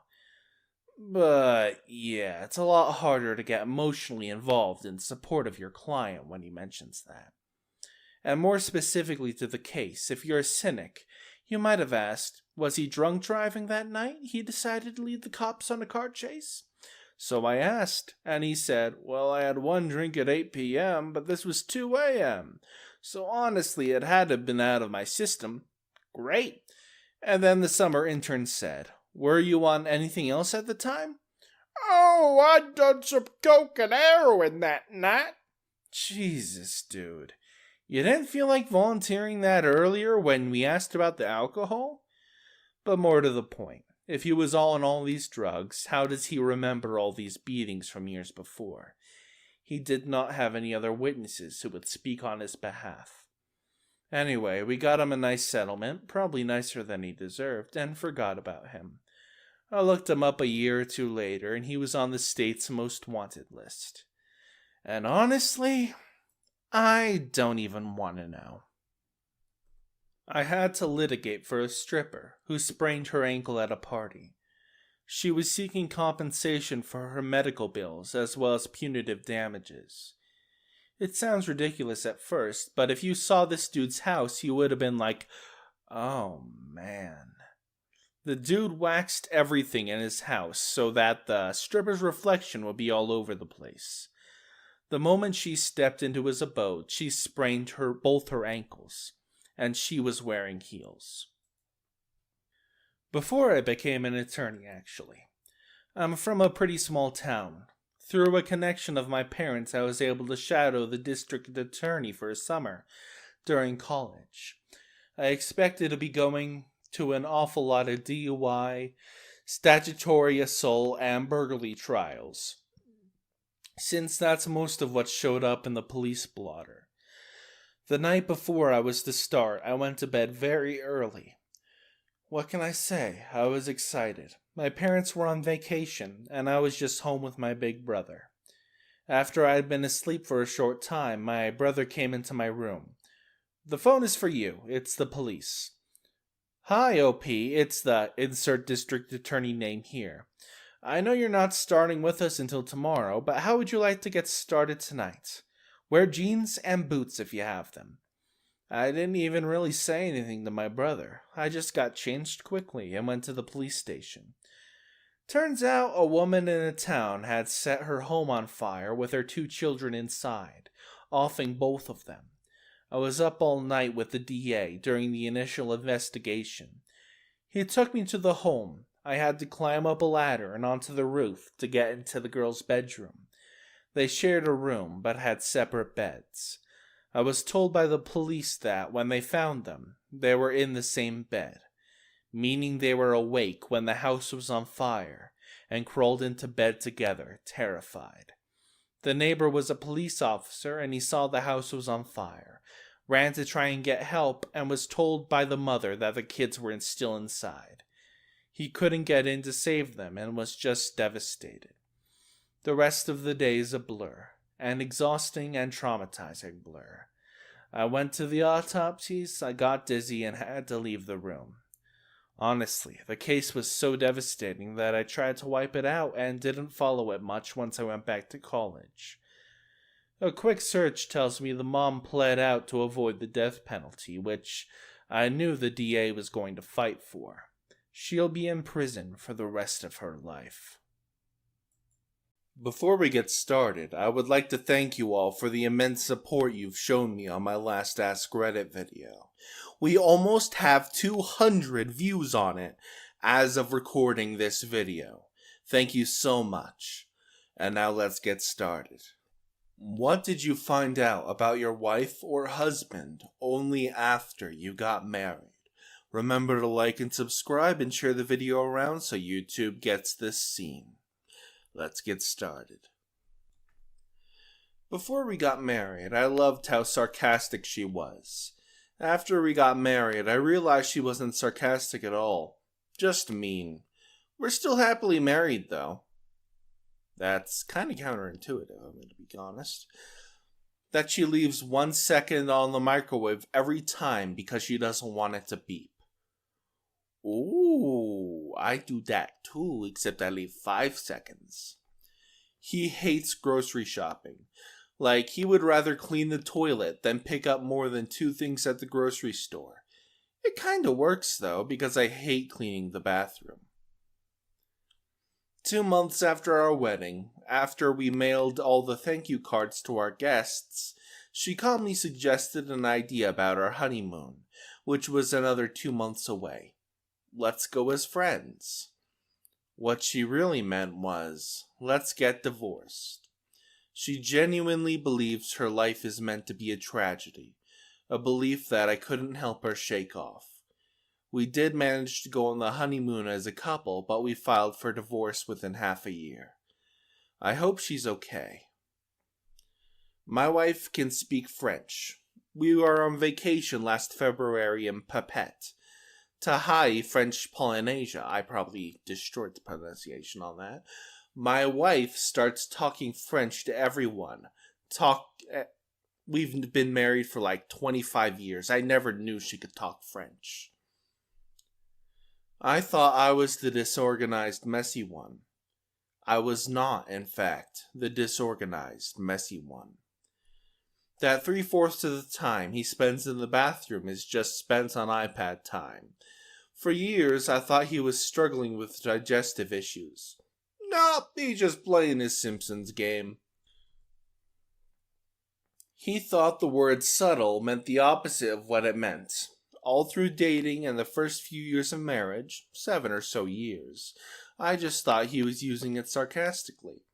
He gets the horizontal and vertical confused, as in, he falls down on the bed after a long day and says, it's so nice to be finally vertical.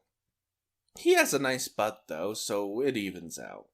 Also, I relate to that husband.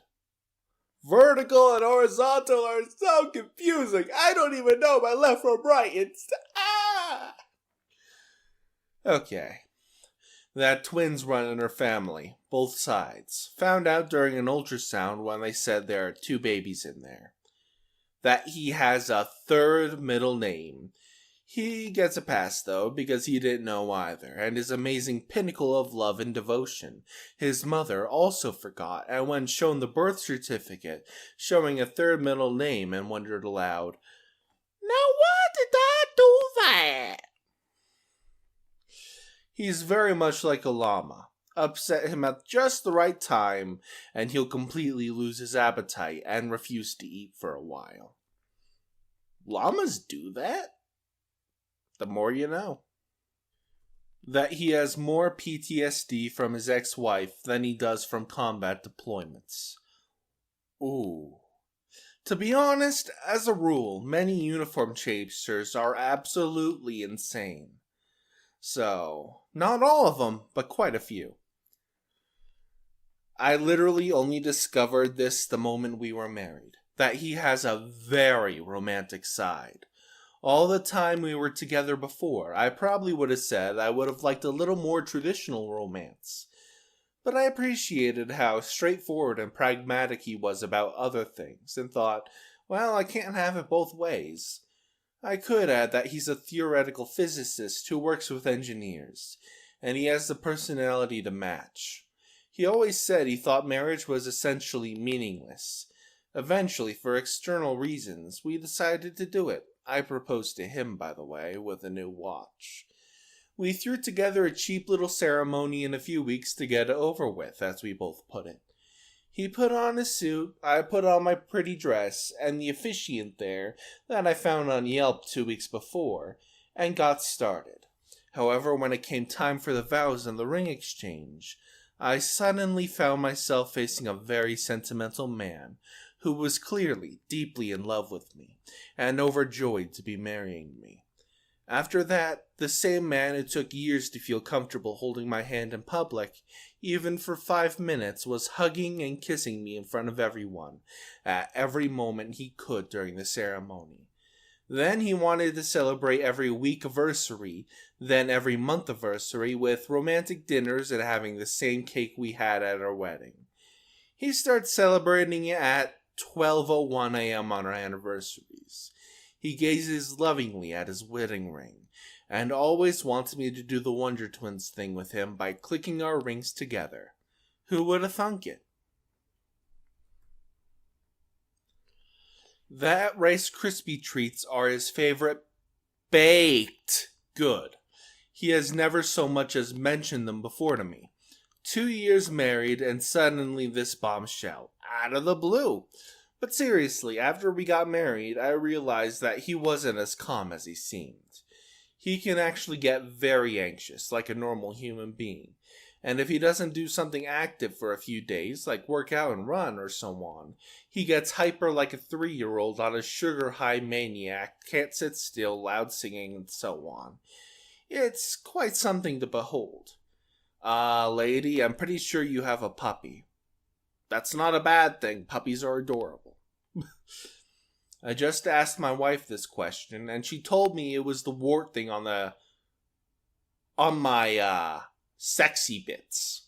I wasn't aware that I had a wart thing on my sexy bits, so I ran to the bathroom to check, only for her to arrive while I'm tugging away at the skin, to laugh at me for being so gullible. Oh! Oh, that's a good one. Hey, can you grab me something from the candy drawer if you're going to be in the kitchen? And that's how I found out we had a candy drawer. My ex thought penguins were 6 feet tall. After dating for 7 years and well establishing that I like to sleep in when I don't have plans, we got married. Suddenly, I don't know why, apparently we had a bedtime, and in the morning it was suddenly time for us to get up. I had to have a stern conversation with my morning person husband about that real quick. If there's stuff we have to do, yeah, sure, but if it's a lazy Sunday, leave me alone and play video games on your own.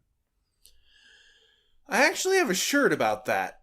It's like, I'm not a morning person, I'm not a people person, I'm a sleep person. Something like that. I don't really read my own shirts. My wife turned out to be extremely food jealous. If I'm eating something that looks and tastes better than what she's eating, she gets pretty upset if I don't offer her any.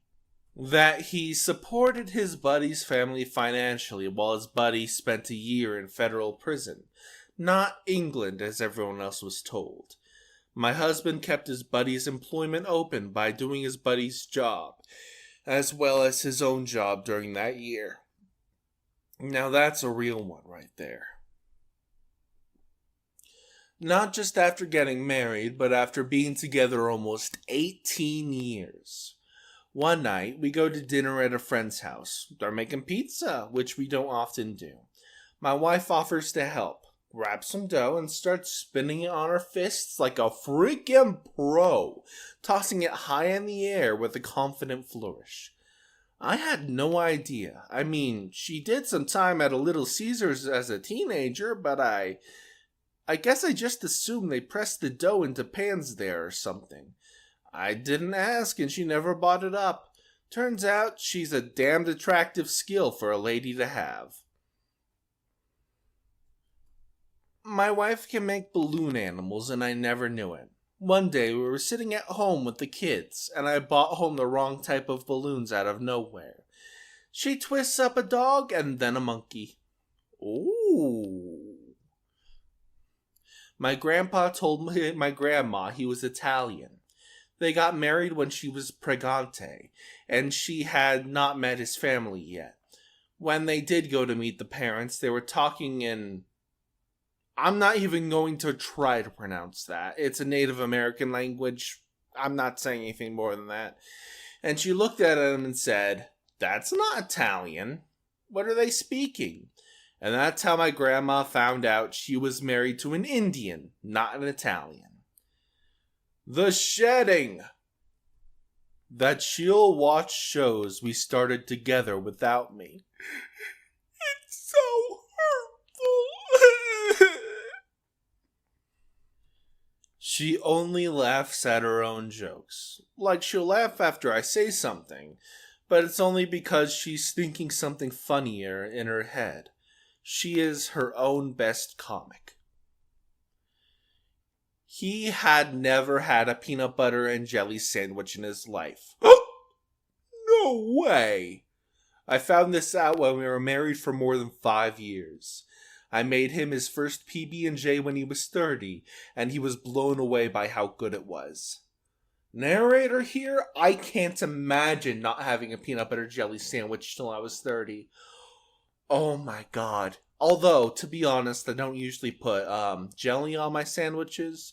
It's usually just peanut butter for me, but I'm not much of a jelly person unless it's like grape jelly. Strawberry jelly sucks. Anyway, back to the stories.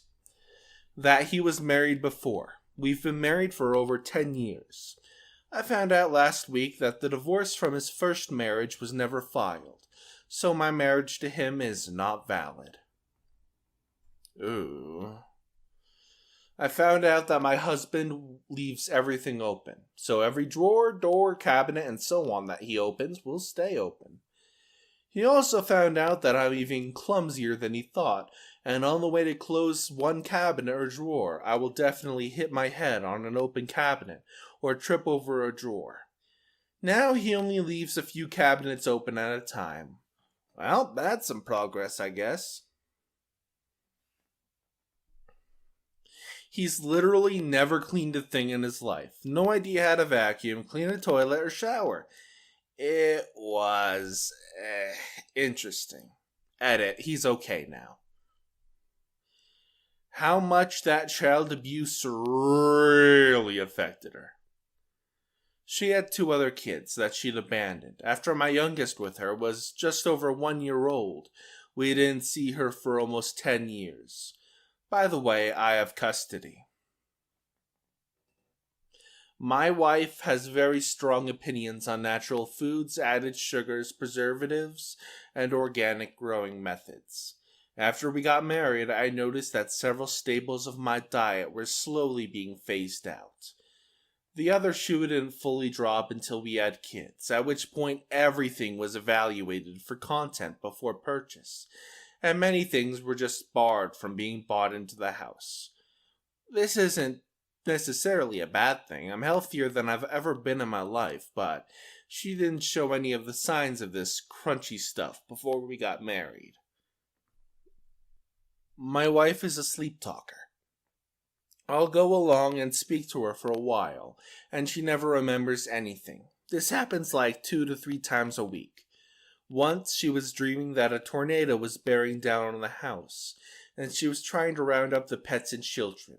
She was crying and calling out, so I got up and grabbed the corner of the mattress and started lifting and shaking the hell out of the bed, saying, "It's here! It's on us!" She cried and screamed even harder, reaching around for the kids as she slowly came awake and realized what was going on. She threw a book at me and called me an asshole and went back to sleep. Can confirm I'm an asshole, but damn, it was funny. Oh, that's evil. Oh no. What's the most awkward situation you've ever been in with a stranger? Like and subscribe and leave a comment with your thoughts. Now let's get started. I was adopted at birth. Learned who my birth family was in the early 30s. Had met his sister, but nobody else yet.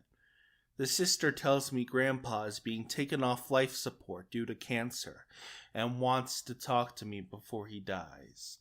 I travel to the hospital several hours away. Meet Mom in hospital lobby for the first time ever. Go to Grandpa's room where all of his and my family are. They are all to say their goodbyes. Probably only 5% of them knew of my existence. Suddenly all the attention is on me, the stranger. They have me kneel by his side, and he apologizes through tears for pressuring my mom, that I had just met, to give me away for adoption. People looked pretty shocked, including me. The experience was 1,000 emotions, and awkward was in there somewhere. I was at a wedding reception and went to use the bathroom. I'm standing at the urinal, and this guy comes up, stands next to me, and lets off some whopper farts. He goes, "Ooh, check out the smell of these. Woo, you gotta let them out here and not by those girls, you know what I'm saying." And I just go, "Yup," and walk out feeling very uncomfortable. I went for a bike ride in my neighborhood about 12 at night a month ago. It was a pitch black other than streetlights every 5 or 6 houses. I was kinda just zoning out, enjoying the fresh air, when something moved out of the corner of my eye. I turned my head to look, and I immediately assumed it was some kind of monster. I had just finished a horror movie. So I let out an extremely loud, blood-curdling scream in the middle of the night, in a silent suburban neighborhood. The thing, which turned out to be a blonde soccer mom, screamed back at me with pretty good reason. I zipped past her on my bike yelling, "Oh my god, I'm so sorry," over and over again, until I got off the street. I haven't gone on a nighttime bike ride since then. I worked the entrance gate for a theme park. Our season pass holders used a biometric scan of their right index finger to verify their identity. One day, a little girl walks up with her family, who only spoke Spanish. They scan her pass and place her left finger on the scanner. I say, "Can you use your right finger, sweetie?" Then her mother raises the girl's right arm to show me she doesn't actually have a right hand. Seemed to be due to a birth defect rather than a horrific accident. However, her left finger kept getting rejected, so I call a lead over to override the old scan and redo it. He then proceeds to say the same thing to the girl, followed by her mother raising the arm again. It was definitely more awkward for me than the family. But it gets worse. About 3 months later, it happened again. The same little girl. Absolutely mortifying. I used to do security work at parties. One night there was an alert call for a young woman gone missing. I found her with her dress hitched up, looking for her underwear in the bushes. I managed to unlock her phone to call her dad, who, from his name, I recognized as the district attorney. he comes over to pick up his intoxicated daughter. While I was carrying her to the car, she was making very sexual remarks about me carrying her. All the while, her father is hearing me out, like I was responsible for his daughter ending up that way, even suggesting I had sexually assaulted her. His lecture continued after I put his daughter in the back seat, still making the same remarks while pressing her body up against the car window. When the cops arrived at the scene, she was stark naked, putting her butt out the window.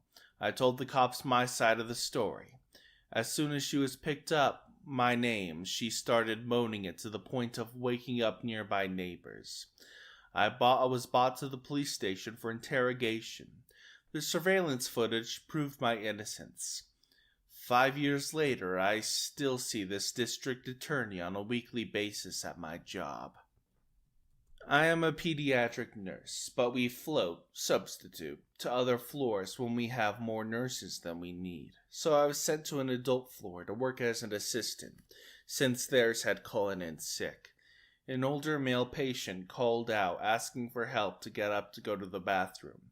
He stood up, tried to pivot, and the newly operated on knee gave out.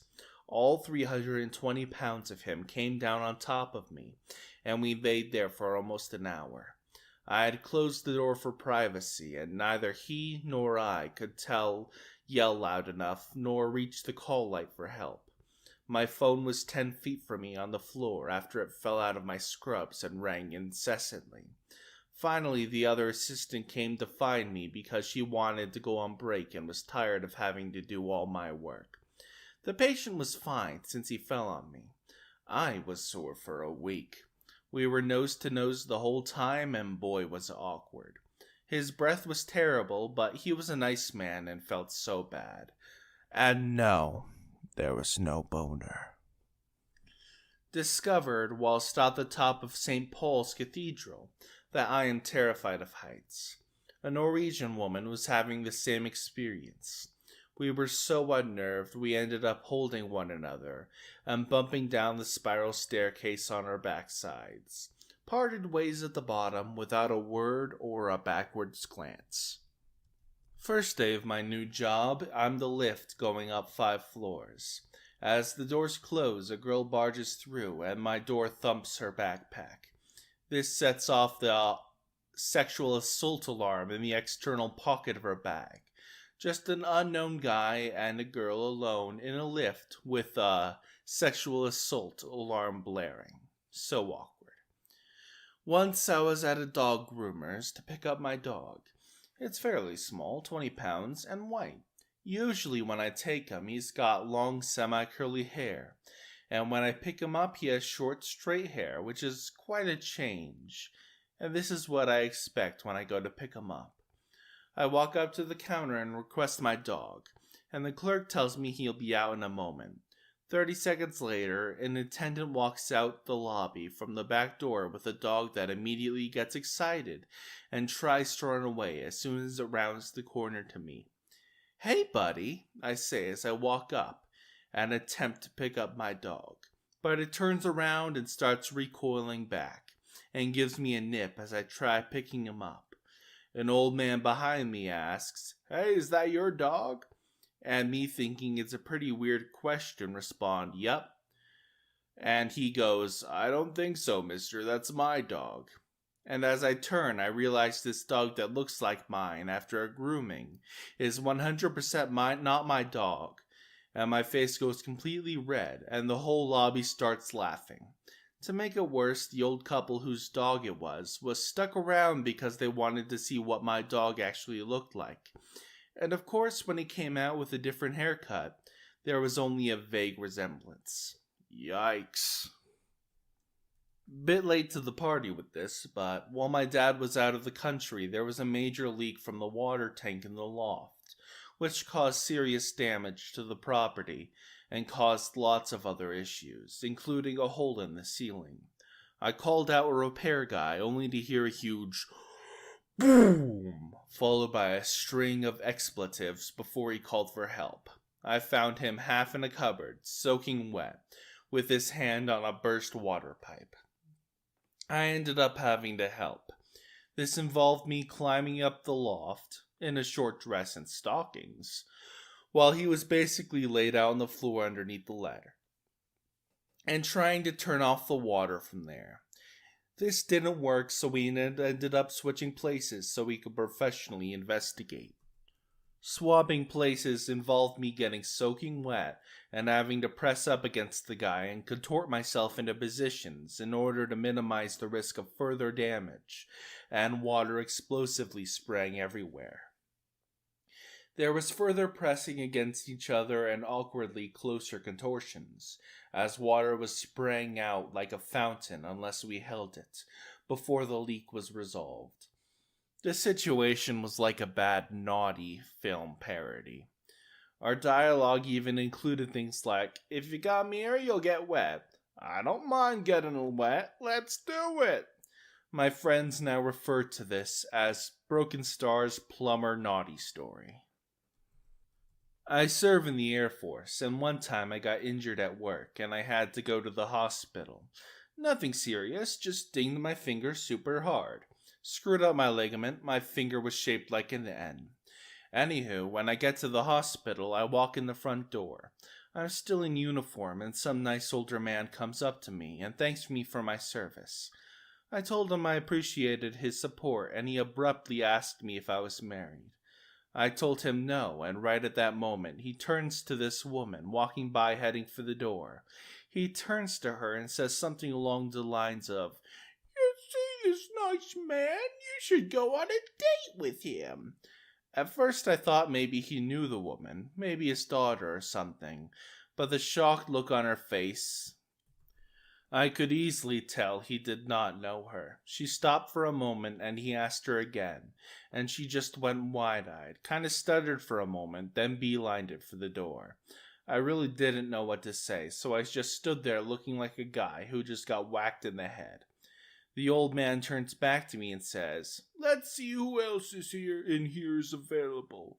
At this point, I made some excuse about being late for my appointment and walked away. I don't know if I've ever been so red before or again in my life. Plot twist. The old man was future you, who traveled back in time to be an awesome wingman for present day you.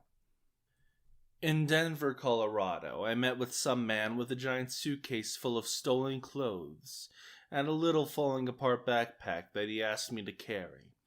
We stopped to take a break because that suitcase he lugs around is like 100 pounds of clothes, and then he says to check out what's in my bag. I opened the backpack and it's full of over-the-counter pills and a bag of meth. He asked me if I wanted to try it. I just gave him his bag immediately and went away. Denver is wild. I was with my mom buying flowers at a florist for a New Year's Eve party.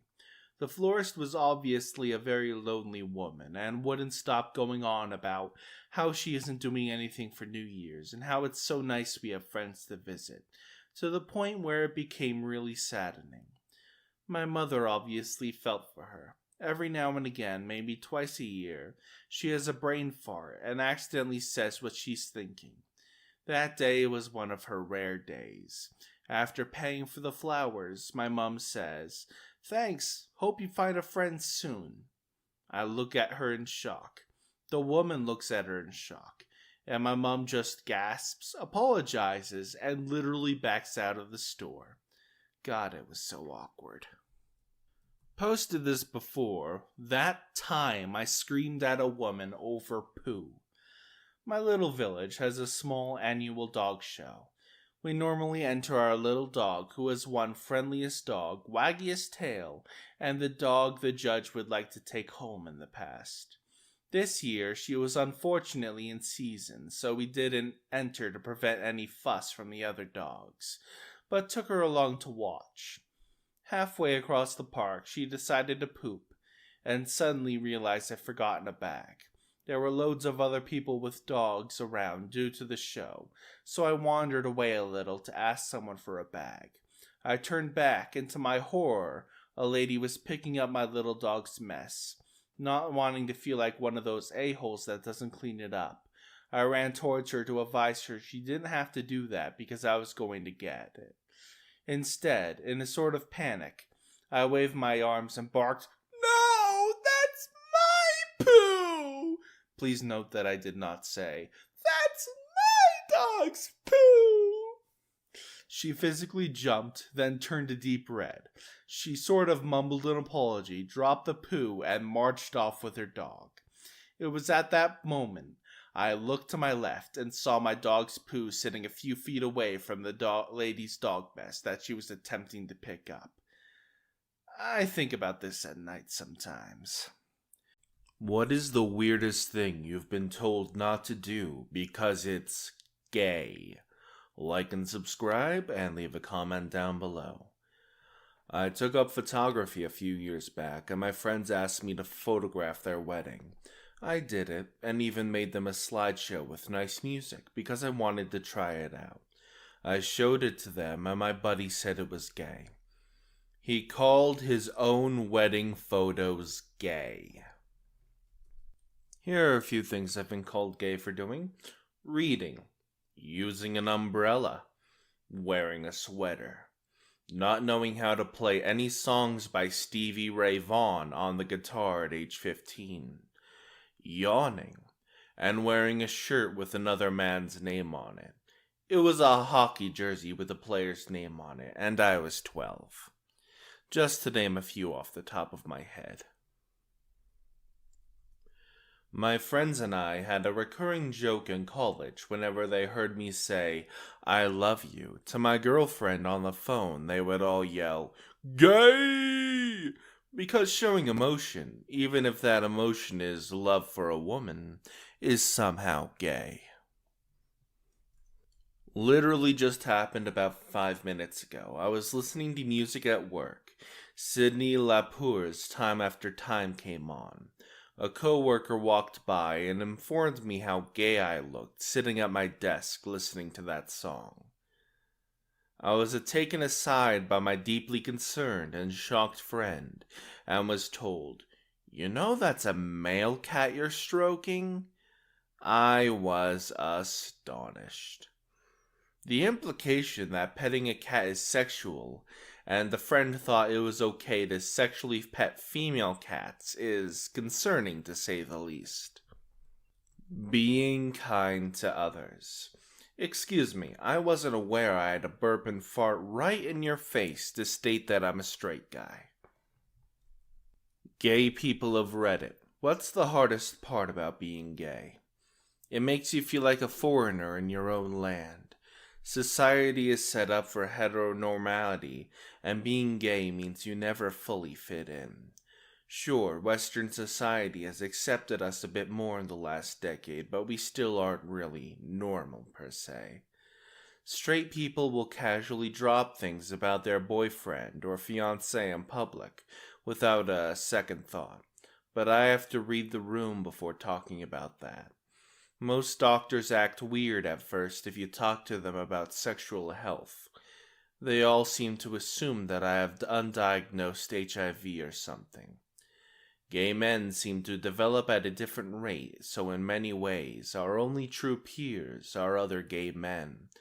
But since we're only 3% of the population, it can be really hard to find a circle. On top of that, 30-ish% of the US population still hates us.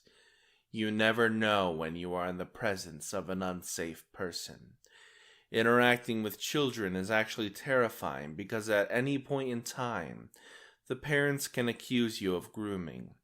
This is especially true with teenagers. I really wish the older gay community could mentor teenage gay boys, but there is simply no safe way to discuss sexuality with them. We just have to blanket exclude everyone under 18 for the safety of the community. I see boys on Reddit all the time freaking out at the realization they are gay. But I can't console them, it's not safe. I actually have several events scheduled in my calendar that say, insert name Redditor is now 18. Follow up and make sure he understands sexual health. Always being on edge or on guard when you're out with your partner in public. I'm not sure you can hold their hand or kiss them or show any kind of affection. It sucks. I just want to hold their hand walking through the park. But it's a 50-50 chance if it's going to be fine or if someone's going to do something to us. I grew up in a smaller town. I'm bi, so a little this, little that. I had some gay naughties between my mattress and box spring. Some friends and my ex-girlfriend found it when I was at work. That stuff spread like wildfire. My ex and her new boyfriend had a blast outing me to anybody who would listen. This was all about 15 years ago, and it haunts me to this day. When I texted her and begged her to stop, she responded with laughter, and we never spoke again. Now that it's cool and progressive to support LGBTQ plus rights, she's an ally and supports love. 2,000 miles away from our hometown. Screw you, Candace. When I was in high school, still in the closet, I had a super close male friend. Never any romantic feelings there. We were both just awkward kids who got each other. One day he was over at my house and we were play wrestling. And I remember thinking, if I come out, we're never going to be able to do this again. A few months later, I came out to a girl in our friend group. I remember specifically asking her for advice and emotional support coming out to him, because I knew he had conservative parents and it was going to be a difficult conversation. You know where this is going. She told him I had a crush on him, and then started telling anybody who would listen. He never talked to me again, fell in with a weird crowd, and now he's a MAGA Republican. I came home from school that day and had to immediately come out to my Catholic parents, worried that they would hear it from someone else. The whole experience was terrible. I won't bore you with the details. Then a few months ago, I see this girl post about the importance of being an ally. I have never in my life wanted so badly to throw a massive social media tantrum. Screw Candace. Screw all of the Candaces. This is a pretty minor annoyance compared to, say, living in a country where it's illegal to be gay. As a gay man, I often run into women that'll treat you like a homo Paris Hilton purse chihuahua. I'm gay? That obviously means I'm fabulous and love all things fashion, gossip, and pop culture. I mean, I do, but it's nice to get treated like a well-rounded human being rather than a tokenized stereotype. You'll tell someone you're gay and they immediately are like, "Hey girl, hey sis." I had to explain to a former friend that being called her gay best friend felt a little reductive and hurtful. Especially when they are weird and grossed out by you doing anything actually gay, like kissing another man or being in an actual relationship. Career path limitations. Let's say you're working as a construction worker in finance or any other non-stereotypically gay industry.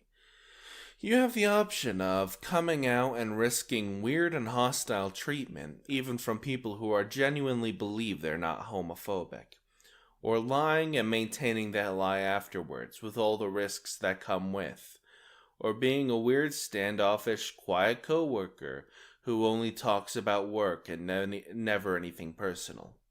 Good luck getting promoted or invited for happy hour. The glass ceiling is real. Finding a suitable partner. Statistically, we have fewer people to choose from. Not being able to show affection towards your significant other in public, as openly as straight people would, without having to worry about who you're going to offend. To the point where they might assault you for it even. And having to always guess how it will affect you when you come out yourself in a new environment, like a new workplace. I was once living in a tiny town for work, and my aunt asked if I met someone while I was there. She actually didn't push that much, but for some reason it was my breaking point on look, there are 1,000 people in this town. Even if you take that pretty generous cut on half being men, 5% being gay, those that are near my age, that are single, that are out, that would be someone I am into, that would be someone into me, we're looking optimistically at like one possible person. And I don't like him. Being called a groomer and a child abuser. The ridiculous insults of those who want to perpetuate the hate for their own gain. My older sister once asked me to help lead a Girl Scout troop. I had to explain why that would be a bad idea. The lies. They hurt. Coming out every day, it's not a one-off thing. Like when you start a new job or make new friends. People don't understand that coming out is not just sitting down face to face and declaring there's something I need to tell you. I've had my fair share of people shifting their tone very abruptly after I mentioned my weekend with my girlfriend. It's genuinely more difficult to find a partner. 90% of your target population is not interested in you just because of your gender, so you have a much smaller pool to work with. The internet makes gay people seem much more common than they actually are. I'm talking about long-term partners, not just hookups, by the way. The hate. People just don't seem to understand that being gay isn't a life-consuming thing. It's just a part of me. And I felt it the same amount and extent that you do. I don't think about it. I can have normal conversations with people, and just like you, I don't like 99% of my own gender. But people make it so it's this evil thing that changes my entire lifestyle, and I chose it, and it just sucks. Based in Arab country, being seen as the embodiment of sin and the downfall of morality, when all I do is eat McDonald's and watch It's Always Sunny. Being seen as political just by existing. Other than not knowing if someone is okay with you being gay, I'd say not knowing any other IRL gay people. I used to go to an LGBT community center once or twice a week, but then I decided that I needed some time for myself after work, instead of being exhausted all the time from going out. I lost all my gay friends and haven't had a single serious relationship, because every time I fall for someone, they are not attracted to women. I feel like I'm the only lesbian in the whole country, and it makes me feel unlovable, lonely, and powerless. Imagine being in public with your significant other and being afraid to hold their hand. You've probably never felt that.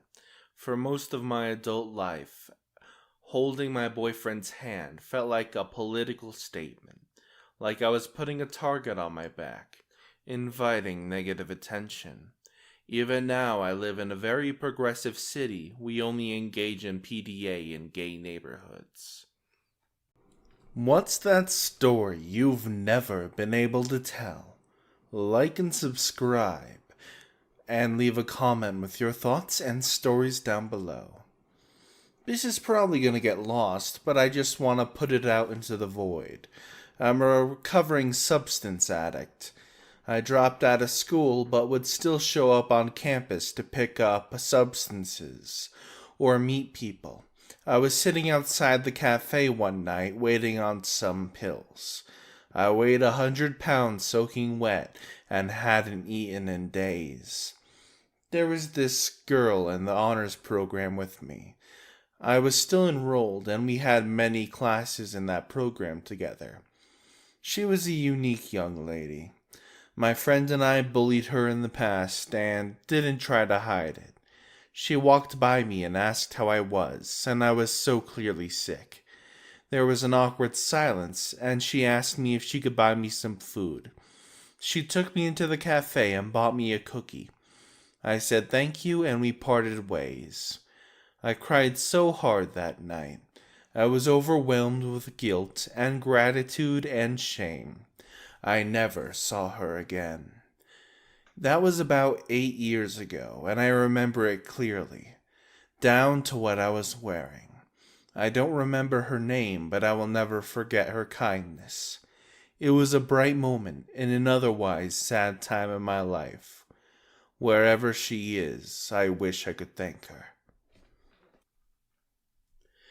I found out when I was 28 that my dad's side of the family had been in the witness protection program my entire life, and that their names were not what I had been told. A commenter asked, "What are they hiding from?" and OP decided to share. My grandma was part of a major drug bust in the 80s that ended up involving the entire family, and they had to move cross country and change names. My mother told me this because I honestly don't remember. I was around the age of 5 to 7. We were at my grandfather's apartment and right outside his door. I stopped, turned around, and said in a very serious voice, "Grandfather's dead." Turns out I was correct. He died in his sleep. I didn't understand the concept of mortality at the time, so this understandably freaked out both my parents. I didn't know this until after, but apparently when you're a raging alcoholic, you lose out on REM sleep, lose out on enough REM sleep, and your body forces you into a kind of dream when you're awake, leading to auditory hallucinations.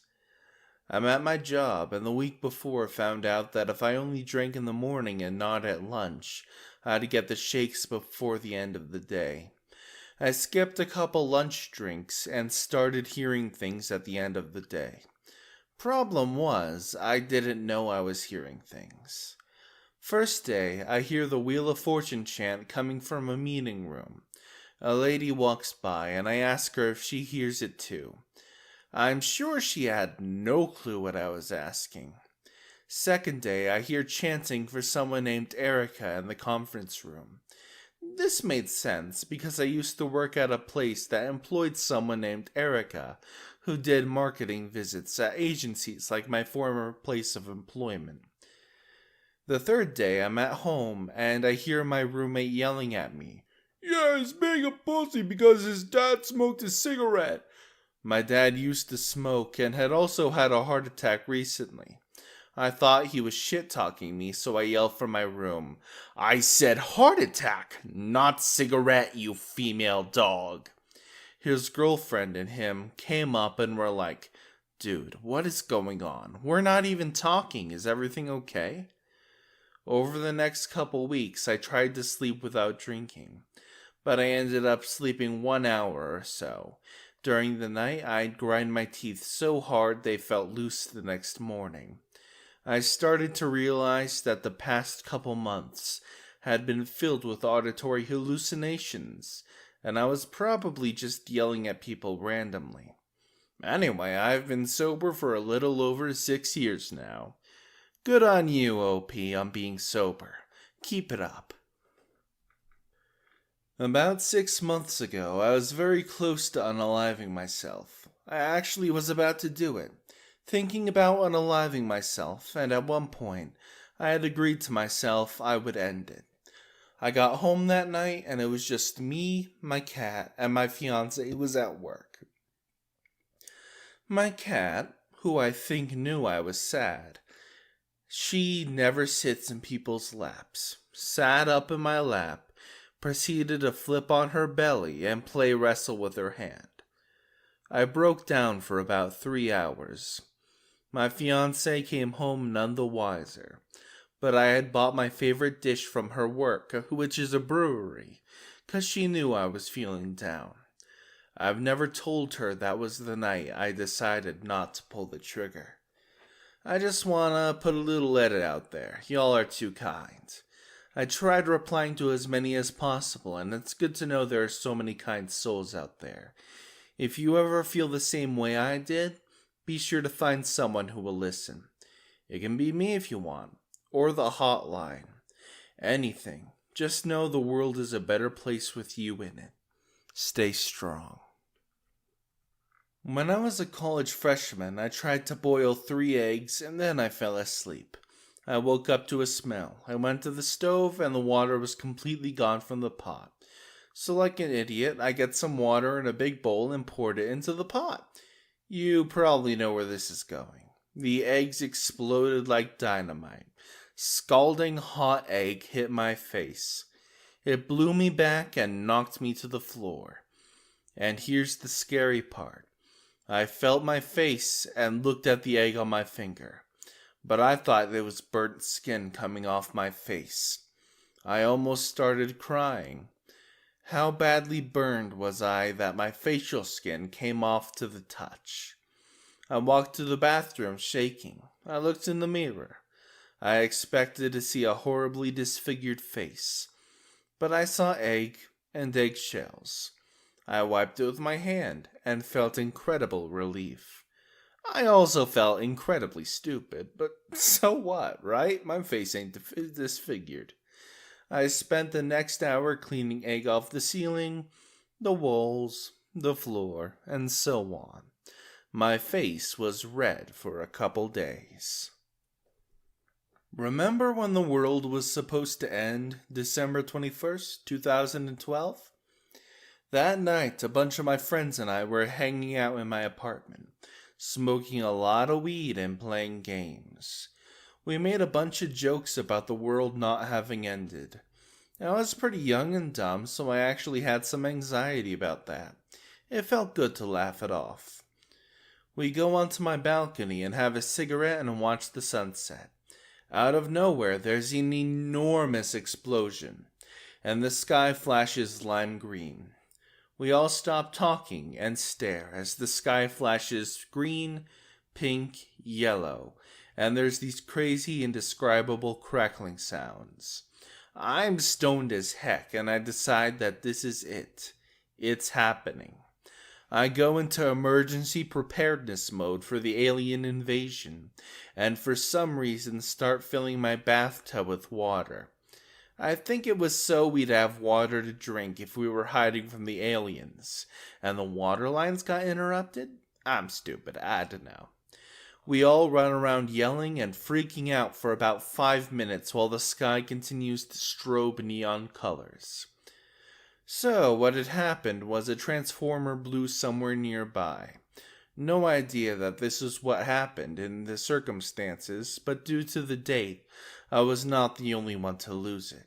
My mother was out, and one of her companions fell to her knees and started praying the rosary for the second coming, when the sky started changing colors. Never found a good time to share the story, but it cracks me up, and I still catch shit for the frickin' bathtub. Hey, narrator here, Julius. I'm interrupting the video for a second to talk about something. Where I live, the monsoons have been going on, and I saw this wonderful rainbow. Here, I'll put a picture of it on screen. It's so amazing. Okay, now that you saw that, we can continue. Let's go. In elementary school, we had a program called DARE, where a police officer would come into our class and teach us about the dangers of substance and alcohol abuse. At the end of the year, he prompted us to write an essay about what we learned over the course of the year in DARE. He also advised us that the author of the best essay in the class would receive a stuffed lion appropriately named Darren. Now, I really wanted this lion, but the problem with that was my writing skills were those of a typical third grader. There was no way that anything I wrote about my time in DARE would stand out enough for my fellow classmates to win Darren. So I did what any desperate 10-year-old would do. I googled DARE essay contest winners and then plagiarized the first one that came up in my searches. Now this was done diligently, carefully proofreading, to ensure I wasn't going to turn in an essay with somebody else's name in it somewhere. I went through and changed phrasing or a word here and there, but by no means would it pass through Turnitin.com with less than 90% of it plagiarized. Confident in my chances of winning Darren, I turned in the essay to Mr. Officer, and what do you know?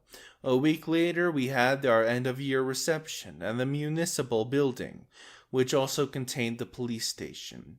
He listed the top 3 essays, 3rd place, 2nd place, and then he said, holding Darren, the best Dare essay submitted this year was written by OP. Come on up here, get your Darren stuffed animal, and read your essay to us, please. I was so excited I won the animal. It was never even a thought that crossed my mind that I would have to deliver this speech. So I reluctantly walked up, took my stuffed animal, and all I can remember at this point is shaking so bad I looked like I was going to fall over at the mic. All of my classmates, all of their parents, and the entire local municipality's worth of police officers with their full attention on me. A 10-year-old little fraud of a student. To this day, it's one of my most shameful moments, and I still have Darren sitting on my desk for discouragement from copying others' work. 6 years ago, I was in Svalbard, walking to my accommodation out of town with shopping and light snow, midwinter, little visibility. A guy on a snowmobile drives up behind me and asks where my gun was. They suggest you always have one for polar bears. I didn't have one, and he was like, "You're crazy, get on the snowmobile, there's a polar bear in town." So I did, shopping bags and all. Lucky me! Words are hard. You are lucky he didn't kidnap you. But you're also lucky the polar bear didn't eat you. So simply put, you're lucky. I was a lonely kid in the mid-2000s, and I joined chat rooms like most kids and teens my age. I was a little younger than the average kid on there as far as I knew, so I lied and upped my age on them, said I was 15 or 16 instead of 11 or 12. I never gave actual info. I said I lived in a different state. Almost always gave a fake name. I thought I was clever. I mostly used the sites to either A, talk to girls my age about life and school and boys, or B, role play with boys because my family was very strict and religious and I was curious about naughties. I was super inexperienced and thought I could get some information, or at least explore some different feelings from it. Looking back, that could have gone terribly wrong. However, it was the former reason that got me in trouble. A few years after my parents found out about the chat sites and grounded me permanently from the internet without supervision anyway, my dad got a call at work from an FBI agent located in our state, asking about me being his daughter and my email address. I had foolishly given a girl my email address and exchanged names and small talk before she asked to exchange pictures. She sent one first, and it was so weird and freaked me out into not sending one. The picture was so overtly naughty that I was just not interested. I forgot all about her after that. It turns out she was some 40-year-old child naughty collector in a different time zone, who was getting pictures from kids and swapping them around with other people who are not so nice, suffice to say. It was a very complicated, but apparently normal thing for those types of people. My email had been found in his computer, and they had to talk to us, since I was still a minor. I didn't reply with the picture, so they weren't too worried about it. I wasn't much help, I don't think. I still refer to that person as a her when I think about it, or when I tell somebody like my significant other. The FBI lady called later to tell my parents that he had been found guilty and sent to prison. I don't know his name, and I don't want to. It definitely freaked me out for a long time. And that's the end of today's video. I hope you all enjoyed the stories I had for you. If you did, like the video, subscribe to the channel, and leave a comment with your thoughts down below. Or maybe, heck, do you have a story you want to share? Maybe I'll read it on my channel if you drop it. Anyway, check me out at twitch.tv/CountJulius, and I'll see you all next time. Hasta la pasta. Hello there, everyone. How you doing today? I hope you're all well. Today we're going over some spooky stories that people on Reddit have had with the dark web. Are you ready? Well then, like and subscribe, and leave a comment down below. Check out my links in the description, and without further ado, let's get started. I remember a long time ago, there was a guy online that was trying to buy large quantities of bedbugs. When questioned why he wanted them, he basically said that he wanted to try and breed them to be resistant to normal methods of killing them, while simultaneously breeding in a weakness that only he knew. That way he could release them in people's homes, and then force them to pay him to get rid of the bedbugs, since no one else would be able to kill them. I found my own password on the dark web. I found a chan that had a link to a website that when you put in an email address, it would show you the password in plain text if the email address had been pwned. Typed in my old, now closed emails, and there it was. Just a blank page with my email address and password on it, sitting right there for anybody to find. A friend of mine claims he was snooping around where he didn't belong, like black market forums and hacking forums, when someone private messaged him basically saying, "I've looked into you because I see you in here a lot, and I know you're not here to buy or use the services because you're just a kid. I don't mind, but others will, and you haven't protected yourself well enough to be here. Get off if you know what's good for you." Well, when I visited, I mostly visited the hacking cybersecurity part. Interesting to see how people go about hacking various things, and really educational. Yeah, there's people buying and selling 0 days and so on, but it's mostly just social engineering. Anyway, the scariest was a hacking advertising a service where he was willing to upload child uh-ohs onto someone's computer and report him to the police as a form of taking someone out. Well, actually, the scariest part was discovering that there were at least 2 people in the chat room that I was in discussing about kernel security who had used that service. I decided to stick to more regular forums afterwards. And then there's a comment under that in response to, but it's mostly social engineering. A billion years ago, it seems I was explaining just how easy it is for dumbass employees to cause damage to a network, and my boss claimed no employees were that stupid. So I burned a CD with naughties, you know the actual word, sharpied on it, and built an auto run that would shoot me an email with the machine name and IP, and dropped it in the parking lot. I had my email by the end of the day. A low-tier executive, no less. There are a lot of dark web communities for cybersecurity professionals. It's important to keep up on news of that kind, see new exploits when they're published, hear when a big company is hacked, and learn about how it was done. You get better at keeping people out of a system if you understand how somebody would break in. Somebody asked this question a while ago. One single reply stood out to me. They were a blogger for dark web stuff and actually met the king of a pedo empire.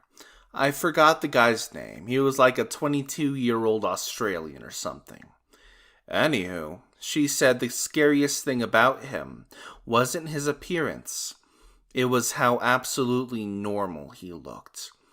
This was a kid who single-handedly ran the biggest underground kid uh-ohs operation, and he looked like a regular Starbucks customer. I paraphrased, but this should sound familiar to a bunch of you.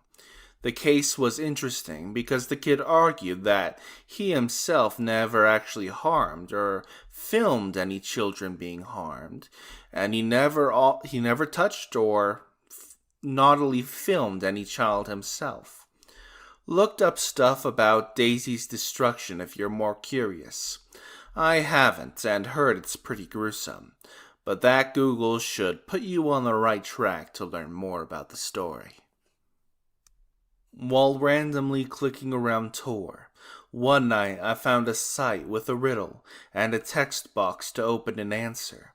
After figuring it out, it took me another page that had a message to decode and another text box. Basically, every page was a puzzle and got harder every time. I was 15 and not very smart with those kind of things, so I found a forum where other people had discovered the site and were talking about it. Apparently on the final page, it just displayed a date and a quote from Alice in Wonderland. I believe it was just a site made to be some sort of entertainment for the very experienced decoders and programmers, but there was speculation that it was a hacker recruiting site similar to Cicada 3301. Either way, it creeped me out a lot. A hitman site. No idea if it was a scam. I'd be willing to bet they just take the money and run, but I noped out quickly anyway. It was like you pay them the equivalent of $5,000 up front in Bitcoin, and they off someone of your choosing, and cover it up and you pay the rest later. Scary as frick. A friend of mine went digging and found a video of someone cutting a face from someone off his head and using it as a mask.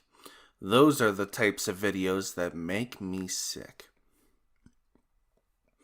It's impossible to tell which of these were scams or not, because I never tried to buy anything, but here's a few things I saw years ago. Tons of weapons, even more drugs.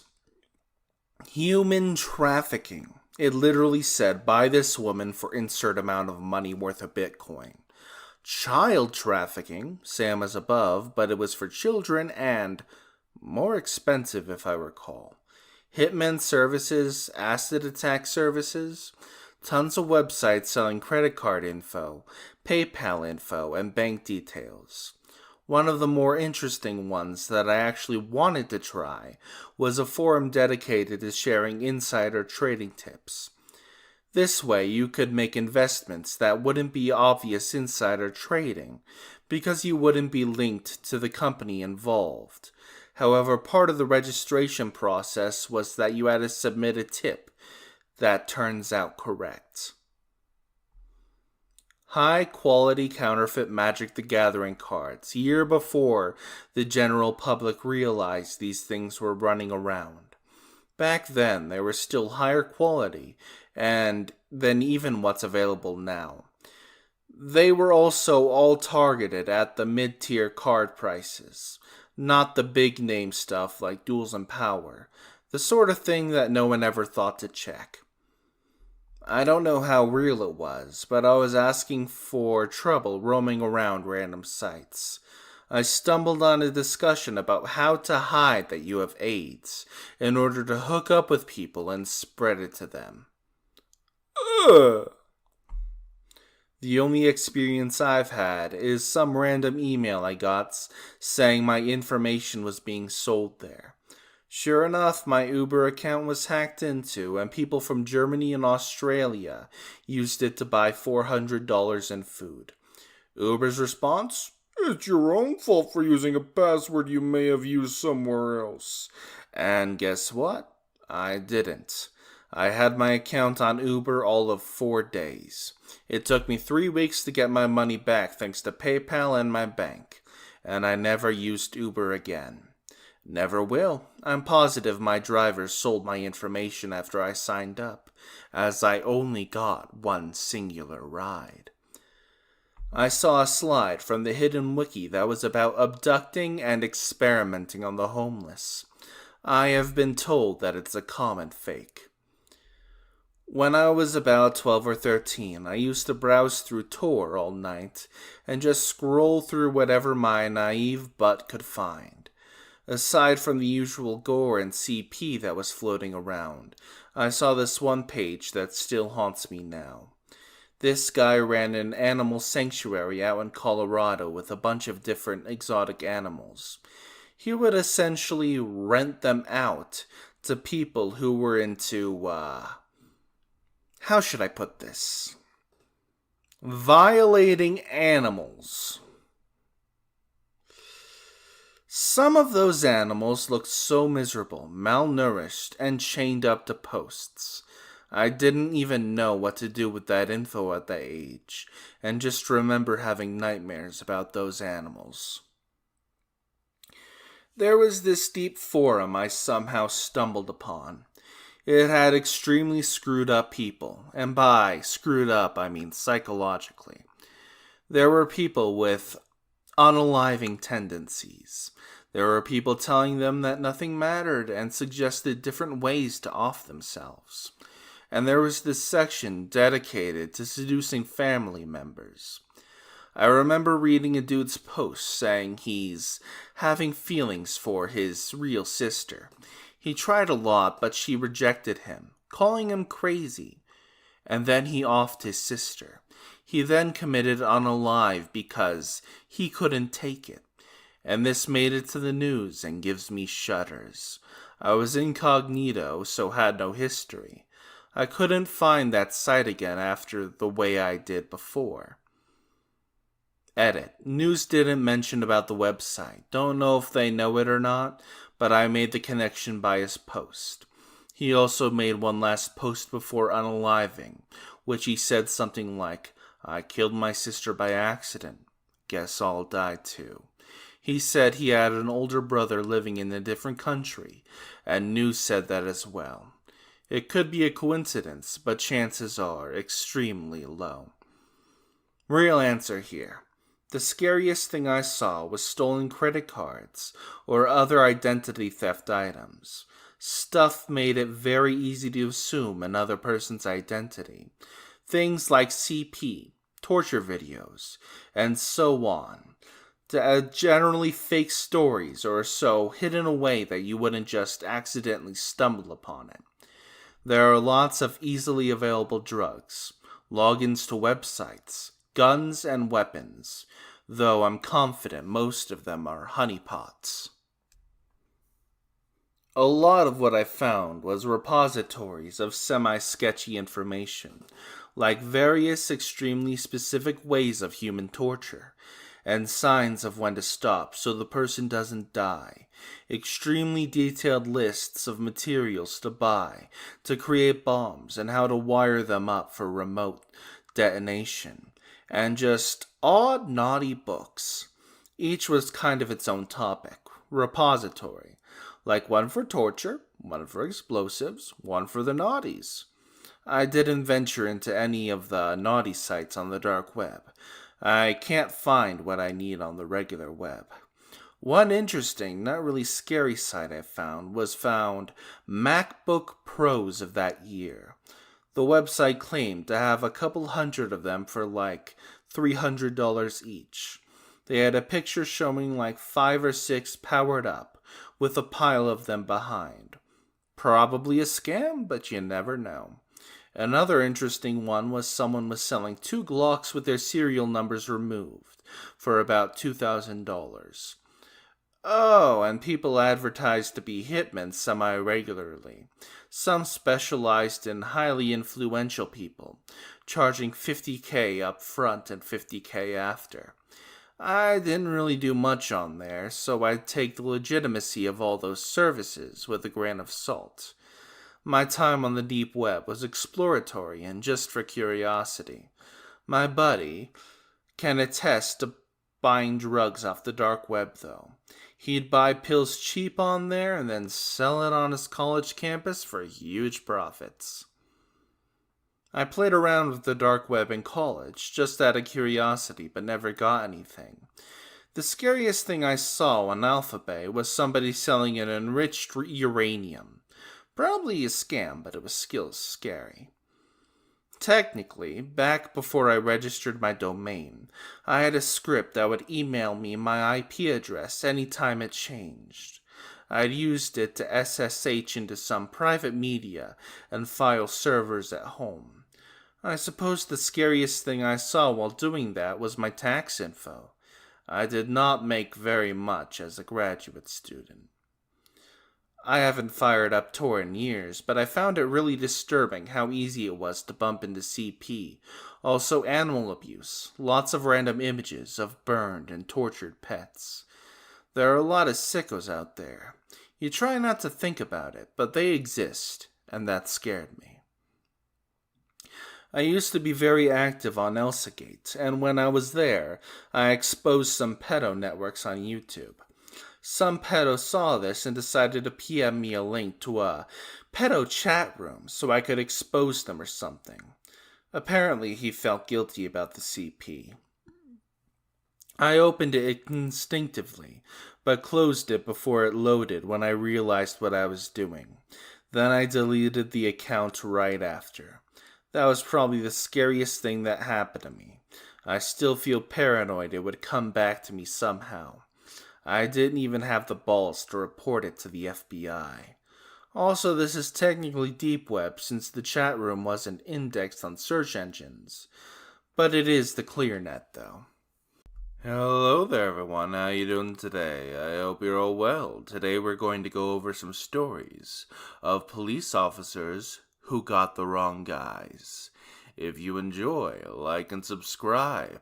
Leave a comment down below in the comments, and check out my links in the description below. Now, without further ado, let's get started, shall we? I've got two stories from 25 years ago when I was a cop. One on one side of the badge and one from the other. The first, I got assigned a warrant service to pick up a wanted felon. Mr. Robinson was 6 feet tall, 250 pounds, long red hair, bushy red beard, and lived at, let's say, 123 Elm Street. Pretty distinctive dude. So I roll up to this street, and sure enough, there mowing his lawn in the front yard is the man himself. I make contact with him and say, "Hey, Mr. Robinson, you got warrants and it's time to go to jail." Hook him up, take him to jail, and in central booking I get his property off him, and while filling out the inventory, happen to notice the guy's Mr. Robinson, not Robertson. Soon enough, the wanted guy was my guy's landlord, and twin brother from another mother doppelganger. And when I'd said Robinson didn't even have to twig the fact I hadn't said his name. He just heard the similar sounding name as his own. We had to walk the whole thing back and reactivate the warrant, and then kicked him loose with a handshake and an apology. The one from the other side, I had just gotten off duty at 2 a.m. and was driving home still in uniform. There wasn't any other traffic on the road, so I wasn't really surprised when a police car turned in behind me and started following me. I figured he was trolling for drunks, and I was the only thing moving on the road, so he was just gonna follow me a little to observe my driving, and he'd realize pretty quickly I was sober and peel off. Instead, another patrol car joined him, and another. And another. And then all four lit me up and spread out behind me, blocking the road in a full felony stop. Well, this got interesting. They went through the whole procedure, and I carefully followed their instructions. When they finally got me out and saw my uniform, they just stopped for a few seconds while I was trying to figure out what the hell was going on. Then 3 of the officers got in their cars, turned off their lights, and took off, while the original officer told me I could put my hands down, and explained what was going on. My car was a spot-on match for the suspect vehicle in an armed robbery and shooting that had just occurred right up the road. I'd driven right by the scene before the cops even got there a few minutes before the officer in the next district spotted me and thought I was the suspect. It was an interesting night. 2 of my colleagues, murder squad detectives, attended custody to meet a defendant answering bail. When they arrived at the custody desk, there were a couple of people hanging around waiting for their solicitors. They told the custody sergeant they were there for insert name, and he pointed one of the guys out. They went up and introduced themselves and said they would also be questioning him at another station, so all three got in the car and headed off. While driving, they told the defendant what would be happening. On arrival, he would be arrested on suspicion of attempted murder, questioned, and either bailed or remanded. The guy was like, "You gotta be kidding me. Attempted murder? I was shoplifting." He was relatively calm, half laughing and shaking his head. A short time later, one of the officers got a call from the custody sergeant. Their actual bail appointment had arrived. There were 2 defendants with the same name answering bail that day. They apologized to the non-murderous shoplifter, turned the car around, and headed back to bring the right person in for questioning. Keystone cops to the max. There had been a string of robberies, 7 in 2 weeks, in my neighborhood, so everyone was on high alert. I was home by myself, and one of my dogs started puking, so I rushed to let him outside, forgetting my dad had set the alarm. We had a silent alarm, so I had no clue it had been tripped, sending out a dispatch request to the local 5-0. 5 minutes later, there was a knock on the door. I'm young, home alone by myself, and had been told to never answer the door if I was alone. So I didn't. They kept knocking. Long story short, they broke the door down. They thought they had caught the burglars. Multiple cars. I vaguely remember there being a canine unit involved, and the police had their suspect, a 9-year-old girl crying her eyes out. I was not the group of thieves who ended up being caught about a week later. In our family, we had a great uncle who tattooed his name and social security number to his shoulder. Apparently he had the same name and birthday as another guy with a prison record, and had kept hearing about it. It came in handy at least twice when he was pulled over, and the cops started arresting him. Each time he got out because he had a social security number as proof he was innocent. Honestly, that just sounds like a recipe for disaster. Even though it got him out of trouble, he could easily have his identity stolen that way. I don't know, just the narrator's 2 cents. Not an officer, but I live in a neighborhood in Indy that's going through a major revitalization right now. So it's very much in a transitional phase. We rent a house from a good friend of ours. He bought the house from some garbage people who had lived there for a long time. These people did, sold, made drugs. There was violence, prostitution, everything in general, really. The house was disgusting, unlivable, really, just the worst. Well, the scumbags who lived here still tried to use our address even after 5 years. About a year and a half ago, one of the dudes used our address to renew his driver's license at the BMV. He even had the audacity to leave a note for us to call him when the license came in. Fast forward a few months, around Christmas time, we were all sitting around watching TV when we get a knock on the door. My husband answers, and it's a SWAT team with guns drawn. They see my husband, who does not look like the methed-out crackhead, and inside are our 2 little boys, my parents, and me nursing our baby, plus the Christmas tree and all the lovely trappings of our home. They immediately put their guns down, and my husband and I have a lovely chat with them. Yeah, they had our house surrounded, guns drawn, the whole shebang, looking for this dude who was wanted on some kind of violent felony. We were pissed at this dude, who I refer to as the Big Nasty. A Missouri man nearly spent 17 years behind bars for robbery until his doppelganger was discovered, and the other guy looked so much like him that the authorities decided to toss out his conviction. Jones, 41, had been serving a 19-year jail sentence for a 1999 robbery when he heard other inmates buzzing that another prisoner looked just like him, and even shared his first name, Starr said. It's unclear what the other man was locked up for, and Jones never saw his doppelganger, but he told 2 legal interns assigned to his case about the rumors, according to Alice Craig, one of Jones's lawyers.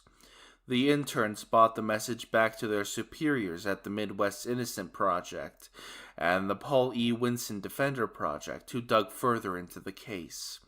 It turned out that not only did the other man bear an uncanny resemblance to Jones, he also lived closer to the site of the crime. Jones's doppelganger, Ricky Amos, used to live with his mother in Kansas City, Kansas, near the address of the incident, Craig said. Jones lived across the state in Kansas City, Missouri. When I saw that picture, it made sense to me, said Jones, who has denied committing the robbery to the Star. Either you're going to think we're the same person, or you're going to be like, man, these guys look so much alike. His lawyers showed the 2 men's photos to the victim, 2 witnesses, and the prosecutor in Jones's case, and all 4 admitted they could not tell the pair apart, according to Starr. I'm not a cop, but my mom had a story for this to happen to her. Basically, it revolves around the show, America's Most Wanted. A woman who looked almost exactly like my mom was featured on the show. She had the same hair, same face, and the kicker, same name. They even showed my mom's actual information, which I won't list here as being the criminals. The story ended like every other story on that show does. If you have any information regarding the whereabouts of this dangerous criminal, please call this number. Now on to my mom's perspective. She was just sitting at home on a Saturday night alone, as she lived alone. She was reading a Stephen King book when she hears some commotion coming from the hallway. She ignores it. Lots of yelling. She had not yet seen the show, which paints her as a criminal, and then suddenly, BAM! Her door is knocked down in an instant. About 10 cops flood into her 1-bedroom apartment, and she is arrested. She explained they had the wrong person. They claimed everything matched. Social Security matched. DNA matched. Name matched. Photo resemblance matched. It turns out that the woman was basically stealing my mom's identity and intentionally making herself look like my mom. The end result is that when they created a profile for the criminal, they used my mom's information to start with. So when they arrested my mom, of course the information matched. It was her information originally. They kept her in jail for 2 weeks. It wasn't until they took fingerprints from the scene of the crime they said she committed, and the prints didn't match, that they realized she wasn't the criminal. It's scary to think if they had used her profile prints rather than the crime scene prints as the set to compare to, that she would have been still in jail today. It was basically a life sentence. Damn, that's terrifying. Since everyone else isn't a cop, I was 16 and worked at a golf course mowing lawns and such. We got a call at home from cops that said I'm a suspect in a hit-and-run accident because my plate numbers were on the car that drove away without stopping. The cops said the car was maroon-colored. My car was gray. We told them and figured that was that. The next day at work, there was a minor accident. A dumbass coworker pulled a metal rake too hard, and the rack holding it came down onto my forehead. It wasn't a deep wound, but it bled a lot. My boss took me to the ER to get my head superglued, and to be safe took me home too. Thus, my car stayed at work. That evening, a cop comes by and finds me with a head wound, and my car is missing. I look quite guilty. By sheer luck, the cop calls someone after talking to my parents and discovers that the guy and the plate numbers were close. I probably would have been arrested. Obligatory, not a police officer, but I travel frequently across the Canada-US border, sometimes by bus. One bus trip, the whole bus was held up by one woman, who was pulled back to be interrogated. An hour later, she gets back on the bus announcing that there was a person on the most wanted list with her same name. However, that person was a 5'4" white male, and she was a relatively tall, probably 5'10" black woman. It took them an hour of investigating and interrogating to realize they had the wrong person. I don't know if the irritation in the narrator's voice can be heard, but it is palpable. I was a curious little kid. My father stopped at a local liquor store to grab a bottle of wine, and I was poking around. The door to the office was unlocked, and I wandered inside, sat in the chair and spun around a few times, got bored and wandered out. A few days later, my father gets a call from the police and we go in. As the officer is speaking to us, I proceed to spin around the chair and pick up and look at everything on his desk. After about a minute, the officer says, "Thank you for coming in. I see what happened. You can go." Turns out the owner's teenage son stole a few grand from the store and tried to blame it on the handsy 5-year-old. Well, like many other posts, I'm not a police officer, but I did get felony stopped while on the Las Vegas Boulevard. I left work, pulled out of the parking garage, and turned right onto Tropicana. I then see lights behind me and start to pull over, thinking it was an emergency vehicle. I am then surrounded by police with guns drawn. This was like midnight on the Strip, so it was intense. Police make me walk backwards with my hands on my head. They cuff me and tear into my car almost immediately. Long story short, it was another Mustang without state tags involved in a robbery. That was an intense evening. You said they tore into your car. If they mean that literally, hopefully they paid for your car repairs, right? Right? They totally didn't just tear into your car and just be like, "Oops, my bad, now you have to pay to get it fixed." Right? Anyway, that's the end of today's video. If you enjoyed, like, subscribe, hit the notification bell, and leave a comment with your thoughts down below. Maybe check out my links in the description below. I got Twitters, or X as it might be. I will see you all next time. Hasta la pasta.